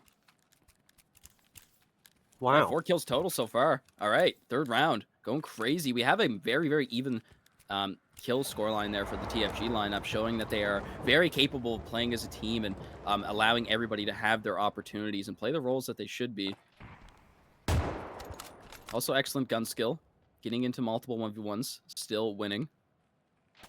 That read from Ashtray, actually, down that peak should give a lot of information as to what's going on with the TFG approach. They've not seen a single person push through tower to ambulance, and that's why Wraith is holding on to this artillery airstrike inbound as long as he needs to. Oh, there's so much smoke. There's so much smoke. What is this? This is the Oh, Duxies' Duxies. heaven scenario, just tucking deep into that smoke, just trying to play it safe, keeps the head tucked away in case flashes come in, and here comes the TFG squad onto site. Frost finds one as Lockie goes down. 3 members on site for TFG. The ride member is going to be picked off as Duxies swings out of the smoke to the back of Lorek. That's a big pickup for the DCD squad. Bomb is down. Duxies trying to hide in the smoke. He's going to do so. Frost for 2, Stripe for 1, but the 2-for-1 trade for Decoded leaves Maddox left as alive. 1v4 to try and keep this one safe on site. That reload's actually going to give his position away as well, as Frost is going to challenge first, goes down. Maddox needs to look away, looks back, gets the second. Maddox is about to go wild. That's about the limitation of that 30-round mag, unfortunately. Not enough. But excellent recognition, though, to just check the next place that you would expect someone to be. There was 3 coming through that lane. It was tough, but regardless of positions, ammo conservation is important, of course, and it does not go into the favor of TFG. It nearly did. Maddox is one of those players at that moment in time. If he gets that quick reload off in time, you are very, very concerned. He's good for 4. 2 for 2. Tides are leveled up. Dakota put another one back on the board. The amount of rapid fire we've been seeing by 9x39 weapons, I don't think we've ever seen a jam today from one of those weapons. It's just surprising, to say the least. I think they all had suppressors on them, too, so I don't... They're just really good at recognizing when not to shoot and how to let that barrel cool down when you need it. It's down to the trigger discipline too, right? It's not pre-firing too many angles as well, like expending bullets when you don't need to, trying to keep, like you say, that barrel usage, the suppressive usage down as little as possible, so the burn does not deteriorate your gun to the point where it could jam. The shotgun, however, we've seen that one jam just the once earlier today. I have also myself fallen prey to it, jamming 3 times in a row in 1 round in the ASPL. Great fun, that. Love all of that. It's a wonderful mechanic to help get in the way of mechanical skill gameplay, but it definitely is a part of the game that you have to encounter for, and some of these players are just that good that they're able to read it. Speaking of that good, 1-for-1, both teams are that good at being able to take out their first point of contact. Trades off, bomb down though, crucially, and TFG lose a second as Duxis has got the momentum and the advantage in the swing. Frost, there might as well be a 3rd person there, because if they were, they'd go down 2. This is something Frost was known extremely well for, being on the TFG lineup as the shotgun slammer back in the original Flechette meta, if you remember it, Kirk. Frost, original TFG member, now stepping away from them, not recently, but just before the previous season's worth, to move to Decoded. Is definitely looking to continue his killing spree at a 7-4 scoreline. Stripey 1v5, flying, never going to keep his hopes alive. Instead, those wings are going to allow him to ascend to heaven and out of that round.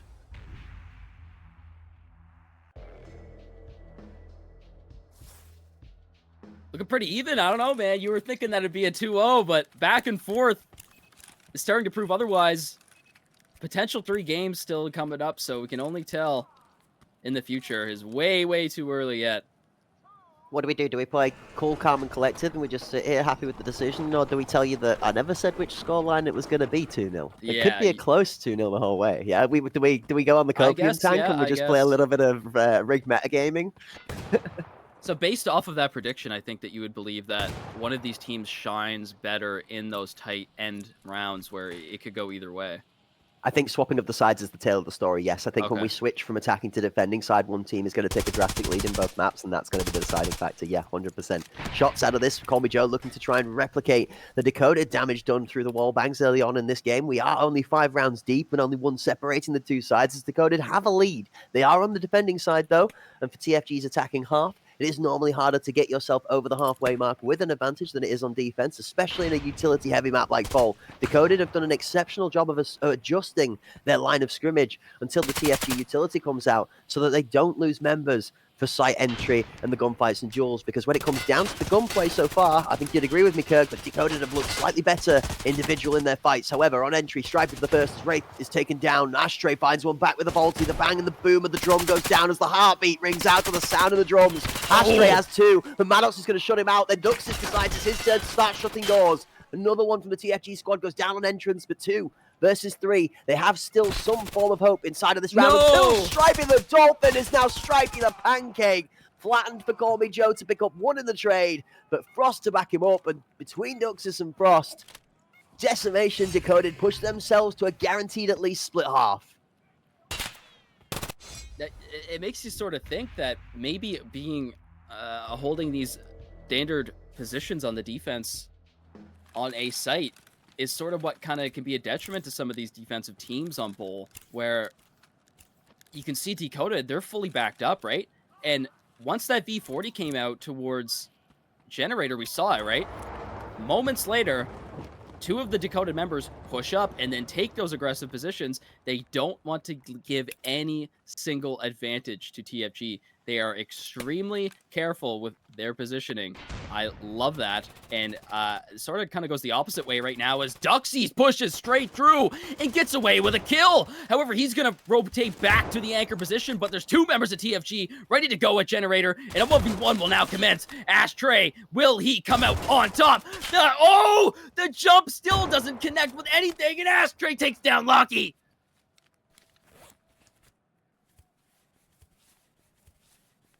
Devastation. It's just disgusting amounts of aggression, honestly, Kirk. It is Decoded deciding that they're done playing games. This is all-out war now in the battlefield on Ball. Stripey is the last left alive. Has the potential. We've seen him more than enough times before to be able to take home the 1v2, but the attacking side just... it adds that extra bit of pressure. I mean, Decoded are in a great position to double stack this A site, and if they play towards B, they've got audio cues that will give information. Stripey with util in hand. 46 on the clock, has got time to find this plant on the B site, and I think Decoded will be happy with just letting him plant 2 and try and retake in the 2 versus 1 battle buddy scenario. Yeah, I think it's pretty standard here to, split your guys up, but of course, if they were... Wait, no. Are they stacked on top of each other looking at B? Is that a... Ashtray Pot is stood on the site box whilst Wraith is off the front close section to it. It looks very similar to it, though. I can understand, and you totally forgive them for why. The one thing I am a little confused about is because they've stayed over on this A site, even though trying to read it, they have lost at least 10 seconds worth of time to close the gap. Stripey's going to check nose, rightly so. Understands once it's clear that the one's down there. Ashtray Pot's going to find the shots better than Stripey is, and that closes the round out immediately with more than enough time on the clock. Decoded are going to find the defuse, 5-2, and 1 more round left on TFG's attacking half. Yeah, I'm thinking things definitely might change up here on the side swap, but Decoded's defense, I feel like they'll be able to read TFG, right? Because they've been studying this, obviously. They've been doing a lot of work towards a site on Bull. If you practice defense a lot, right, it gives you a lot of good insight to how you should be attacking based off of like common positions, and that's where Bull kind of becomes that standard map that you can expect these certain positions being held based off just how limited you kind of options that you have. So this round could go either way. I don't think this round matters a lot, but it could definitely change something in terms of pace. I want to challenge your mentality there. I actually think this is a huge round for the TFG squad. I think Decoded, I agree, it's less favorable for, but if TFG find a round here, this is the beginning of them starting to build some momentum to potentially swing and take this first map if it's going to go in their favor. I said 2-0 either way. This is Decoded, have to secure this round and just complete the snowball out, or this is the beginning of the TFG momentum reswing, where they reverse sweep this map for a negative position and then continue that forward on the second map. Colby Joe's going to jump across with that bomb, close to having his head taken off by Frost, but not quite going down this time around. Bomb gets away. Nobody ended up taking any damage either. Still full health on both sides. However, there's going to be someone that second floor apps. Locky takes Frost down. And there's Reed putting in some shots. He makes them connect on Maddox, but he gets away with tanking Anchor. And now Duxies is going to jump in there with no fear and nothing to worry about. Duxies is on the scene. He gets a huge double, and the bomb falls. And Stripey is up here for a double for himself. Smokes in TFG's favor. Stripey has time to play with. This, it could be it, right? He needs to get away as the ball before the smoke disperses. He's got to do one or two things. Yeah, and that's the problem. Through the side of the smoke, Ashtray Pot has got the eye of the tiger and of the eagle all at the same time. He sees his tiger down the scope. He lines the shot up, and he slams home the shot with the bolty. It's a successful round to close out the defending half for Decoded, and it's a 4-round lead going into the swapping of the sides. Yeah, I respect your opinion. I definitely do, right? But when it comes to when I'm playing and just sort of how my mind works is that even if we're down and we get that 1 round win before the side swap, it doesn't really change the mental or the attrition value of what we will do on the side swap. But I mean, that's just some idiot in solo queue. that is me, of course. Playing probably how I shouldn't be, but it definitely could go either way. This has got to be for TFG to try and start taking some really crazy risks now. They're 2-6. They got 2 on the attacking side. Defending side, they've got to put an outstanding performance home to be able to challenge for this map. I'm looking to Lorek. I'm looking to Lockie or to Stripey to make that play, to step forward aggressively, and it's Lorek on that shotgun that's going to be getting nice and tight into hop up for point of entry. You know Astray's going to be playing deep angles on this TRG. You know he's going to be looking for a pick. And you know that Decoded are going to be setting up utility to try and push onto site with. We see a similar alternative version of this very anti-site hold from the EU squads here, where a defensive positioning on the A site has stronger gen control from TFG, where Decoded gave the entirety of tower lane up. But it's all based off of this retake. TFG playing slightly more pressure on this defending approach, though. This is, I mean, it's very interesting, right? Because I prefer this line of defense from TFG. But Decoded made it work. They've proven through the scoreline of 6-2 that defensive aggressive retake is definitely favored for how they played it out. So what we have to ask is, does TFG's positioning work out as successfully as what Decoded did? Now, 2 are stacked on site from TFG. Are you scared of a grenade at this point in time? Well, they're in their positions where they could very well get naded. You can hear one pulled out to the left of Ashtray. Is that a smoke? Yeah, 40, yeah. So there's not been a lot going on too much right now. Stripey does up taking some shots here as Lorek wants to get up on a higher position. Duxie's right on top. Gen. One's down. Lockie goes in. Astray goes down. Lorek has the response up to Duxie's as Curtain goes. Wraith for 1. Lockie for the response. Lockie for the second. Lockie's going to be locking down the site as Maddox finishes it off. TFG in the death. Oh, Decoded waited just a little too long, Kirk. They just took a little bit too much time. And TFG snuffed out the approach when the pressure came on. Hey, maybe Decoded are more of a methodical, focus on one thing, move to the other type of thing. So if TFG rushes in there and they have 15 things to deal with at once, maybe that could be throwing Decoded off here. Maybe that's the strategy. Are TFG going to take that and run with it? Or is it going to maybe not work out as Decoded might read it on this second time around? Defensive positions again. Astray's got the opener onto Lockie in the tower lane, though. This is the pick for the Bolter you've been looking for. It's going to be one of the parts that Decoded are going to play into extremely heavily on their attacking side. Ashtray Pot is known for being their version of the inverted brackets American sniper. Definitely not American, but 100% a sniper.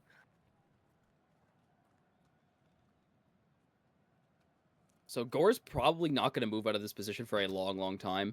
That one member of TFG that has made their way to attack tower, it's going to put so much pressure on, right? And he's going to start running around, giving audio through walls to the point where you're going to have to put members just to specifically deal with him. And then all of a sudden, A site is going to be less hard. It's going to be more hard to take. Decoded, though, starts it off. Frost onto Stripey. That's going to make it even more difficult. 5 members strong for Decoded right now as the second floor is kind of called out right now by the metal. So Lorek's going to put some pressure on that. But here's the TFG member, the one in the back. He's going up the plat. He's going to have multiple members to look for. Maddox, that's him. He grabs one. The second one is soon close by, but Frost takes down Call Me Joe in the meantime. There's Maddox for the double. Lorax, he's on site. He falls, though. No. And Maddox on the flank for a triple, but Ashtray shuts him down with the TRG onto Maddox. 30 seconds left. Still so much time for TFG that they could have worked with. But Decoded, they put it up this time. They stopped the aggressiveness of TFG through straight pressure and denial of sight. The one thing that counters the shotgun is the bolty. The one bullet that gets through the big bully beefcake. The AP Labour shot. Maddox goes nuts. He gets himself a fat 3-piece.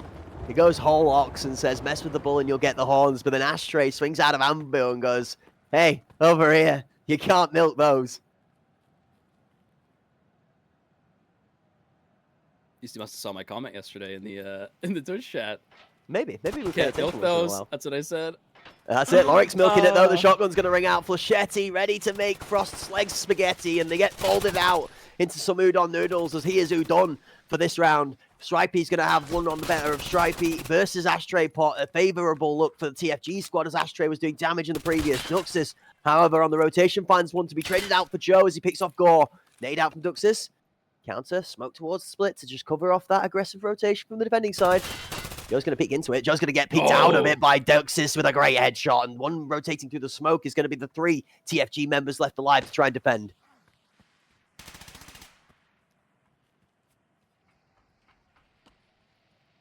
All right, this should give some obvious attention towards backside, right? That metal is so loud. We can hear everyone just converging, but the health department of the Decoded needs a little bit of work right now. There's Lorak. He grabs the 2, and an easy bomb defusal comes out for TFG, who I very aggressively made their way on. They did not care about audio. They didn't care about anything. Straight on, show them attrition, take them down. I mean, his enemies to seek. The responsibility is heavy. But Lorak is out hunting down all his enemies with Flechetti. He is out here ready to tear people apart with this shotgun. And he said to the TFG squad and a half, we're looking to some of these members to step up and step out of the shadows to make a play, to bring it back for the friendly guys in this squad. Lorak, one of the members rising to the occasion after Lockie seemed to have unlocked a little bit of favor on that A site after a good round. TFG closed the gap to 3. It's 4-7, but they've got a lot of work still left to do here. Yep, this is a very, very important round. Decoded one away from forcing minimum overtime, of course. Being that 8th round, TFG have a lot of work to do. Duxie's up top, looking for something near headshot. Shots exchanged. Everybody's still full. Lorak, he was here last time. This is what he was doing. And I don't think it worked last time. He got flanked. The one thing that's dangerous, though, right now, Kirk, so this is, okay. This is one of those information positions. You're not necessarily playing for player advantage. You're playing to get something for free if they overcommit. This is one of those, you are encouraging your enemy to make a mistake and you punish them for it. It could go the other way if they play disciplined, but a brilliant potential jump shot like that might have taken the life of Ashtray if it was just a little bit more accurate. Lockie also nearly paid with his life for it, though, as both players traded bullets. Yeah, taking out a stomach there, probably just inches away from hitting that thorax. Duxie's ready to support. You know, you see that bolt action, sometimes you just want to push. You want to take advantage of that one shot, but Duxie's recognizes that he's ready to support his teammate at a moment's notice. Here's Lorak that is still yet to change positions. Reeth, though, is getting ready for the smoke here. 30 seconds left. Smokes will be heavily in favor of Decoded here. They need to get members on site now. The timing. Lorak gets up just before Wraith gets to the angle. Joe picks the one up top med off as the second follows through. Lorak is watching it, but 1-for-1 Duxis trades one back. Bomb into the gap as Wraith is struggling which fight to have to take first. Ashtray finds the gap in Generator as quickly filled by Lorak. The shotgun's quick, but it's not quick enough. He finds one Wraith. Stripey for 2! Maddox in the background. He's going to shut down Gore, but nothing actually connects. He only got 1 pellet. Time's out. It doesn't matter. TFG have done what they needed to. Decoded are stifled away from getting onto the A site. The bomb being one of the crucial picks that goes down. And Lorak plays Madman in the circus, dancing in and out of the enemies like a man lost in the night. Just about saves the day. Stripey with a great 2-piece on the back of it. And TFG have come alive.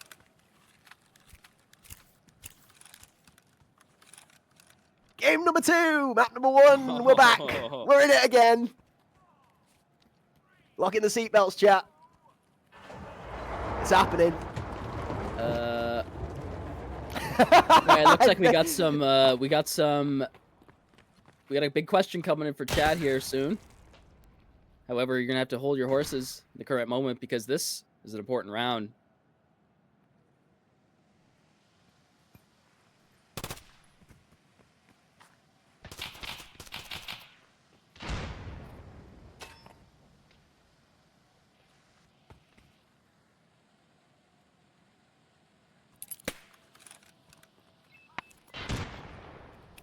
All right, big nade for Call Me Joe. TFG are looking good, but the bomb is down. Decoded have 4 members. Maddox on that flank right now. Gore forced to back up. Don't give yourself up too much. There's Ashtray up on the second floor already. He's ready to go with that TRG. The Gore goes. The signal is called. And back and forth is back to even kills. 2 for 2. But Duxies ends up getting that second one. And there's Gore ready to close it down as Decoded have secured themselves the minimum overtime here in the 13th round. Ashtray up top with 14 and Stripey up top for the TFG squad with 13. And wow, this could go all the way. However, if Dakota take this game, if Cracked says, second game should be theirs too. Well, we are going to get to see that real quickly, folks. A little bit of trivia in the chat for you there. A little poll put up by the mods. Take a look at the picture. What color is this container in the picture? If you get it, you get it. If you know, you know. If you don't, then tune in later on to find out the correct answer to that one. But if you want to get involved in the poll, what color is the container in the picture posted in the chat, pinned by the mods? Get involved in a bit of Tarkov trivia whilst we take part in this wonderful Pinnacle entertainment, folks. So thank you and shout out to the mods for a little bit of kooky questions to throw in inside of the rounds. We did see a lot of very slow, pacey rounds at the beginning of this map, but as we get closer to the depths, Dakota have decided to hell with composure. It's hellfire and raining havoc over the site at a quick pace that will see success. The plaid stripes and the kill feed were only baited last round by the one red on red. Accidental, I shot my team dead, where two TFG members collided instead of TFG versus Decoded, and that was the only difference maker in the dominance that fell, pushing Decoded to 3 map points and a guaranteed overtime minimum, like you said, Kirk. This time around, though, it looks like we've gone uno reverso and back to a bit of the deja vu dance. There's Ashtray to start it off on the Lorak. That's the big scary guy that lays down on site. He's out of the way. Site push commences. There's only one in that back lane. It's Stripey. He takes down Frost, but there's still multiple to deal with. There's 2 on B. We need help on A. Oh my goodness. What is this position that Gore has locked them into? Gore. He's disgusting with what he does. That's going to be the end of Stripey as Decoded are going to close out the first map, 9-5 on Bowl as Gore closes himself out the third of those kills together at the end. And what a phenomenal game out of both teams. It was a bit of a revival from the TFG squad, but ladies and gentlemen, Dakota do make themselves aware, present, and known in the first game in this best of 3 with a 9-5 victory and a 1-0 lead in the series. Unbelievable. Ashtray puts away. Actually, did he? Yeah, he put away. He had the shotgun on defense, and then he takes the TRG on attack. Very interesting, and he still comes out on top as a top frag. If I'm not mistaken, that's how it went. Decoded, I mean, on that last round there was completely a change up in terms of just showing their dominance over TFG, where Gore can single-handedly hold 2 members in a tight corner, can hold them there and not even allow them to get a chance to support their teammates on a site. It's like, where did this even come from, and how did you recognize that to the point where you know exactly where they're at? You know exactly the play to make in the position. It was different. It was completely different. I was not ready for that. I have to make a little bit of a joke and a meme to the poll that was going on during this, okay? I'm disappointed. The correct answer was not in the selections and the drop down there, okay? The correct answer is clearly orange, all right? If any of you have dropped by a personal Crack Wisdom screen or stream or any time where I've just been wearing my favorite color, you know full well I'm an orange person dressed from top to bottom. So that container is orange, all right? And if any of you understand the original callouts from the map, that was one of the original callouts for that container was orange, or otherwise known as pixel.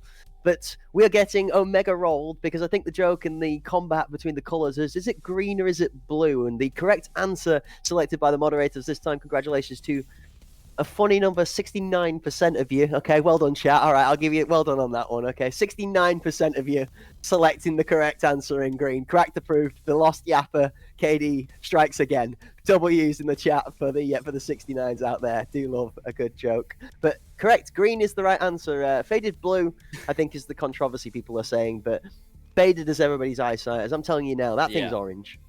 It's been through its fair share of weathering. Absolutely.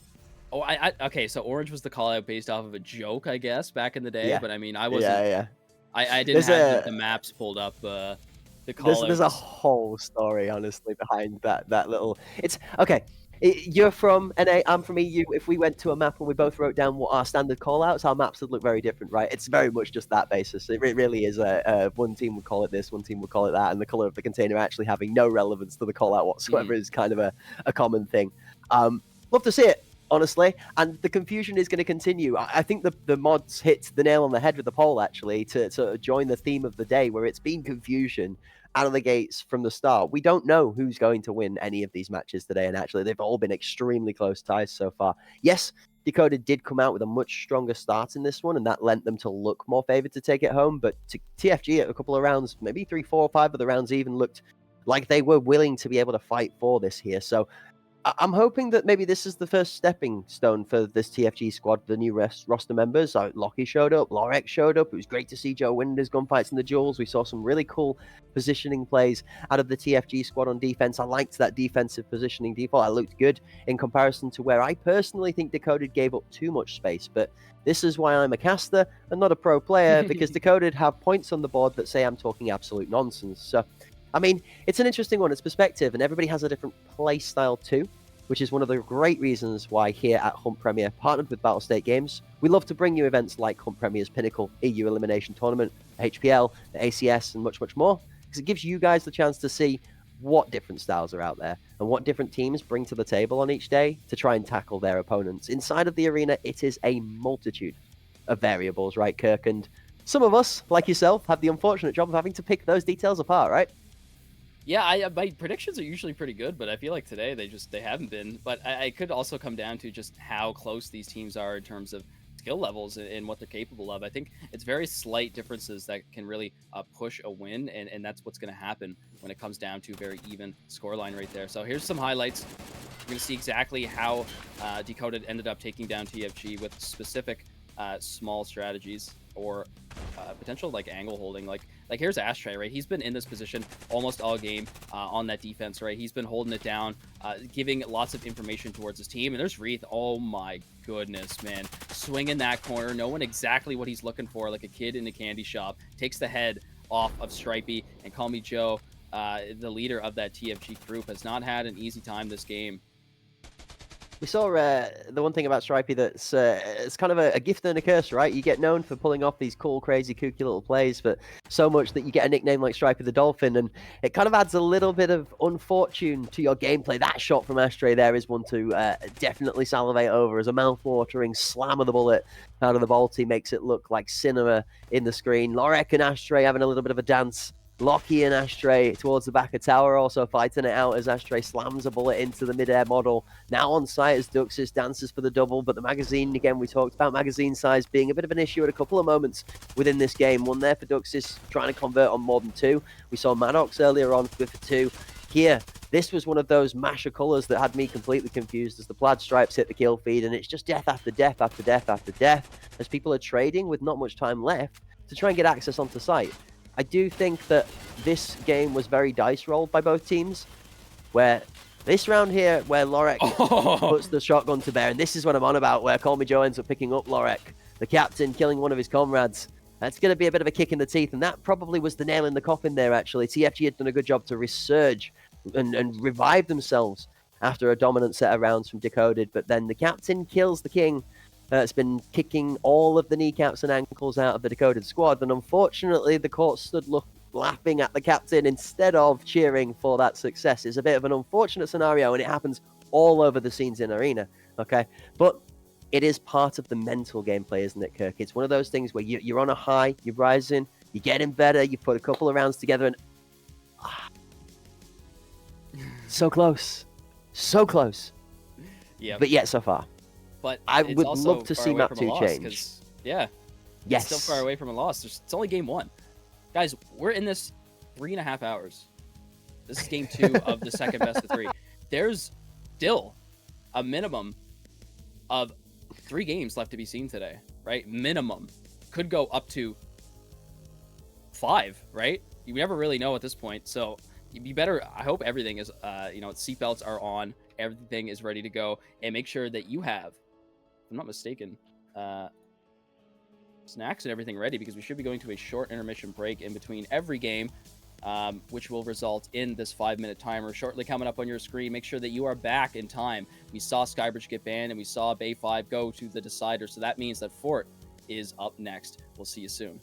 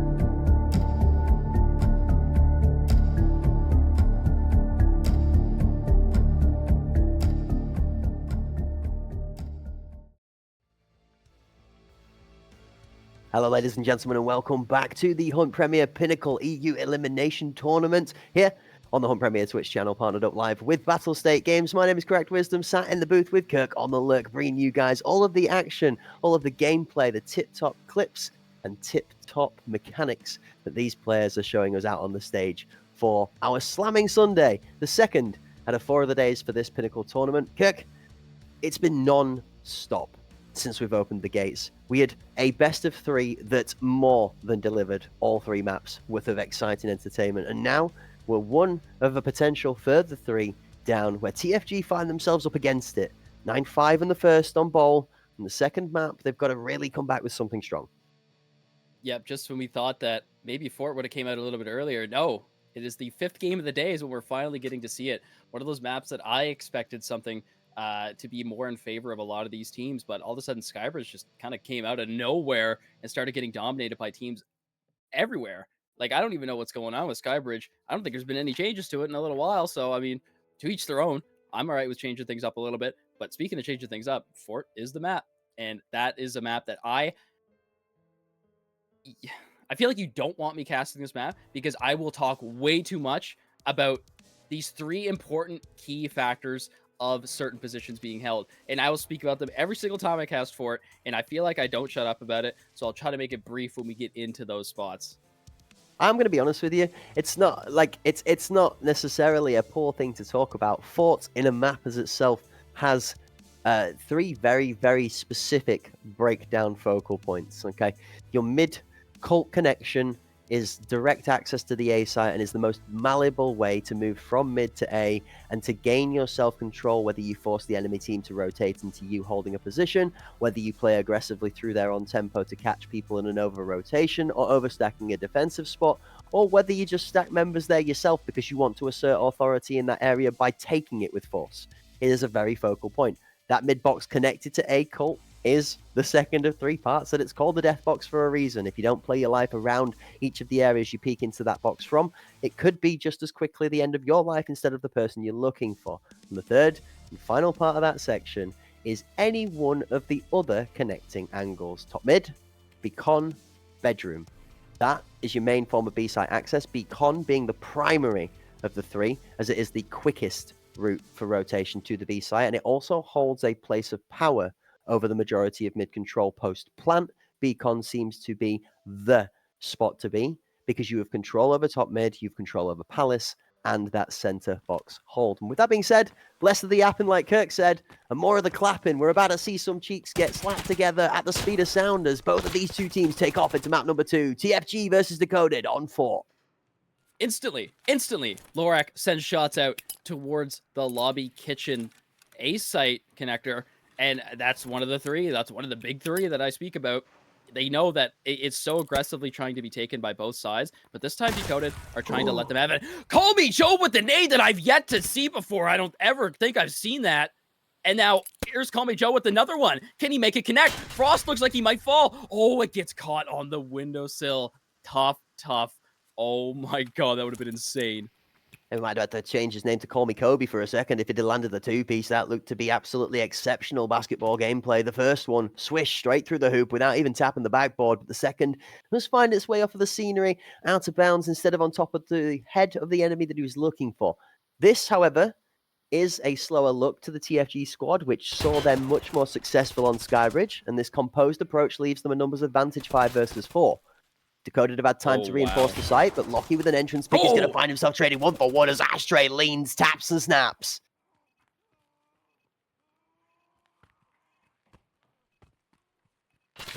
Duxies gets one for himself as well, but there's Lockie with a second there on site, and Bomb is still yet to be picked up as one of the Decoded members is going to be forced to have a look behind him. Oh, the shot from all the way back there. How did he even hit that? Maddox tries to go for the bomb and ends up paying the price. 2 Striper's in a good position, though. Striper's going to be ready, waiting, just crouched like the tiger he is to take out the life of Wraith. And with 6 seconds left on the clock, this is done. Lockie's going to come round hunting for the final adversary and the victim and prey for the TFG squad as they close out the first round 1-0 on Fort. I don't think we realized how close that round really was. Like, Yep. he could have laid down and actually gotten that kill there and probably the member up near spawn wouldn't have had that angle on him, time would have ran out. Ifs, whats, buts, coulds, woulds, and maybes, yeah? All things that, in the past, we can speculate as 2020 vision is that in hindsight, but inside of the moment, it turns out TFG on the day. The table still stands for the attacking side. And as they wipe out the last member on the squad, kills come through and close the first to their favor. Lockie finds the first, Duxus goes down, pays a lot of his health bar for it, though. Yeah, massive control here over mid for the TFG squad, which is usually not something you'll see the attackers get so easily. But this time, they've got it locked down. Oh, They it's have multiple huge. different avenues of aggression here that they can hold and wait for Bomb to make his decision. Look though. Look at what they've done. They've full Wow. baited and full pulled the entirety of the squad over them. Strong mid hold from TFG. Actually has Joe sitting with the bomb out towards A, waiting. Now the second member he calls is Maddox in support. Turns to catch the back of the over-rotating member out of Colt. The site is completely free. 2 versus 1. If he gets there out of long in time, TFG are going to be able to stroll on site. Immediately, Maddox is going to push up, clear headshot, and get into the right position in time for long. No, Ashtray holds the greater angle, picks off Maddox, and now things get a little bit sticky. Joe is on site on his own and needs teammates to catch up quickly. Stripey holding Colt, Lockie towards spawn. Ashtray's out and long, and Short is coming in for support very, very soon. But 2v3 Decoded still have a tough task here. Yeah, Lockie's he's on a tear right now. He's 5-0 currently in the second round, and there's still 2 members to deal with if he wants to push it up to 7. I think he's on fire this game. He will not be stopped.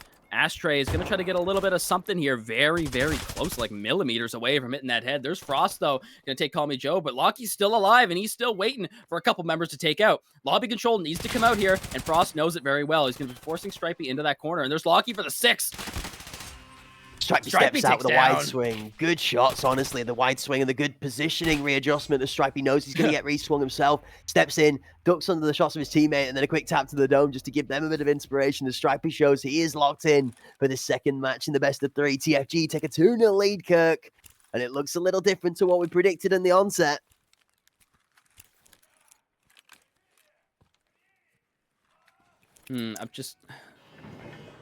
I'm trying to think Talk here, to me. TFG hasn't done the standard A plant. They haven't like put the 2 double smokes down that like you usually do and just use that as concealment to get bomb. But it's still working for them even though they're not playing that standard. Talk to me about this minimap, Kirk. It looks like everybody's just kind of everywhere at once. But B's definitely the focus right now as bomb will be linked up with 3 of those members around that big spiral, and Cannons being held is huge too, because that's a big part that I say, hey, this needs to be held or you will get flanked. Absolutely zero hesitation. You need to cover that area. There's Wreath and there's Frost for 2. Bomb goes down as well as the first pick. Trades out as finally Lockie gets one back on the board for TFG, but it's 2 for 1 so far as Wraith's health bar. It's the only one to have taken a little bit of pain. Still more than 60 seconds left on the clock for TFG to be able to recover this bomb and try and do something with it, but they are rather heavily committed to the B side at this moment in time. Stripey has Heaven control, but with a deep member back mid for Decoded, they're not necessarily fully uncontested. Gore's playing this exceptionally well. Does not want to give a pick to level numbers out here. Stripey's going to go on the hunt. No this way. is the back of Duxus. He's tap stepping. He reads it though. Duxus is on fire with the ears. The pincer doesn't quite come through in time, and Maddox is not going to find the angle up to Palace as Duxus is going to run away to safety.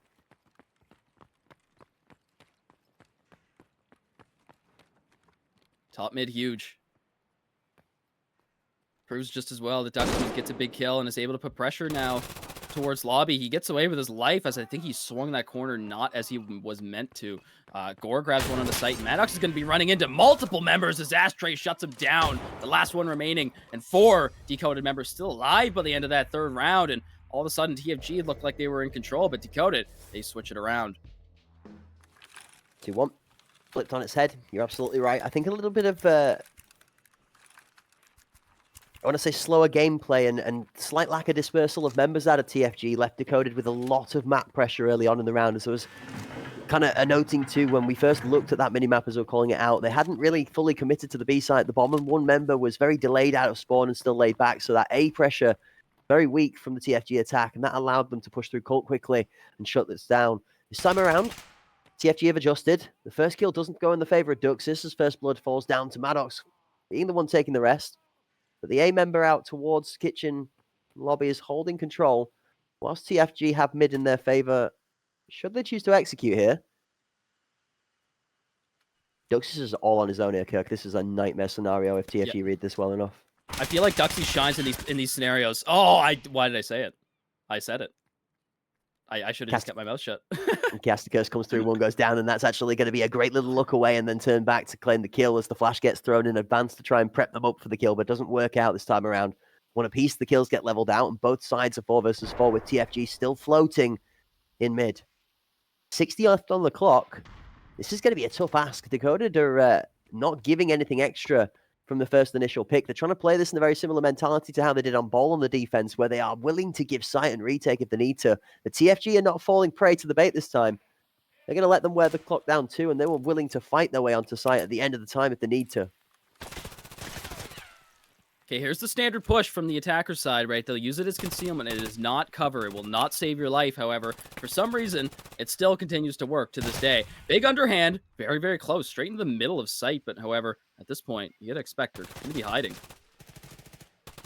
Stripey for one, and there's Lorak.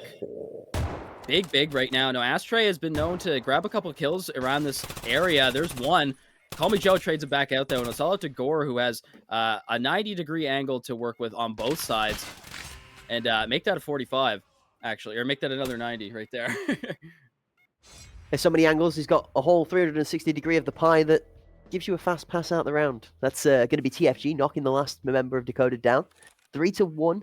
They take a lead here on Fort. And I don't know if we're feeling shades of what we saw in the first map, because TFG were in a good position before Decoded fought back to a 5-3 first half and then closed it out 9-5. So, I mean, the next couple of rounds for TFG are some of the crucial milestones. Maybe not the crucial milestone, but some good points in the book to tick off to keep that momentum going and keep the scoreline in their favor as they close out the half.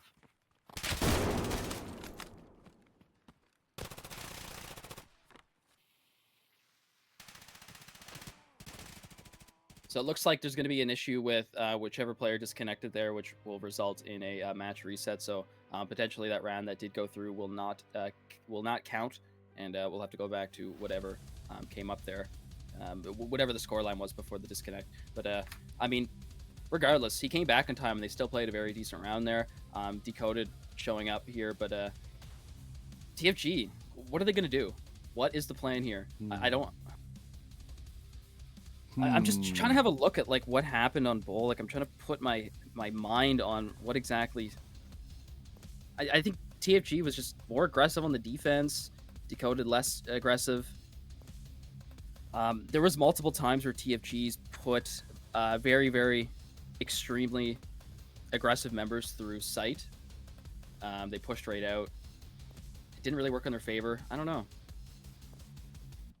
I was just letting you cook. You were doing a great job. I was just making sure the spices were right. Just give it a little taste in between. It sounded good. I'm going to be honest with you. I'm down with it. I'm all for it. That was perfection. I love to watch. We're watching him cook, chat. Just a little bit of salt, a little bit of pepper. Just make sure it's seasoned up properly. Give it a good stir. Just make sure you taste test every time. That's the note of a good chef. You're on it, honestly. I'm just looking at my paper, man. Like, I don't even know. He's got all the notes lined up. That's what I'm talking about, ladies and gentlemen. The stat collector. All right. The reason we love Kirk in the booth, because he hits the nail on the head by writing all the facts down and then coming up with a solution, drawing all that information together. This is the thing, Kirk, right? It's an easier game for us. We get to diagnose the gameplay. We get to write it down on paper whilst it's happening. We get to put the combination together. But unlike these players on the pitch, we get chance to think about it almost immediately afterwards and to say, oh, no, but you could have done this.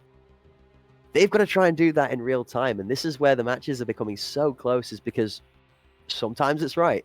Sometimes players are managing to pull off these scenarios and make the shots work. But sometimes I don't know, man. They're just like, it's not quite there. There's a bit of over-aggression, or a team's not held enough space, and you can see ideas being created. But it's execution of these ideas that's really, really putting it on the table today, right?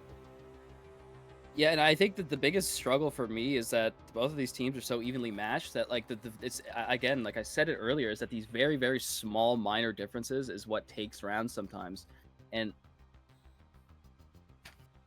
I think Decoded can sometimes fall apart in positions where it's really crucial. When they have a lead, they have that breathing room. They're able to work precisely with no hesitation. But I feel like TFG, they also make some slight mistakes sometimes.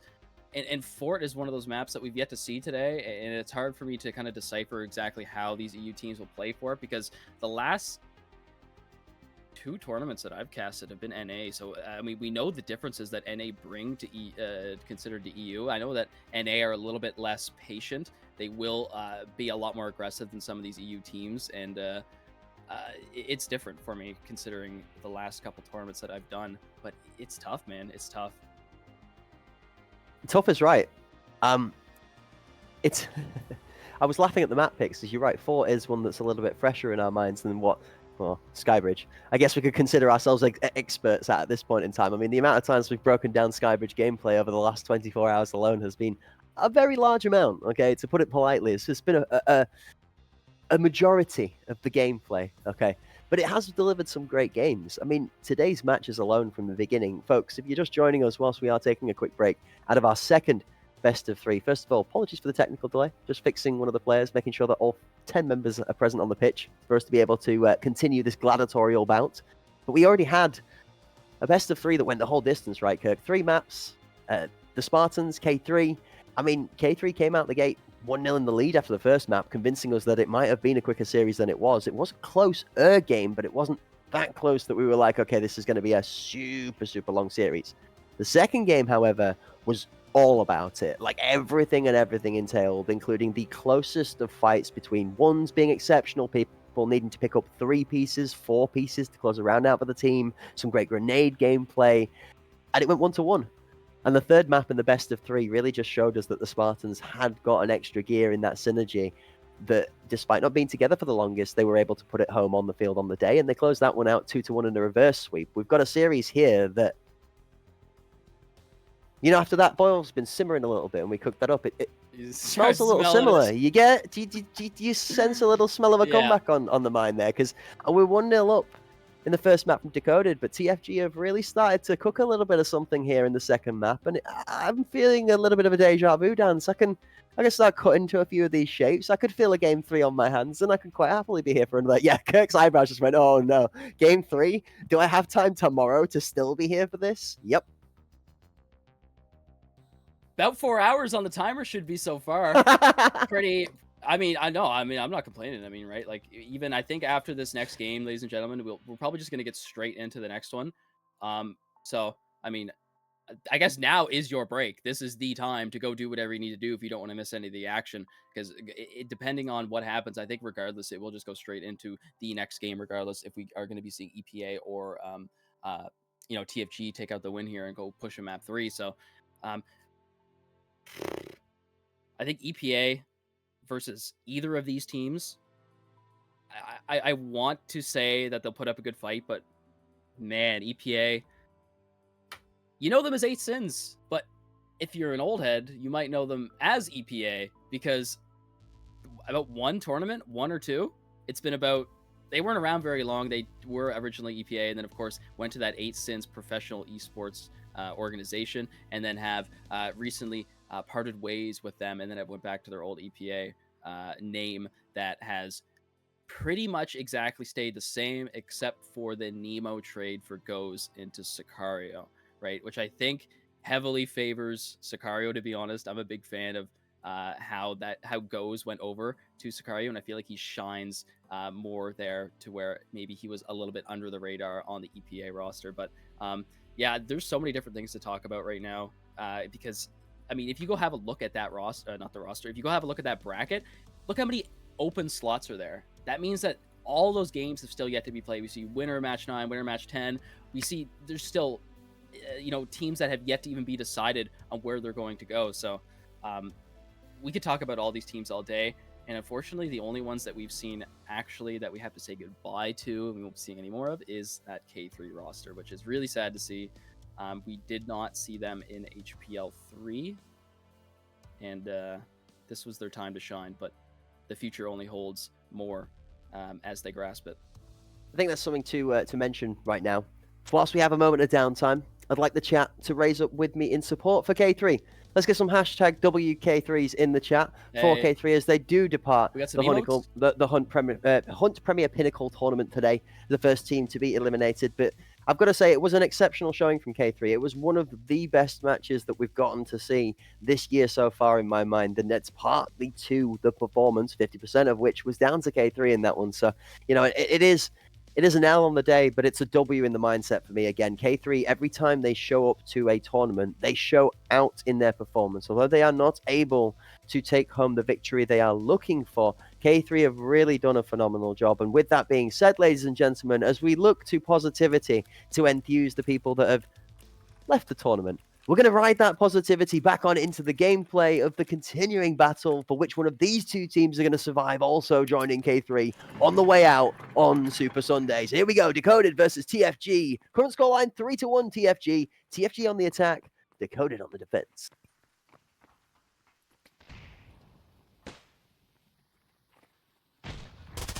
And so not too much focus on mid control this time. There is one up there, but Frost grabs one, and then Maddox is going to trade him right back out. Maddox for a second one there. The big flechette on Reese's head. Duxies is going to have a little bit of trigger discipline there. Give the callouts to his team, but back up and potentially get a double kill right here. Call Me Joe is effortlessly close.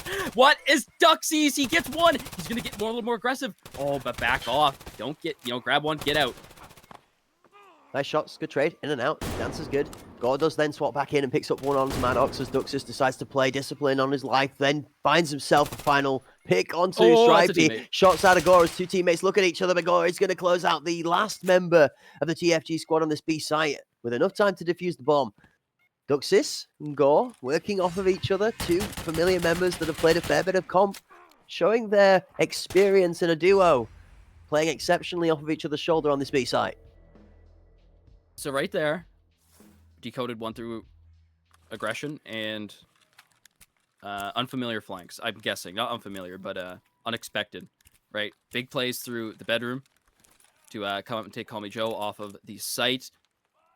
Kind of just throwing everything at TFG at once, not fully expecting it. Very, very fast peaks, not getting too over aggressive, not grabbing too much like we saw Duxies did, right? You get one, you get out, and then you regroup with your team. But man, TFG, they've proven their worth on Fort. However, Decoded are looking pretty strong based off that last round. Ashtray pop. Here we go, Kirk. Looking to try and make the aggressive play for Decoded on the defending side. Looking for the walkouts, trying to get aggressive out into garden. Shots from mid, down to trade, one back. Frost has got the better of Lockie, and nobody fires back towards his direction. Saying that, Frost re-swings into the bomb. Joe goes down, but Lorik does finally shut Frost down the top mid position. 2 for 1. Frost trades out his life in a more advantageous fight, and TFG find themselves struggling for mid control.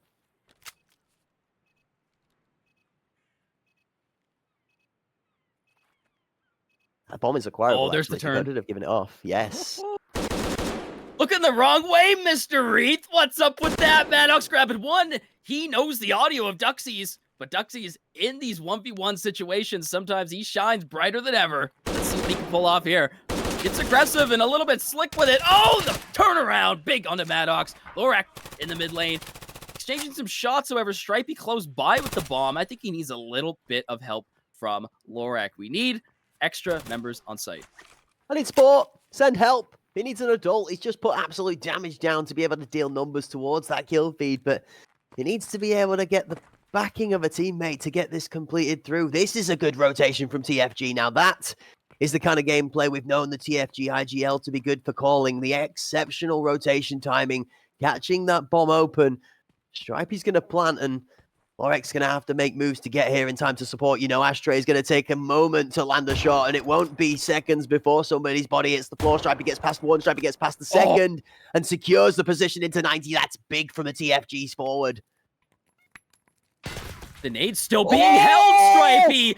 He held the V40 till 30 seconds left. How do you even get away with that? That is unheard of. The chef's kiss. A TFG Especial, he holds the nade so late. It's a Call Me Joe-esque play where the nade's still in his pocket to 20 seconds left in the round, but it comes through. Stripey's going to get taken out, but Duxus has not got enough time on the clock to find Lorek if he plays his life, and that he does. Lorek steps away, covers the bomb, makes sure he's got himself in place to be able to defuse the defuse. Gore's good. holding him. Lorik needs to go. Yes! Oh, Gore's got it! Gore has him held absolutely perfect. Lorik tries to fake the shots out, but with 1 second left on the clock, Decoded grabbed the defuse on site 2v1. The teamwork. We gotta talk about the teamwork, man. Oh, it's You so knew. good. They knew there was only 15 seconds left. They had to do something. 2v1. Perfect. Standard. Go with it. You defuse, I protect. What's the best form of defense, Kirk? An outstanding an all-right offense. offense. A mediocre to mid offense. That's right. A two-man battle buddy squad, putting it into 8th gear and just full sending. Oh boy, what a round to tie it up as well, Kirk. How do you think the momentum is right now? Big start off from Whoa. Gore as he is going to grab the second one on the Locky right there. And the lobby is Call Me Joe. They need to take control of it. However, lobby control is only as good as having site control as well, right? I mean, you can push onto site here, but it's going to be tough. What do you see? What do you see? So I thought Duxus was going to come in on this rotation, but actually Duxus is not in call. He's out into short. I thought Maddox had turned around at the right time to be able to catch him too, but then I'm completely diffused and defazed.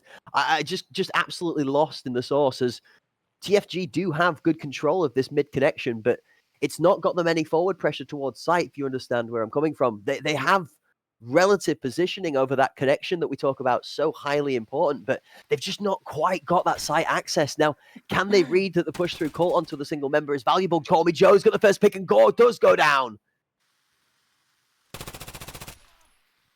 Tough ask. Duxie's grabbing one, forcing a 4v1 now as Frost in the back line takes one out from Lobby. Stripey's got a bump to pick up. Long range angles. Frost actually makes them connect to start with, and there's Duxie's with another huge kill. Stripey falls, and this might just be Duxie's game. Does feel like a little bit that the Decoded side have woken up, doesn't it, Kirk? Somewhere from the fire and the ashes raises the Phoenix, and the Decoded grenade is now starting to look a little bit more like that skull was printed on the right side of the utility this time around.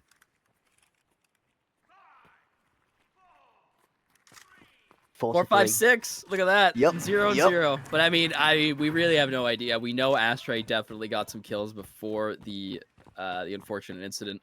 But reset. That's it. Score lines don't reflect, but the overall score does, because kill to death ratio gets skewed when we have to reload the guys into the game. That aside, it's 5, 4, and 6, like you said, 4, 5, and 6 kills picked up by those squad members since we've gotten back into the game, and that is only 3 rounds in total as well. Phenomenal performances out of Frost, Gore, and Duxus.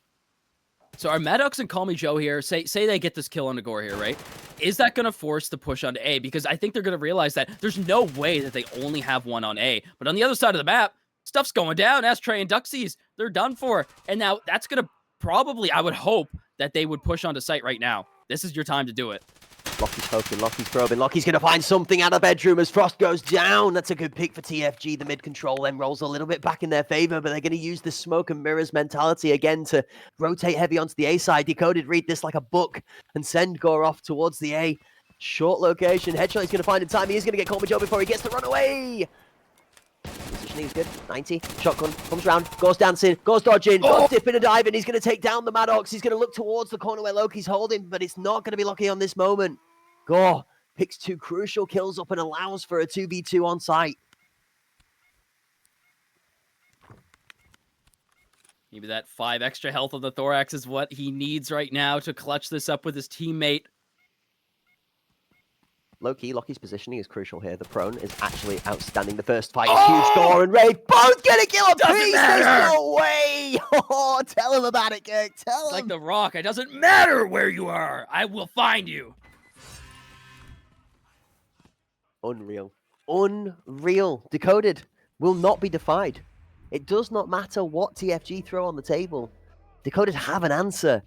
And forgive me for saying, but the double rotation, again, they have the site control. They could probably have just played straight through mid-connector onto the B site, but again, they go to force the fake rotation, and it actually ends up being read and outplayed ahead of time.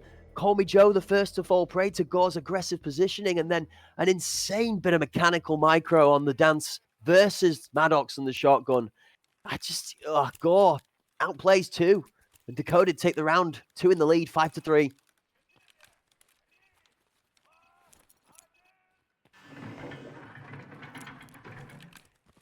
Poor Ashtray. We'll get you in there, buddy. We'll get you in there. I mean, the sides have swapped now. Everything has changed. Let's see if there's any aggression over lobby. There should be. You know how important that is. However, I think, yeah, TFG are going to instead decide to back off because they don't have the numbers right now. Well, instead he wins the race. Might be more the TFG mindset, but Decoded right now are going for the Sunday Super Slammer. Speed, the demon of death, brought over the battlefield. As Decoded are just looking for that first initial pick. Trying to match that at the top tier levels of the pro scene where the likes of Panderic and so on, so familiarly known for when one goes down, everybody hits the gas. And the site gets flooded. 5v5, we are heavy stacked towards A, and I'm just keeping a keen eye on that floating position from the 2 TFG members that are looking to try and pincer around the 1 Decoded mid. Oh, here we go. Oh, big fight near mid. Drop down. No, okay, he's going to get away. He's going to get away. Both are going to come through Colt, and that member's actually going to potentially look towards a flank. Did TFG read this and send a member back, actually, to watch that doesn't happen out of rotation on timing? 3 members holding short, long, and 90 as Gore finds the first kill onto Call Me Joe. Lockie's going to get challenged out of headshots. Drake does not quite find the kill. Frost does onto Lockie as the reswing comes through. Decoded. Get onto site and plant that bomb. Stripey on the rotation. Colt picks up 1D. Oxys. Oh my word, Duxis might as well be the Deoxys legendary Pokemon, the mythical at this moment in time, as mythical as the level of gameplay he's putting on the table. Down prone on the ground, Wraith is full covered behind the box, and Stripey and Lorik have too much to do, and 35 seconds with the time. You can pull off here. I think you might have just flashed your teammate there, Stripey. Unfortunate for him, but Lorak, yep, if you check... Have a look at that body on the right side of the screen. There will be some sunglasses as well as a little swivelly circle thing. That will mean that he got flashed by his teammate. Unfortunate. Move on to the next round. Don't worry about it. Clear that head. And I would say maybe get an extra man there on site to defend. Don't just have 2. I think you might need 3. It's an interesting one, right? It's about hiding the bomb well from Decoded's perspective. They keep the bomb away from the first points of action. That fight mid 2v1 from TFG is a good read, but it ends up not being relevant to where the bomb is going to plant. What it actually ends up doing is that one lone member from Decoded pulls 2 members of TFG from being close proximity to the site that's planted, giving Decoded an effective 4v3 on the A site. And that's the advantage that they leverage to put the round home. 6-3, Decoded have a 3-round lead, but Call Me Joe for first blood. Frost gets Lockie back. Oh, Frost is too dangerous. He's too much to deal with. And then Gore close up to grab the next one, and full site control for Decoded now. I mean, TFG, they did it, right? They put that extra member on A, and it allowed them to take more aggressive positions to where before they were just kind of getting smoked off. However, here's the bomb going down, and Maddox left all alone, unfortunately getting taken by Frost for his 3rd kill of the round. Let's see what Stripey can cook up in the kitchen as he makes his way towards there. I mean, Too Fast, Too Furious, not only a film title, but the speed at which Decoded are putting rounds home on the board now. Decoded with Ashtray slamming the bolty to remind us of what we saw at the beginning of this clash of the 2 Titans here. He's going to claim the first kill back on the board after the reset, but Decoded put themselves too short of being quick out of the best of 3. A lot quicker than they thought after the immediate start to this map on Fort. Yeah, I'd say out of every game of today, this is probably the most unexpected of what's come out in terms of scoreline so far. 7-3 for Decoded that have kind of been definitely not a team that we expected to have a domination of. We expected to go back and forth, most definitely. But they've really shown what they can prove here on 4. There's Lockie for 2 on the big D2 angle. It's going to be the start, the beginning to the revival. Duxis takes out Maddox. 2 for 1. The bomb's going back the other way. So is all of TFG. Never one. Mind, I lied. They did leave the left the Nankathos. Okay, 90 baited me super hard. Mid control is good from both teams, actually. Defensive hold from TFG. Decoded looking to walk up authoritatively. Oh, Ashtray. Oh, Lorik. Uh-oh. Don't solo peek it. Hey, we need a jump peek. Jump peek out, and then Lorik peeks. Oh!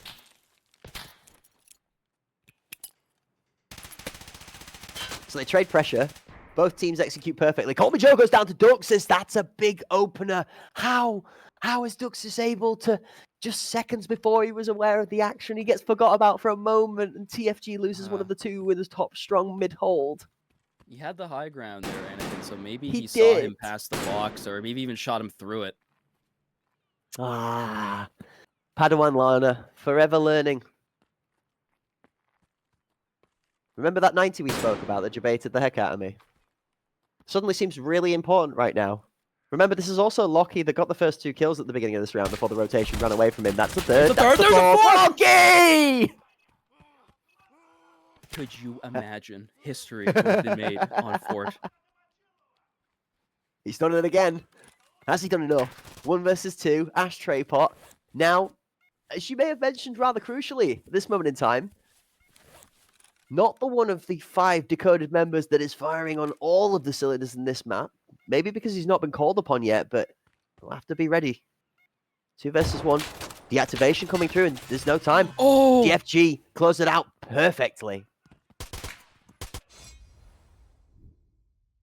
So, I wonder if... who... Sorry to interrupt you, but we've got to ask this question go. now. Who the heck is Lockie? I'm gonna say it. Who is this guy? W? Is this the newest edition? I don't know. Yeah, this is the newest addition to the TFG squad. It's so new that when asking a couple of TFG members about some background information as to who this player was a week before the tournament, even they didn't know. Fair enough. I mean, you show up, you show up to your practices or whatever, and you perform and tag in. You're on the main roster. Let's go. There's Lorax starting it off. Has the comeback been inspired? Wait. Lockie's on his own again here on this A side, although this time around, there's a lot less chance to get out of this one. Wait, Colt, double pressure, rotation, TFG, not over-aggressing, deep lobby control in kitchen, power from Ashtray. Frost out in the angle now has forced Lockie back. Headshot held relatively consistently. TFG coming to support. Ashtray takes that nade to the greatest of bearings onto the big man on the site. Frost, though, check that out. He instantly takes the space. Now he has so much more pressure on site. This is insanity. Oh, you have got to be kidding me! You can't! You just can't! Oh my word! The spectator switches perspective, so we get sent on around the world in 1,000,001 Balti ways. Oh, Ashtray! What a way to come back!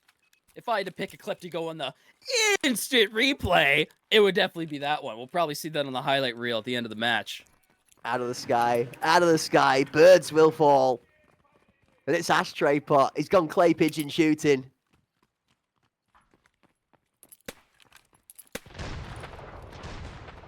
We're stunned. Decoded are on series point. Maddox has got the opener. Frost goes down. Jumping across in from Connor's going to be a dangerous moment for Wraith. Ashtray does have one in responses. TFG pick up 2. Bomb down on site. TFG might just have found a way for a lifeline.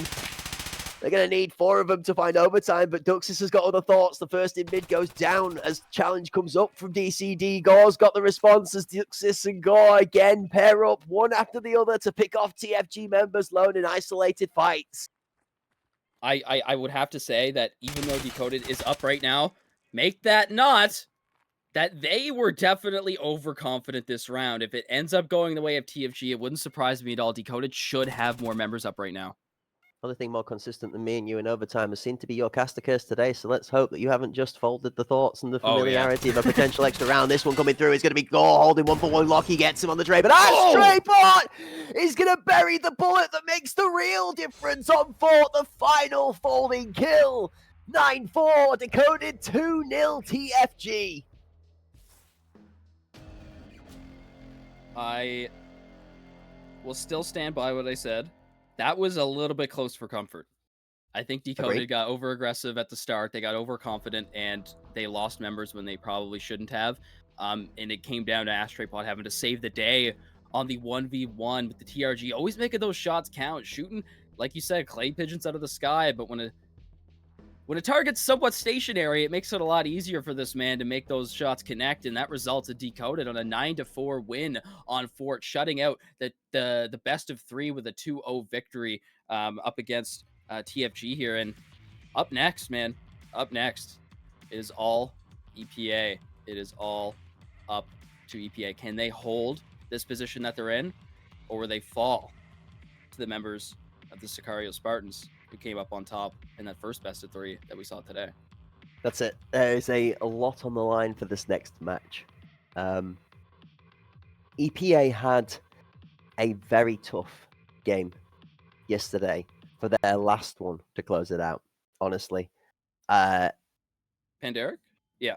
Yeah, I mean, arguably it was one of the 2 teams that EPA would have had a very tough match into for this tournament as their first match for the set. So it isn't necessarily as daunting a task, I think, for them to be facing either of these 2 teams here. Had K3 have taken a victory, I think they might have actually felt a little more comfortable, knowing the fact that we've seen a lot of K3, we've seen a lot about K3.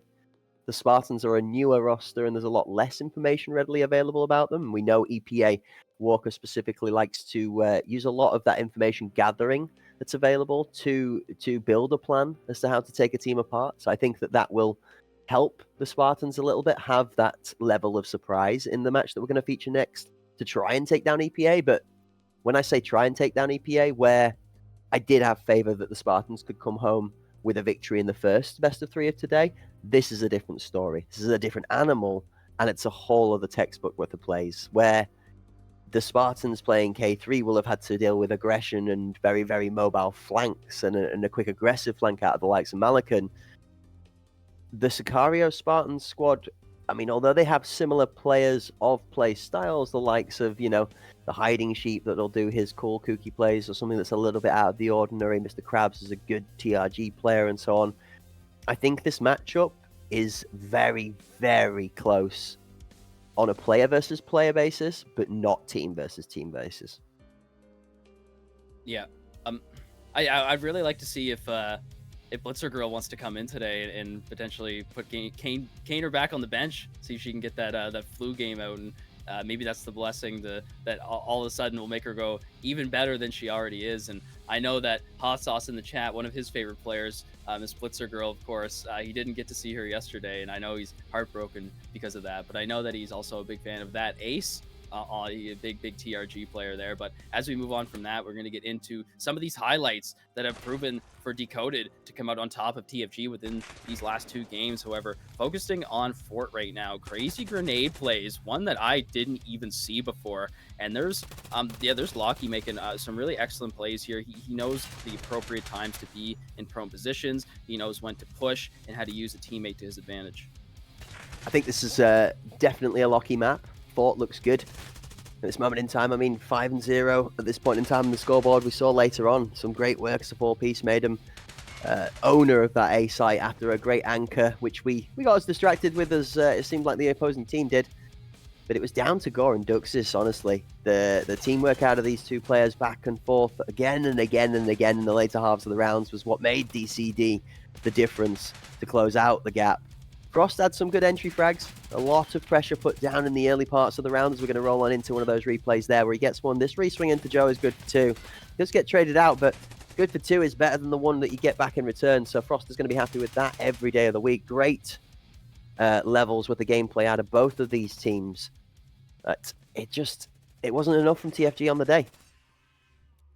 Yeah, TFG have had a hard run-in through these last few tournaments that they've taken part in. It's just, they can never seem to find that last little thing that closes out some of these really important games here. And unfortunately, that will signal their ride home.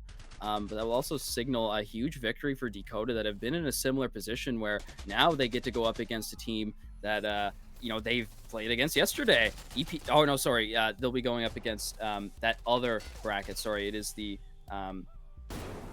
Sicario Spartans going up against EPA next. But here's a lot of members of Decoded, I would have to say that they all put in equal amount of work. There was specific times where maybe one player was sort of a highlight of the round, but the next time it went around to somebody else. And we can appreciate that a well-rounded roster will, of course, come out on top mostly every time. You don't want to be relying on that 1 or 2 people on your team. They are even sometimes like players that don't necessarily get a lot of kills. The ones that they do get are the ones that really matter. Like really, really matter in terms of retaking site or taking out players that perhaps might be in positions you wouldn't expect, but they've been in these situations hundreds of times and they're ready for it, right? And we can really appreciate a roster like that.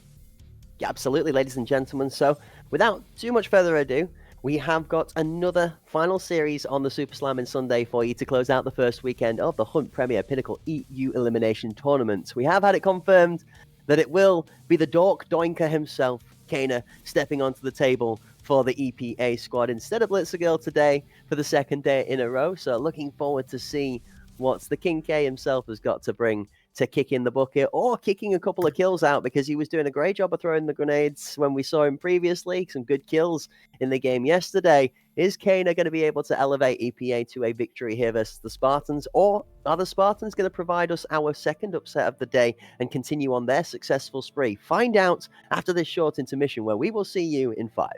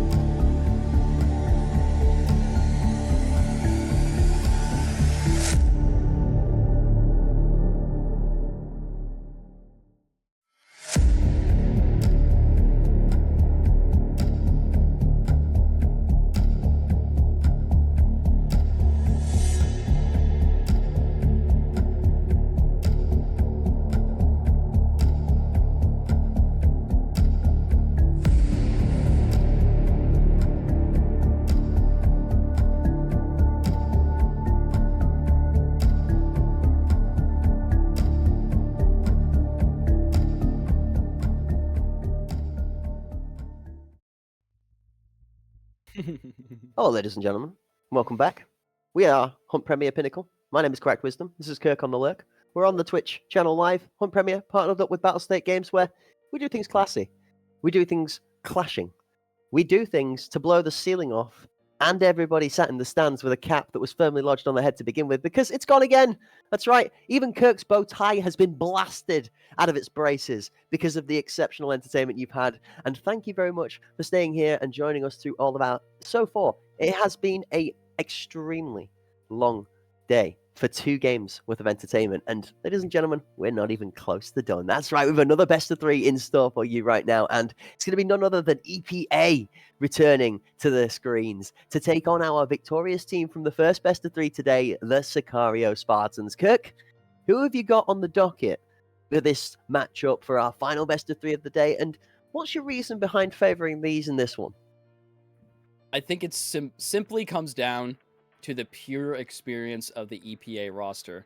Not only have all 4 of these players, excluding M&S, been on this roster for a long time, whether it be, you know, in the reserve slot or whatever, or just being around this team, but they have been able to pull off major feats of achievements in their past, regardless of the name that comes under the 5 players here. Nemo coming from a team that is in the same situation, multiple very high level achievements under their belts, you know, and being traded over to a team that is in similar amount of achievements. Not as many, but of course, EPA, they've been here, right? And we know who they are. Everybody knows this name, right? There's no reason to underestimate what they're capable of.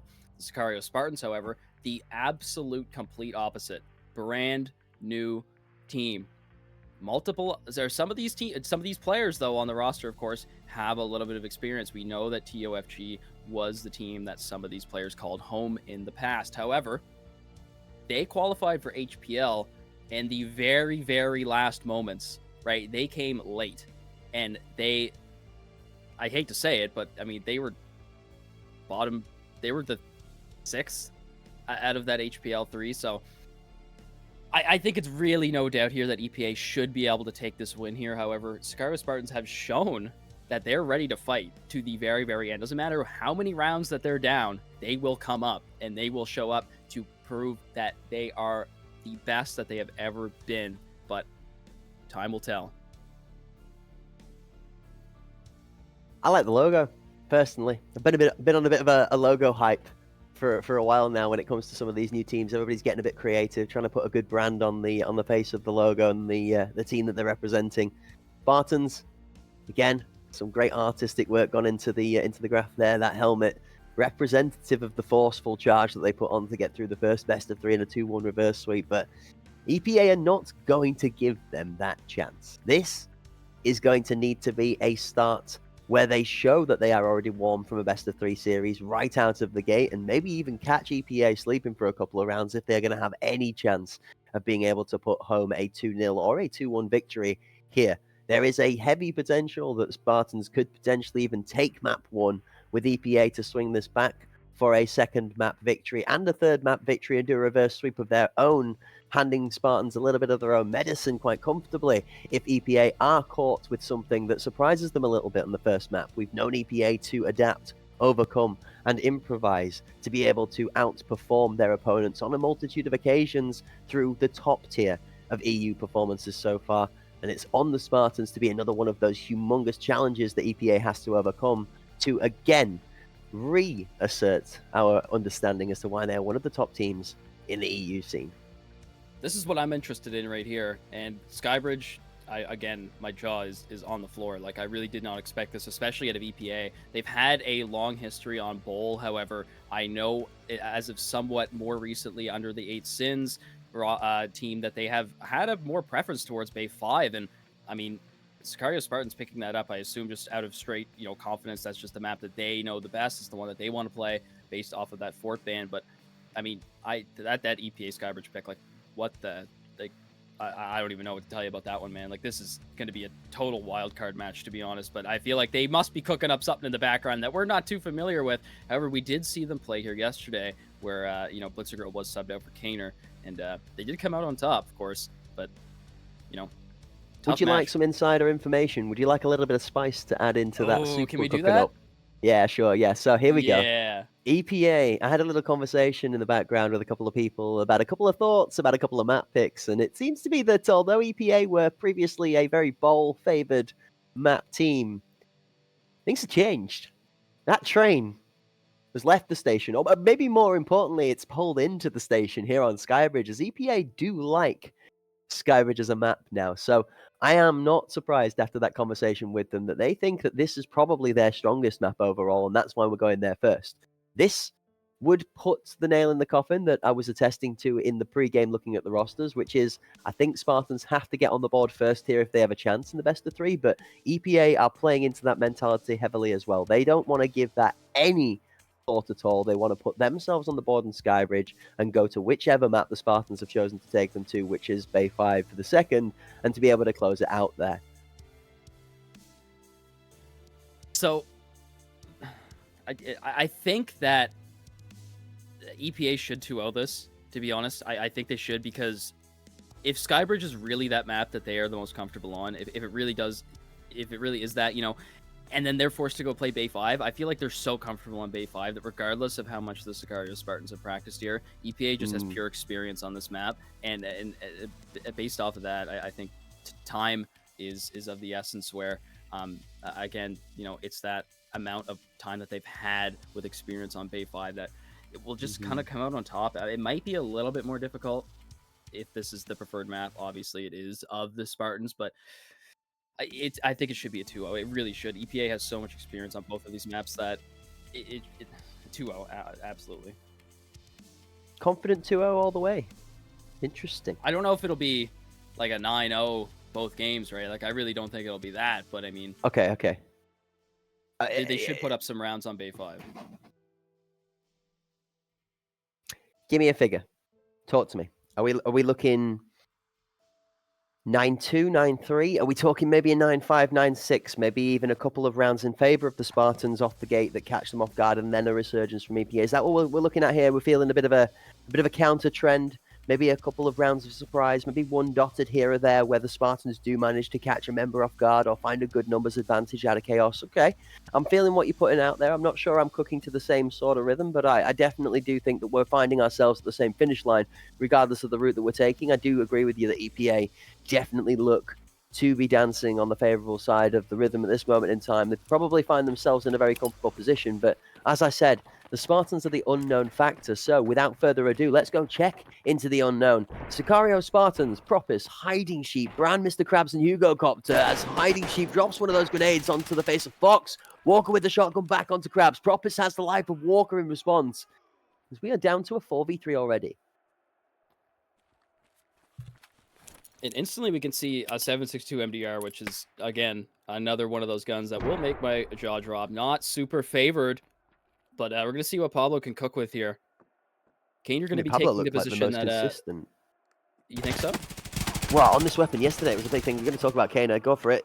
Kana goes down into the fight in VIP, and Brand's the one that ends up being down on the floor, following from Nemo, as we don't get a chance to discuss the thoughts on either of the two members of the weapon pick or what was going on at the beginning of the round. It's already kicked into the action, and when the chaos stops, EPA moves onto site, goes the bomb as Nemo picks the man on the edge of the smoke. Hiding Sheep goes down.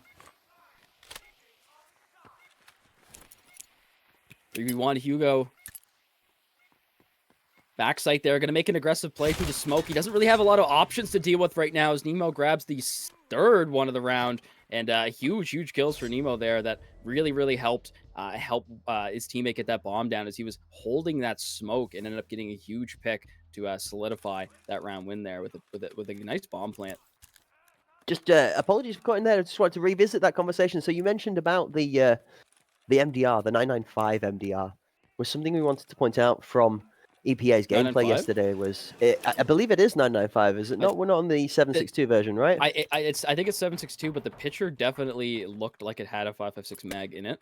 Well, have a look either way. I'm pretty sure it was black. But the one thing that we did see yesterday was Pablo's aim. Oh, never mind. Hold on. We're going to stop again. It's in. Walker's got a two-piece. Taking a page from my book. There's Walker. Does he have another one? He does, and it almost catches Hiding out. There's Brand for one, and the Sicario Spartans have kind of a difficult position because there is one ready to go in the smoke. If they actually they whittle him out, all three members were focused on that one area. Brand was walking, not even walking, he was crouched into a firing squad right there. As Hugo falls to Kaner's flank, and oh, that's a jump peek from Kaner onto hiding. What was that? Kaner with the hops. And now he's got the headshot midway through too, over scaffold. Oh no. Yeah, so I'm pretty sure that was a black MDR, but we'll see. I mean, I know for a fact it was 20 round mags, and why would you ever take 20s in a 5.56? If it's 20s, it's 100% a 7.62 MDR. Either way, it's not an easy gun to control for the 7.62 variant, but Pablo is known for the EPA squad for having one of those very, very well-disciplined aim control, recoil control, good with the gun skill type of guys. So, I mean, he's not called Pablo 5 for nothing. 5 kills around, KW, question mark? Maybe we'll see.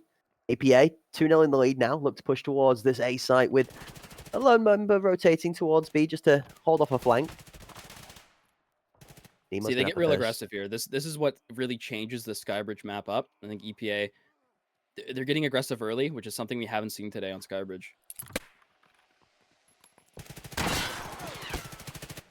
Wow. Nemo back from KFC, and look, that's going to signal Kaner to just absolutely fifth gear it into VIP, and Walker's good for 2, but Propus is the one that got Kaner. Fox sends the round onto Hugo, and okay, VIP is a whole battlefield right now. This is a position that Walker does not want to let go. So this is where I was a little hesitant when we were talking about the rounds and how many sides are going to go down. Was it going to be 9-6, 9-5, either or? Not sure what it was that was in my mind, but this, I mean, after speaking to EPA and hearing how strong that they feel this map is for them, I am very, very, very scared we might just see the first 9-0 of the series. I have a lot of faith in this Spartans lineup.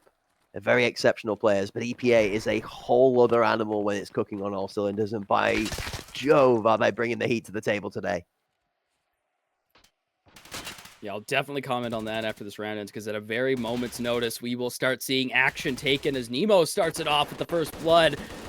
Mr. Krabs there, though, is good for 2, and he's going to stop the push of EPA onto B site. The bomb is in a good position, and however, Mr. Krabs, he has those ears. They're bigger than ever. He knows of Nemo's position.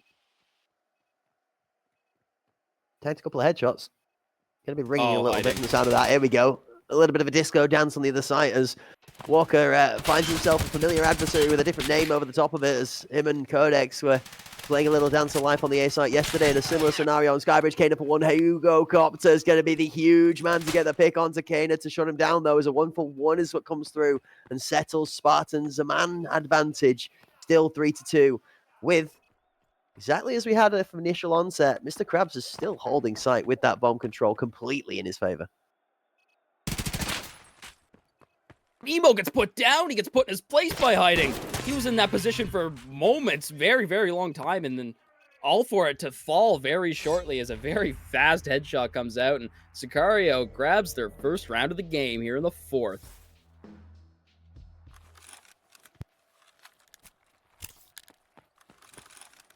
Two-round lead for EPA. It's a great start.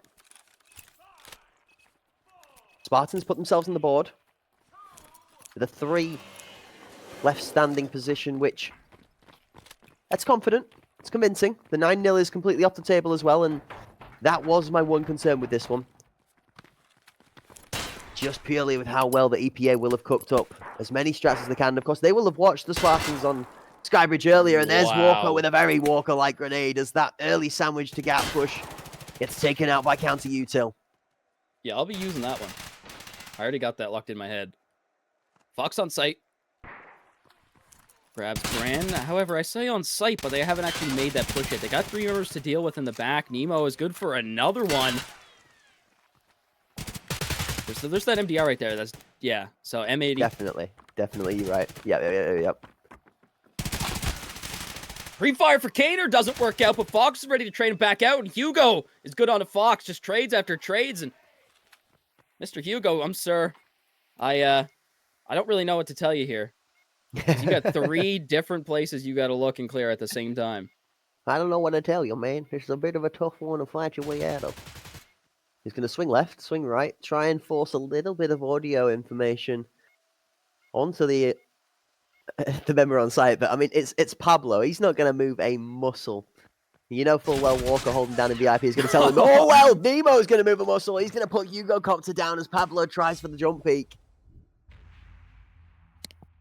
All right, Sicario. Spartans. You have fought your way all the way here. You've gone up against K3. You did it. You forced your way through. This cannot be a time to start letting those socks go down. They need to be pulled up as high as possible. You need to be playing at your absolute peak performance. This will be your most difficult game of the day. Hands down. Lock in.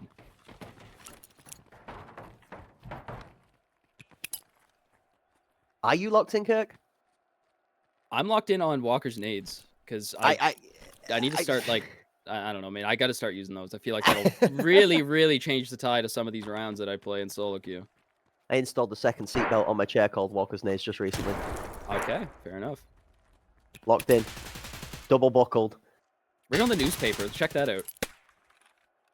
Read all Ran about from it. Read all downtown about jungle. Oh, Fox balls, and that was a huge pick because Fox was getting trades out left, right, and center in the previous rounds. VIP has decided not to be taken this time, and I think they realized that maybe Sicario might be playing more defensively. They're a little bit more scared here. They don't got to worry about VIP.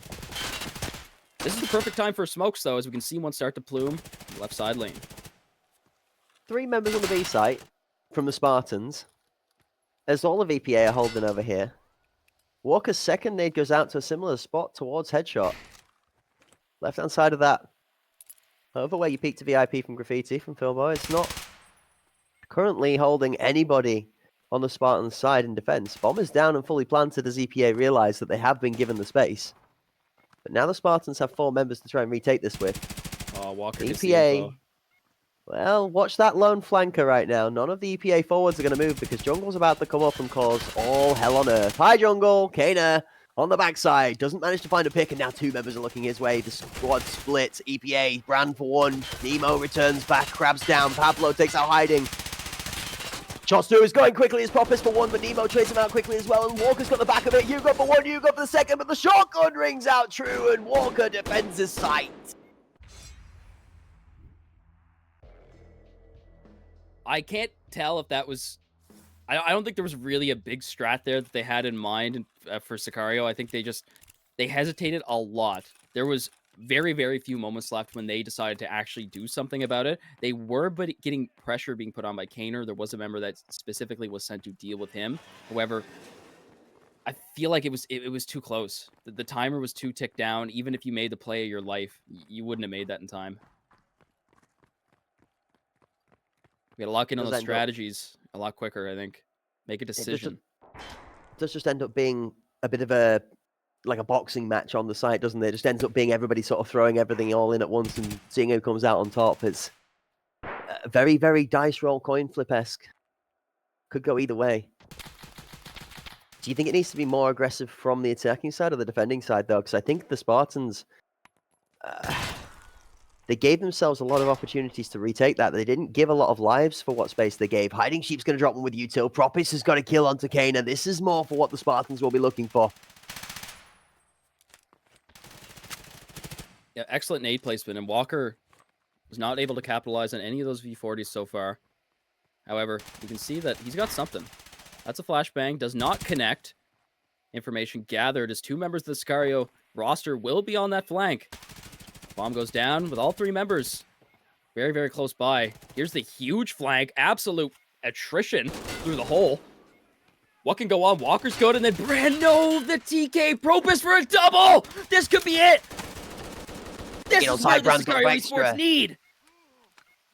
Hit the nail on the head. Brand closes out the final kill, and the Spartans do take another round on the board. 2-5. Kirk, are we seeing a similar Spartans to the first best of 3? Did they just need a couple of rounds to start to adjust, and then it's suddenly going to go in their favor? It's EPA, man. I don't... Yeah, I, that one... I don't know, bro. I mean, you got a nade, right? Like, good. We want those. We need those. You're on defense, but you only get one of them, right? You can only do with it what you can. Works out. You get a quick peek kill. Instant 5v3 gives you a huge advantage, right? Was that a strategy that they had in mind? I don't know. I don't think so. What I think Sicario needs to do, it doesn't matter if they're more aggressive or less aggressive, as long as they make a decision and they do it with confidence. They can't hesitate. Don't sit around. Somebody's shouting about it. Somebody's not impressed at all as the shot's onto sight from Fox is going to swing and switches sights all the way down to Propis. The top of the train gets flattened. Fox is on fire, but the fire's not enough to smother the storm of the crabs on sight. Shotgun rings out. Nemo's got one onto the back of Brand as trades come through, but the bomb has actually got an easy access onto the A point. Device going down. EPA have complete control of this, and the two members, as long as they cross lane 1, EPA are actually in a phenomenal spot in this round.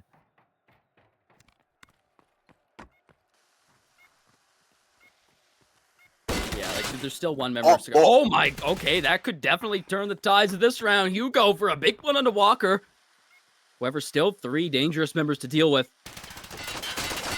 VIP control for one of them. Very, very good spot. Check out where this bomb is planted. Full reign and control over it for Kaner right now. He doesn't have to get too aggressive either. Nemo's going to casually stand. Yeah, just watch that smoke go past the front of him. Second goes. It's both. Too late. Oh. Are you sure?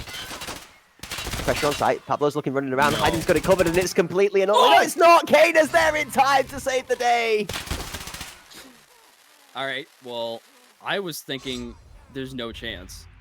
You were right. Because, I mean, you were right. If you had that bomb locked down, right, Kaner inside of VIP, he should know where to be pre-firing or shooting through the smoke at it. I mean, you're going to stick it, right? The person that stuck it was the one that was the most beefed up. He had the Enforcer kit, right? You put him on to let him tank as many rounds as you can to potentially soak those up while you get the defuse off. But those smokes, man, I did not think they were going to help, but they were really good. It's another very good game again. We've gotten ourselves into an absolute barn burner. EPA do have a 4-round advantage when they swap the sides. Sicario do seem to be getting a much better grasp as the Spartans here of their enemies and how they are starting to play. And we've seen how well the Spartans have been able to evolve in the first best of 3. They've got another chance to do it here, but now they have to attack as well. They need to show us they've got just the same as what EPA did. Never mind. Fox goes through once. Nemo finds the accidental team kill onto Fox and opens up the door for Krabs to retrade back. What should have been EPA favored falls for the Blue Boys, and 2 go down, 2v1. Hiding cheap as an aid onto Walker. The aggressive bench creep in the smoke falls prey to Util. Spartans have a 2-man advantage. Taste of his own medicine. It's going to go on here. Pablo's being really bold. I don't know about this one. An off angle, but unfortunately you will be swung by 2 other members, and it's all up to Kaner. Mr. Off the bench himself. What can he pull off? It needs to be Mr. Anderson if he's going to be killing this many people. In game, of course. Hiding Sheep's going to step, peek, step, slice, dice, and delete the final problem. EPA lose their last alive member, and the Spartans put the 3rd on the board. 6-3, the gap closes to 3. I think we just heard a knock on Kaner's door. I think timing has just come to answer him. Unfortunate. Put that weapon down at the millisecond that the enemy peaked. We've all been there. We've all been through it. Somebody made a funny joke to me the other day that he couldn't call Kaner Mr. Retirement because he'd have had to have succeeded for him to have been able to retire. I said that was pretty harsh, bearing in mind this guy's an absolute demon. But yeah, little rough. Poor Kaner, honestly, coming under fire, catching strays for no reason whatsoever, but doing a great job stepping up here today. I mean, we talked about crucial, important kills at the back end of the round that make a difference. Brand's going to tank a grenade off the opener, but not die to it. EPA's Fox has got the fire again. Propis in his eyes as the first victim. 1 goes down from the Spartans. Fox always being aggressive here at the start, and in Sicario, I feel like they should be ready for it. I mean, Propis definitely could have been ready for it, just however lost the gunfight, but at this point, you got to start taking advantage of Fox. Walker going through the smoke! He's a secret agent! the prone. No, he Down he gets goes. away with it. You can't let him get away with it any longer.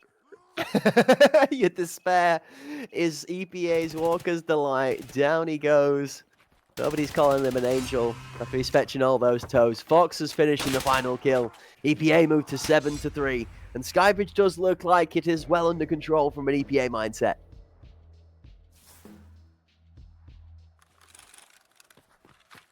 I don't know, man. Force yourself on B. What's gonna happen?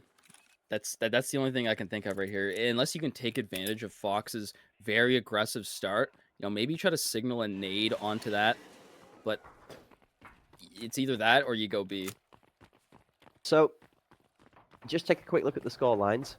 Walker, Neimanas, both absolutely showing up right now. And I've got to say, not to slight Mr. Walker, but I've played and worked alongside this man for a fair amount of time during different bits and bobs. He's helped me out with a lot of graphics for the podcast as well. This is some of the best form we've seen Walker in for a long time, Ooh. which is delightful to see. First, Hide and Sheep's got the better of Kana.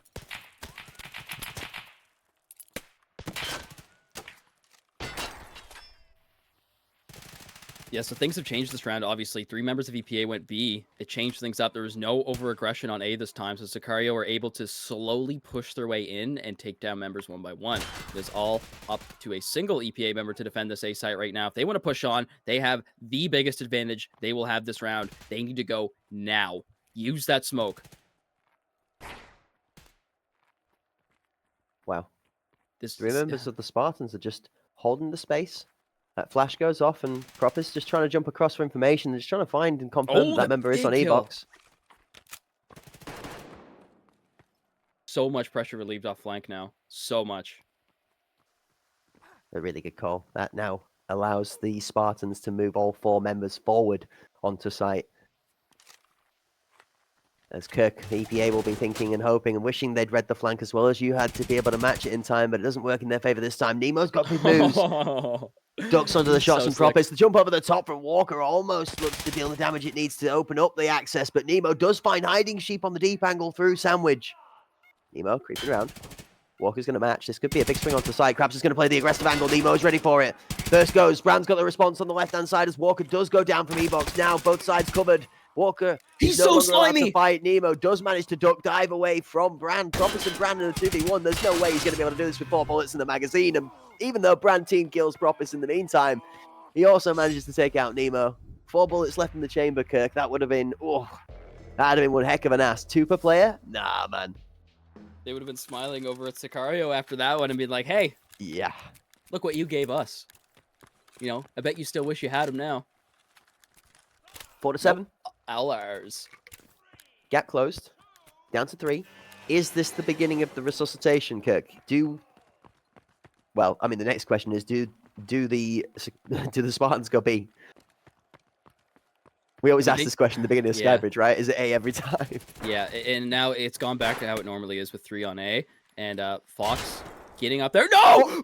With 2 big kills, this signals the push. Fox should be in a position that is predictable. It is that Mr. Krabs turns the corner, takes down Fox. Bomb is down, though. Get that down quick. Quick. Wait. There's no way. This nade goes out towards jungle right at this moment in time when both of them are holding it. Kana's going to talk back at the same time. The nade doesn't do the damage it needs to, and both members are still surviving from EPA. The bomb is planted, 45 on the clock, and the Spartans have 4 soldiers still standing to defend. Now one of the Pablos. The EPA members left alive.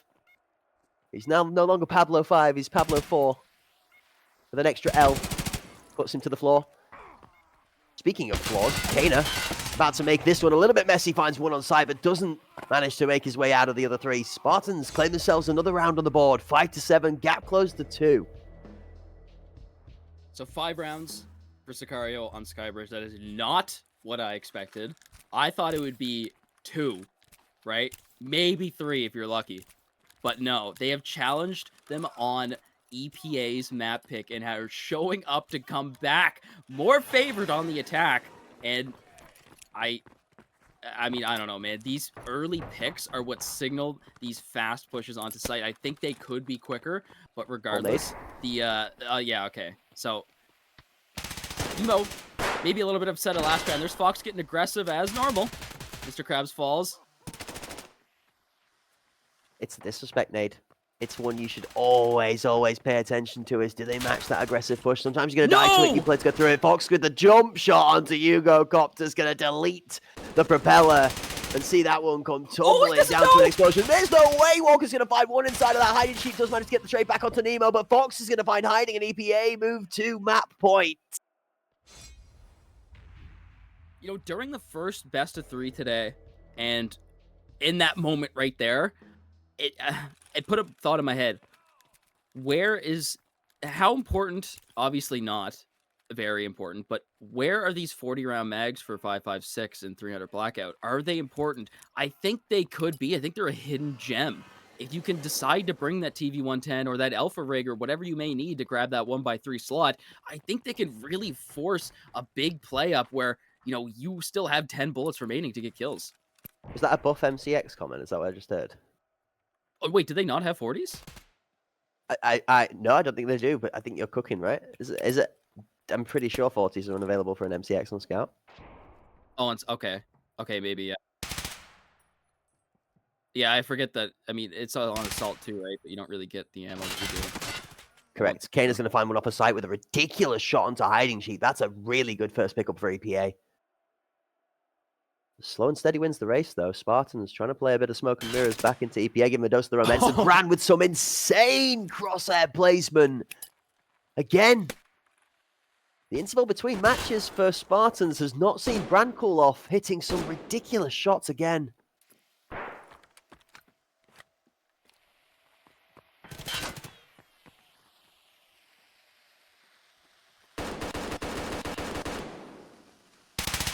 Fox can be aggressive through the smoke, an excellent position to take one of the members down. Now going to focus more on VIP, where the legs of Fox are going to be locked in by this member of the Sicario roster, ready for Fox to turn that corner.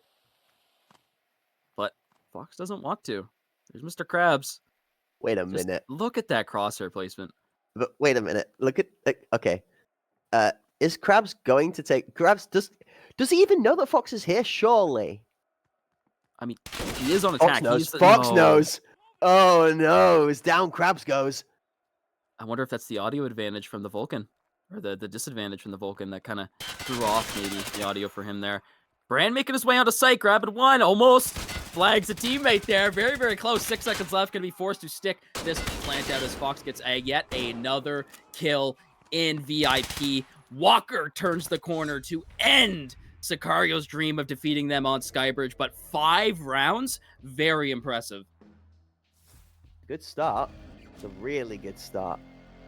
But it's going to need to be the same sort of response on map 2 as they had in their first best of 3 if they're going to follow a similar trend and make it out versus EPA. The difference is that the question that we are asking is against a much tougher and way more seasoned team than their first initial opponents, in the sense that K3, they have been around a while and they've done an exceptional job in where they have been, but EPA have reached heights that have considered them to be one of the top 4 teams in EU all the time, if not one of the top 2 most of the time. So it's very, very tough as a Spartan fan right now to be able to look to the end of the tunnel and see that shining light that puts you over the line, but if you've got anything to be able to rely on, it's the performance put out on Skybridge was exactly what we saw in the first best of 3 to the same scoreline, and it came back. Have we got different maps this time? We're going to see.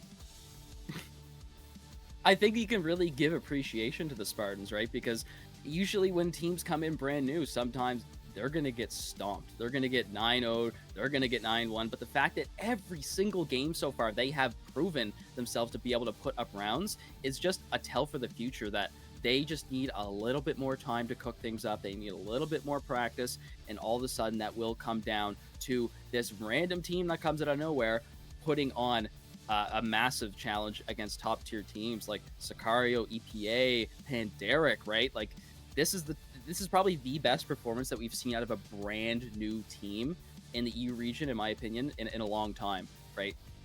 Like, who else can you really think of that would be in that position? Because I feel like everyone else has been 9-0'd, 9-1'd, 9-2'd at some point. I definitely think the cutoff between a confident victory and how's the right way to word this?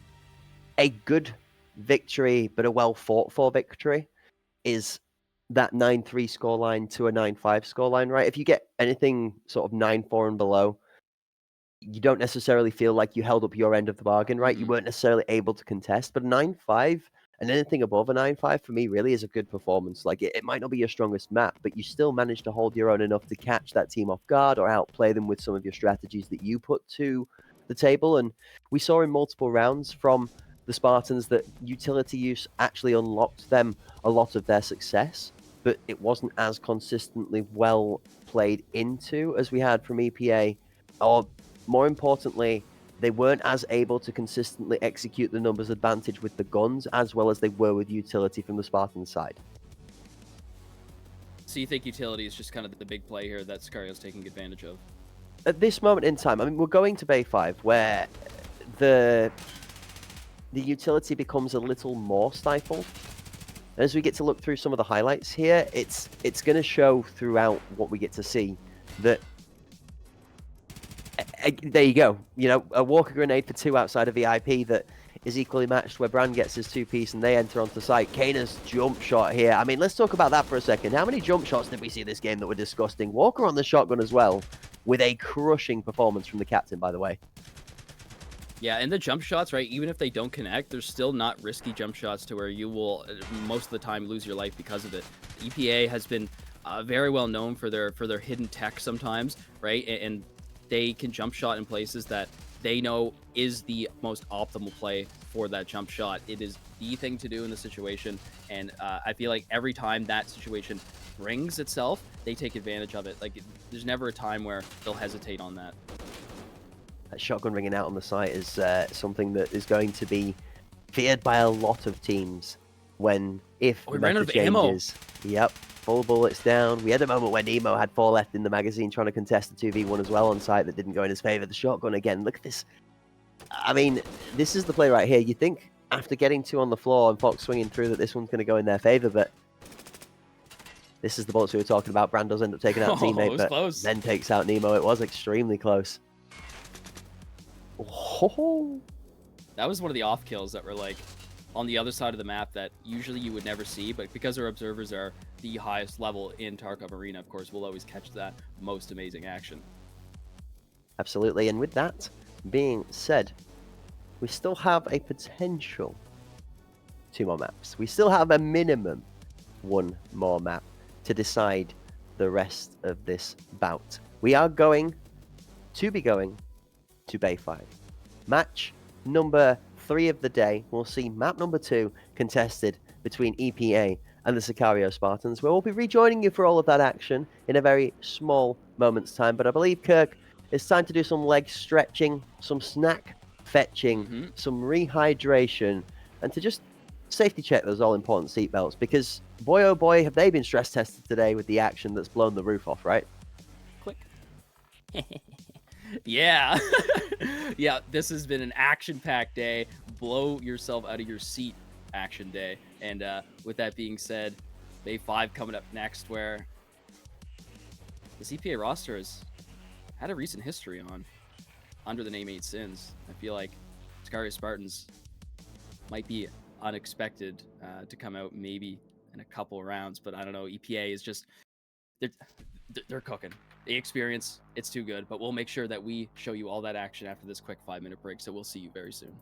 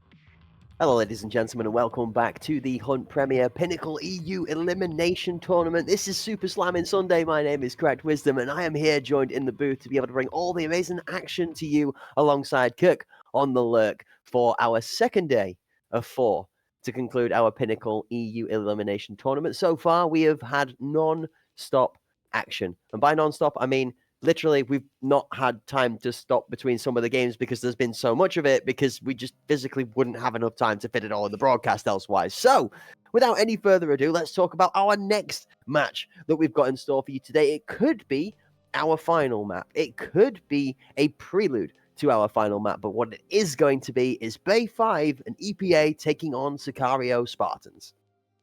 Yep, this is Bay 5, ladies and gentlemen. I didn't give an exact round prediction, but in my head, I was thinking 3 to 4 for Sicario. Even though it is their map pick, I feel like that those 3 to 4 rounds will come out within the first 5 rounds or so, because I feel like that they have strategies that we haven't seen before, and that's why they picked it. However, the sheer confidence and experience that EPA has on this map will overall take them out in the end because of everything that they've ever had to deal with on this map. Sicario, they're going to give it their all in the first 5 rounds, in my opinion, and then after that, EPA will just take a hold, and they're going to run away with it. I don't know if I agree. I think I'd like to suggest that there's a perspective where this goes both ways. And of course, the chat's going to roast me for being an EPA hater for this, of course, but this is casting, ladies and gentlemen. I have to be unbiased, and therefore I have to consider both perspectives. All right? For the Spartans, they have one job. They have to roll into the very, very early-minded days of Blast Gang, where Bay 5 is a chaos map.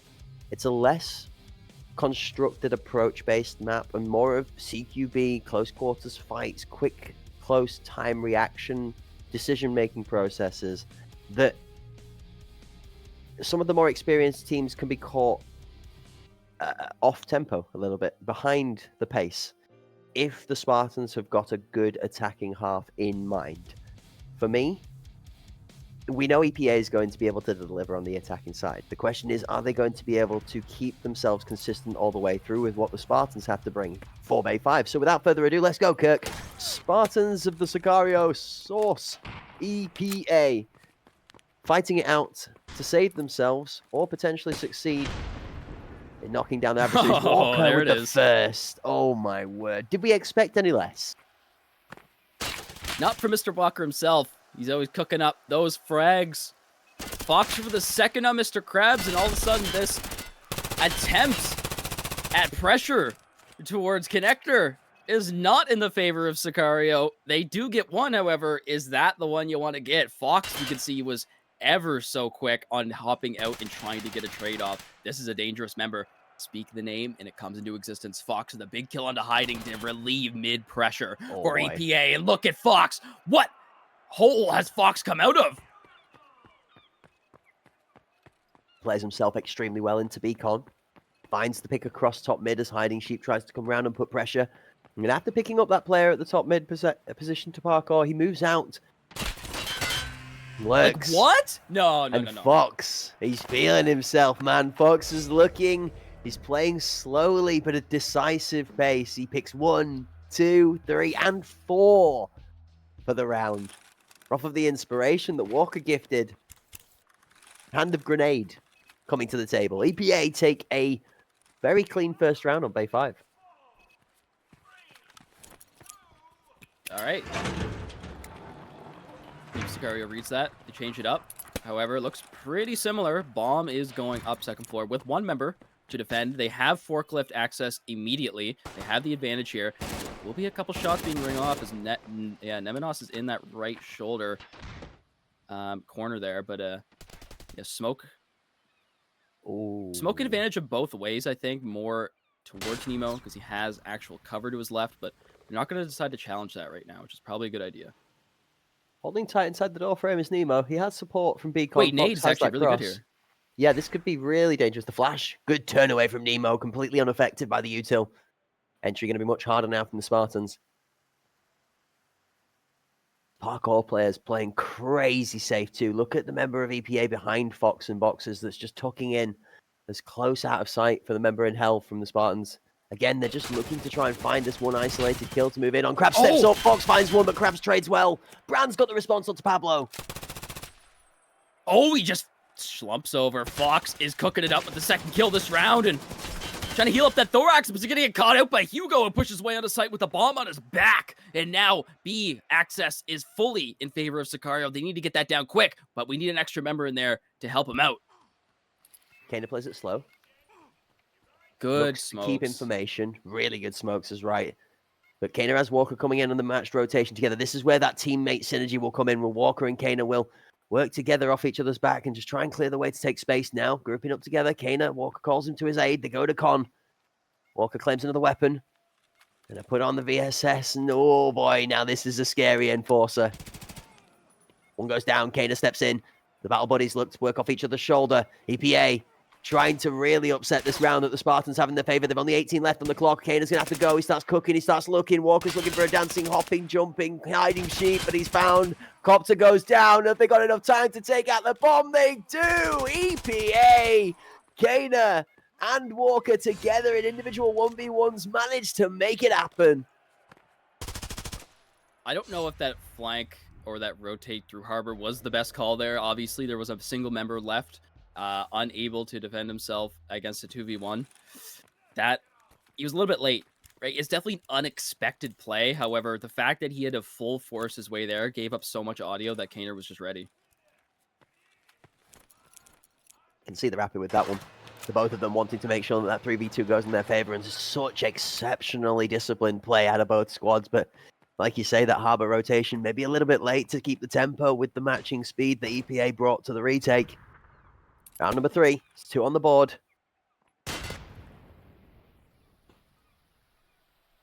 Elementary falls nade. to the early nade. Yep.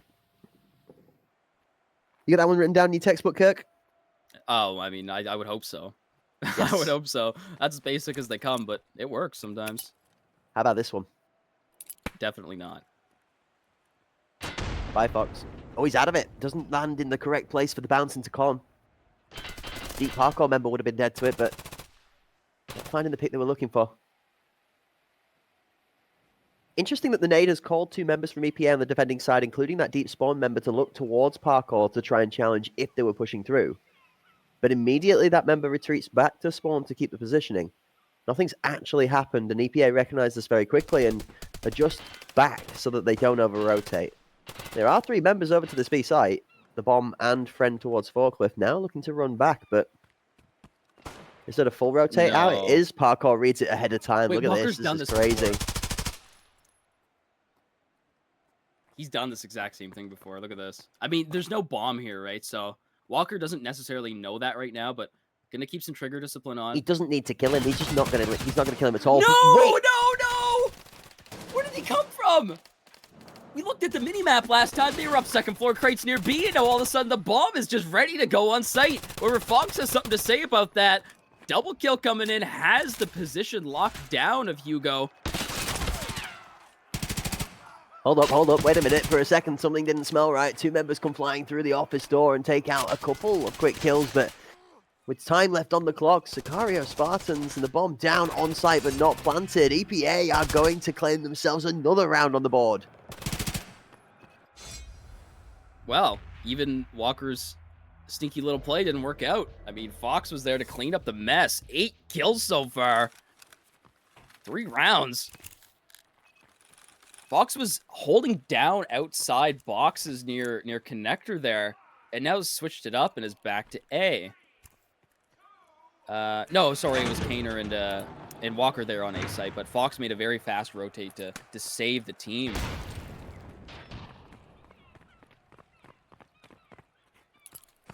Gotta be watching out for Walker. He's always ready to catch you by surprise and see if he does it again. Oh my word. The smoke over that office is going to make life really tough for the Spartans, and they decide to abort really quickly out of there. It's a smart play as that, Kirky, because you know full well that Walker is going to be lurking into that smoke to try and find a pick, and you do see him creeping forward. The nade out of Brand's going to go over towards their side of the A site. It's not going to find a home. we've got 2 holding the top mid. Parkour rotation goes towards the boxes with that beacon area. Just checking to make sure that Hell's not got a creeper or a lurker working its way through. Top mid held over at Maze, a second support in Maze near the ice cream truck to support A-site and come from spawn. But the Spartans are bringing all 4 of aggressive swords forward. Walker. This is a really, I think this is not a good spot for Mr. Krabs. Yeah, see, look, bomb goes down, and he was forced on the left shoulder. However, Propus is ready to swing the corner and take Walker down on the trade. Bomb is going to be reclaimed. I think moments away from actually being a disaster. Slays the sleeping shotgun. Brand now tucked into Rat. He's not tucked in anywhere. Fox got Rat on the menu. What? Propus for seconds. Ducks down after the third. A hiding sheep is going to cover off onto Nemo. Hugo teasing the back of the site. Steps up. Fox goes down. An hiding sheep out of alley is going to follow him. Pablo gets the kill. 1 versus 1. Ball on the back. And 15 left on the clock. There's no time to rotate. Hugo's going to have to plant. And all Pablo has to do is to tuck and swing. Forward he goes. Oh, Hugo commits for the kill. Not good. Oh my goodness. Unfortunate.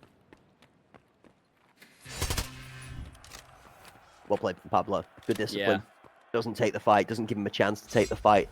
Notices the second that Hugo aggressively pre-fires the angle that he knows that he's challenging for that fight. Pablo reads it extremely well and just backs the heck off.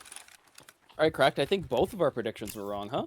Yeah, completely agree. Yeah, I think this is 100% going a lot different to what we expected. But that being said, EPA have played phenomenally well on the defending side on Bay 5. Bay 5 is a very difficult map to attack when you have less experience than the team you are playing against. I am not shocked that Sicario are struggling on the attacking side here. The Spartans, however, do still have the potential to put a couple of these rounds home before they swap sides to defense themselves, and I think they'll find themselves being pretty happy about how the defending side might feel. That for later, though, as Propus for now has got the first on entry into A. Now, what can Kaner do here? He has back alley access, right? He has a lot of pressure to be put on here. Propus will fall first, but before that, Fox gets one near the mid lane, and Mr. Krabs will take out Nemo, who made it rotate over from B, but it's still Kaner, and he's going to decide to go around here. He is. Top mid's looking dangerous. There's a good anchoring player from the Spartans holding that mid control. It's about to either get found or fined. Pablo swings out, hiding. Sheep has got a better of Pablo down mid. Now the Spartans have control. He's going to decide to go up towards Red and try and play the deep aggressive flank. Kaner finds the bomb. Kaner for the second, almost. Krabs denies. 2 versus 1. Fox finds the head of Mr. Krabs and the bomb control, and that's going to turn things in the favor of EPA, where the numbers look favorable for the Spartans. It's just a 1v1. And Hiding Sheep has not got the same volume of health as Fox does. Round and round he goes. Fox looking to try and giga-brain the positioning. Jump, cross, trigger discipline. Fox knows where he's coming from. Hiding Sheep's going to tap, peek. Check. Fox is away to the scenery. Sheep just looking to try and find that all-important one tap to the head. Angle read. Exceptional aim, Hiding easy Sheep. pre-fire now for Fox. Oh! He's out. Fair He doesn't enough. need to do anything because the bomb is on their side. Fox is going to rotate away. Good call. Potentially even the IGL there, just giving a little bit of confidence to the youngster and saying to him, you've already done the job you needed to. With 6 on the clock. Absolutely gone. 88 take the round. Again. Discipline. I'm Even sorry, out of the Spartans. youngster. I'm sorry, but you have stepped into Fox's playground. You are nothing but a toy to Fox and the rest of the EPA squad. They are just dominating on Bay 5.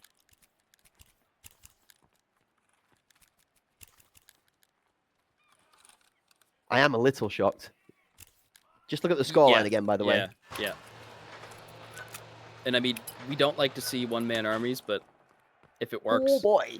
12-2 is a one-man arm. Not necessarily that his team isn't pulling the weight, but boy, oh boy, 12-2 is a scoreline. I mean, Fox was phenomenal yesterday, pulling off a 17-odd strong KD in the second map that they played, but it's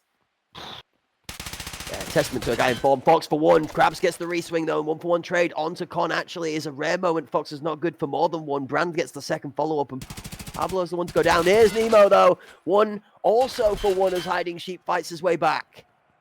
Spartans 3v2. Spartans 3v1 as Brand's in a great position to catch Walker on an aggressive rotation.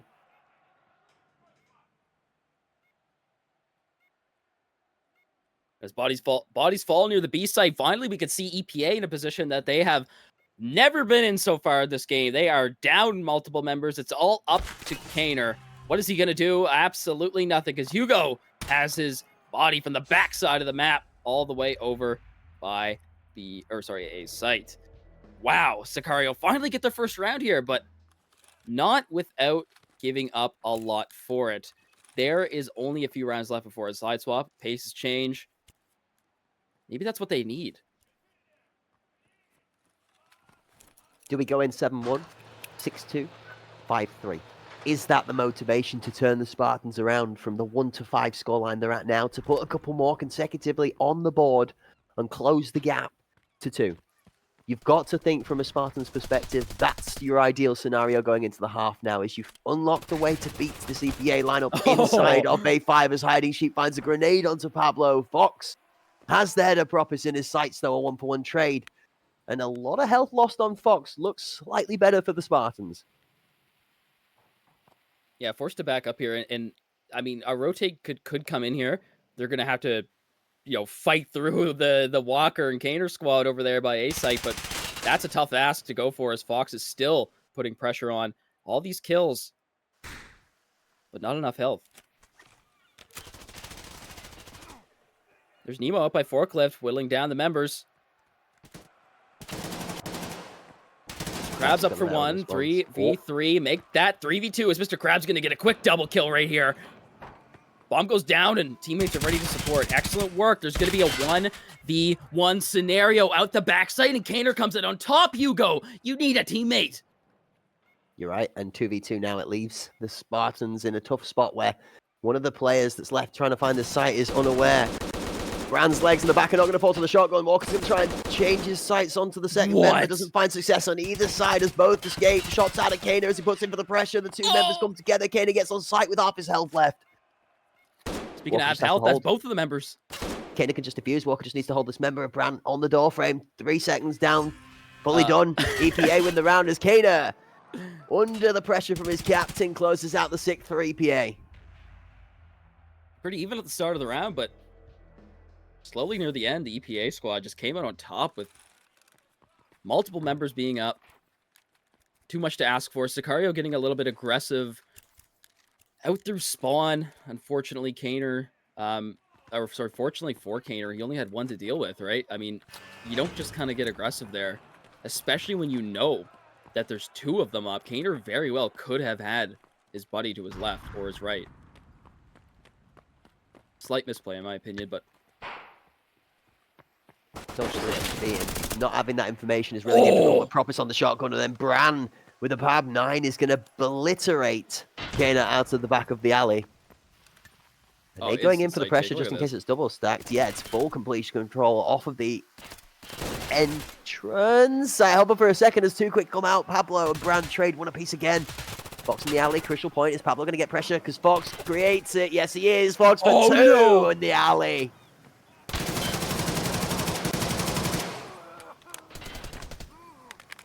Krabs shuts down the legendary member of EPA, but it's all up to Pablo right now. He has full health, right? He's fresh off the rotate. He has everything at his disposal right now. 2v1 though. Spartans in a good position. Bomb is under their control, and although Pablo has this site covered, with 50 seconds left on the clock, the Spartans could decide to make a move or try and just isolate this fight. They almost go full team fight right now, as the audio should be called out from Hugo here. The bomb's going to make its way on and plant, yes.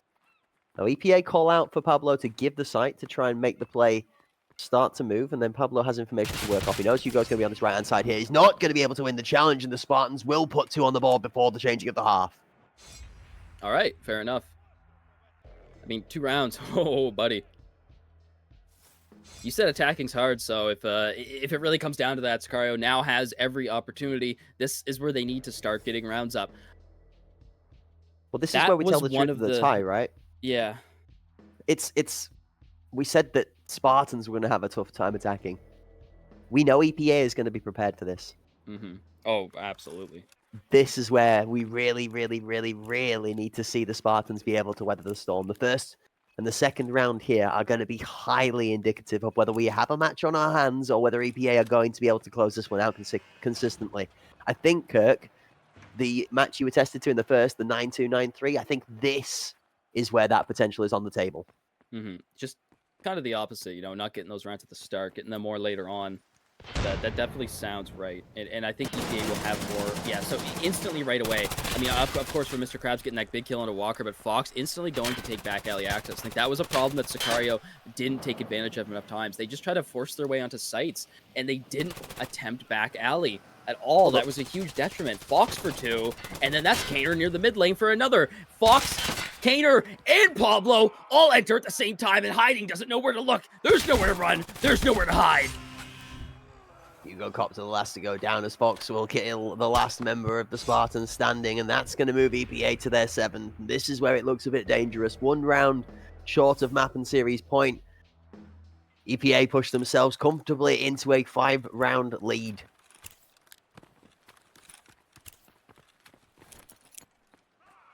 I can remember HPL2. I said I wanted an EPA t-shirt. Once they went into 8 Sins, my dream was forever gone, and now it has been reignited. I still want that t-shirt. That grenade goes off in the face of Fox. Cool guys don't look at explosions, but Fox decided he's happy to be a nerd for the day. He stares at that one directly in the face of death, defies it immediately as one goes back up to the top mid, where Bran is going to have to do a little bit of dodgy dinkum dancing. Gets himself out of the way of that one. Walker also having a little bit of damage dealt as well. EPA brute forced the way up the mid lane. The shotgun rings out and sings out towards Bran's model, and that's going to bury him into the casket. 5 versus 4. There's only one anchor on B. You've got to feel for Hugo Copter here because he's about to feel a world of pain as EPA start to make the way towards the site. Gainer takes him out before he even gets a shadow of a doubt of fighting it. Walker's here holding for the knees and toes of rotating foes. One goes down, Yeah! 2 will fall, and the clowns are just led on into the circus of the shotgun. There's 1 man left alive from the Spartans. It's going to be hiding. He's no longer hiding. He's fighting, and he takes out the 1 man with the shotgun with an aggressive set of shots out of the MCX. Now, 4 members ahead of him to be able to save his team from going to that all-despairing map point. Before the thoughts even out of my mouth, Fox finishes the sentence with a final killing blow. 20-5. EPA move to map and series point.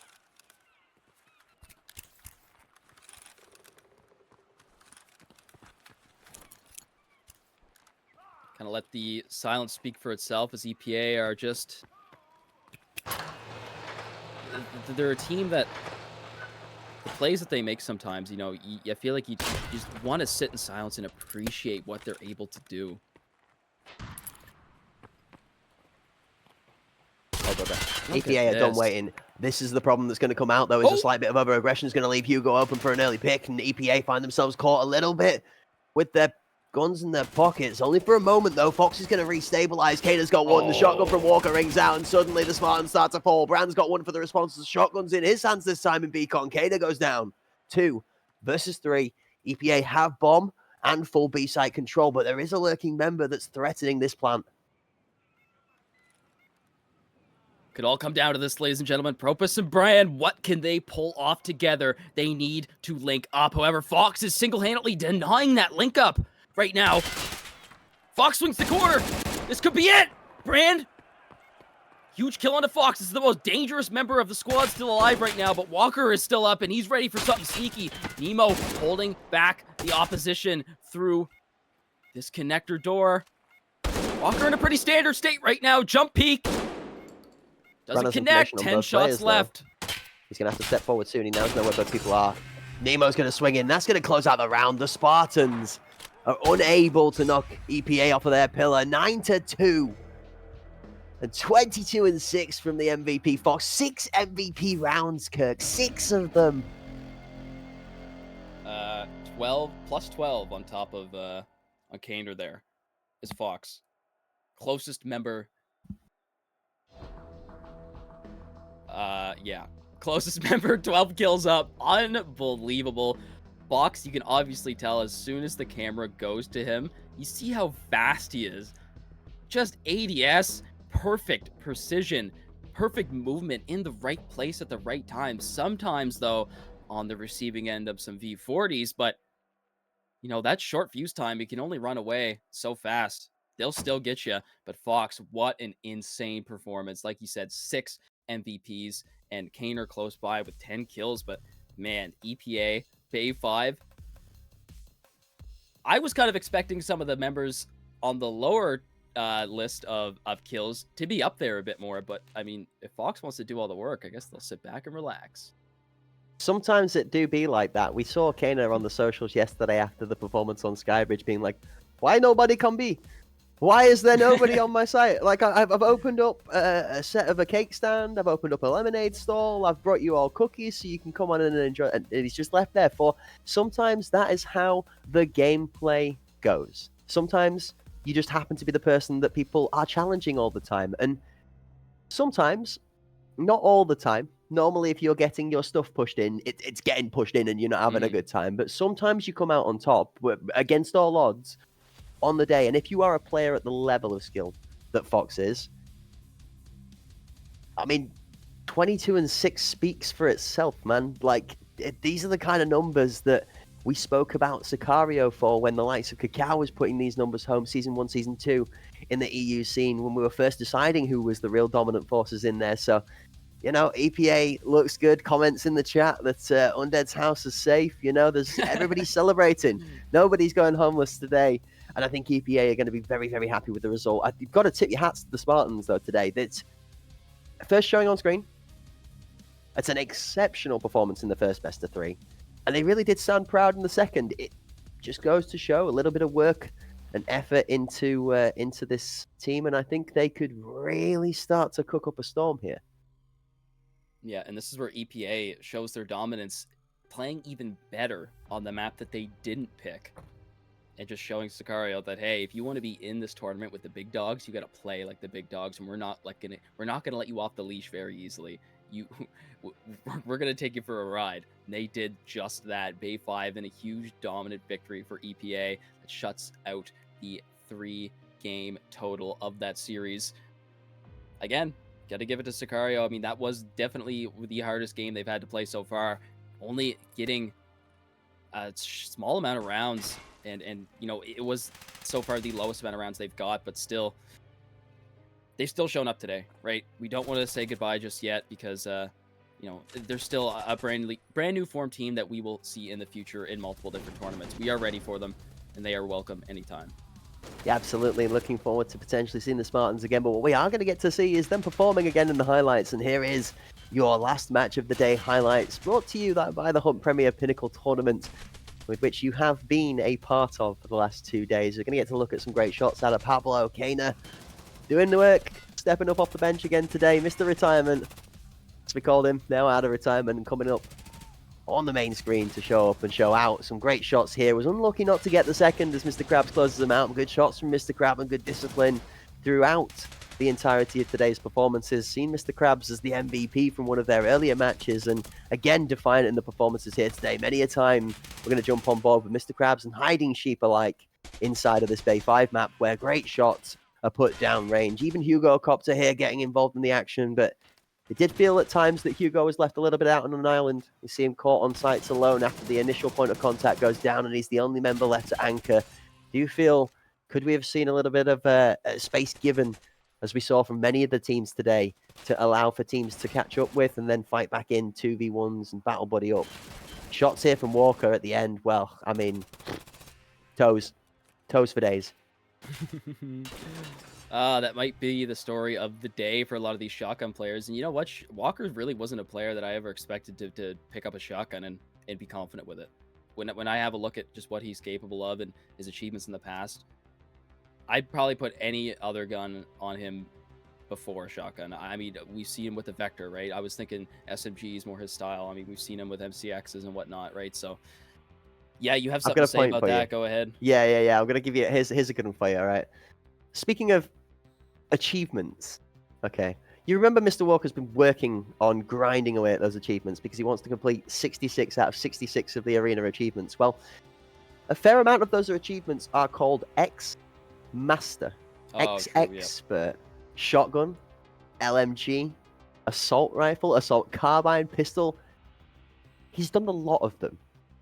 I don't think there is a weapon at this point in time in the game right now that Walker could not pick up and honestly say that he has at least 100 hours worth of playtime experience on. And that is a crazy statement to make. I know there is one other person out there that is trying to challenge Mr. Walker and beating him to collecting that 66 out of 66 achievement milestone. But I'm going to be honest with you. Good luck. I don't think it's happening. I know this man has got his sights set on the goal of getting those achievements closed out before he's even finished the Pinnacle tournament. I mean, mid-tournament, okay, this man is still grinding his backside off to his personal goals as well as helping his team out. I mean, even late at night, they were doing breakdown for the matches today, and it just goes to show with their performance. So, whilst we close out the day, Kirk, it is a definite suitable time to have a look at that bracket and just talk about what has happened so far through the tournament. So from the first day of the tournament, we saw best of ones. Sicario and K3, 9-2 for Sicario. Ancestral, those friendly guys, 9-6 in Ancestral's favor.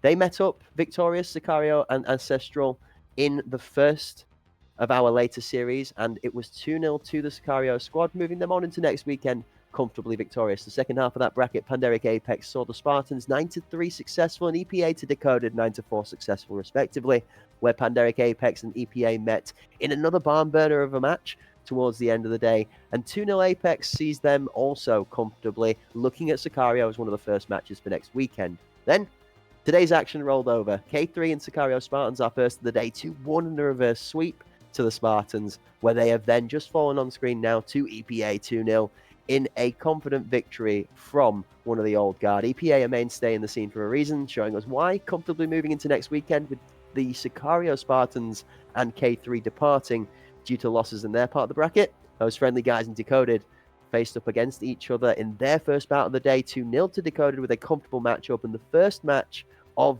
next weekend will be closing out our last set for the second column of the bracket, which will be Ancestral taking on Decoded in a best of 3 to decide who gets to play EPA in that spot in match number 12. We will then feature Sicario Pandemic Apex heading against each other, EPA and the winner of match 10 fighting off for the final lower bracket match and then the overall grand final of the Hunt Premier Pinnacle tournament next weekend.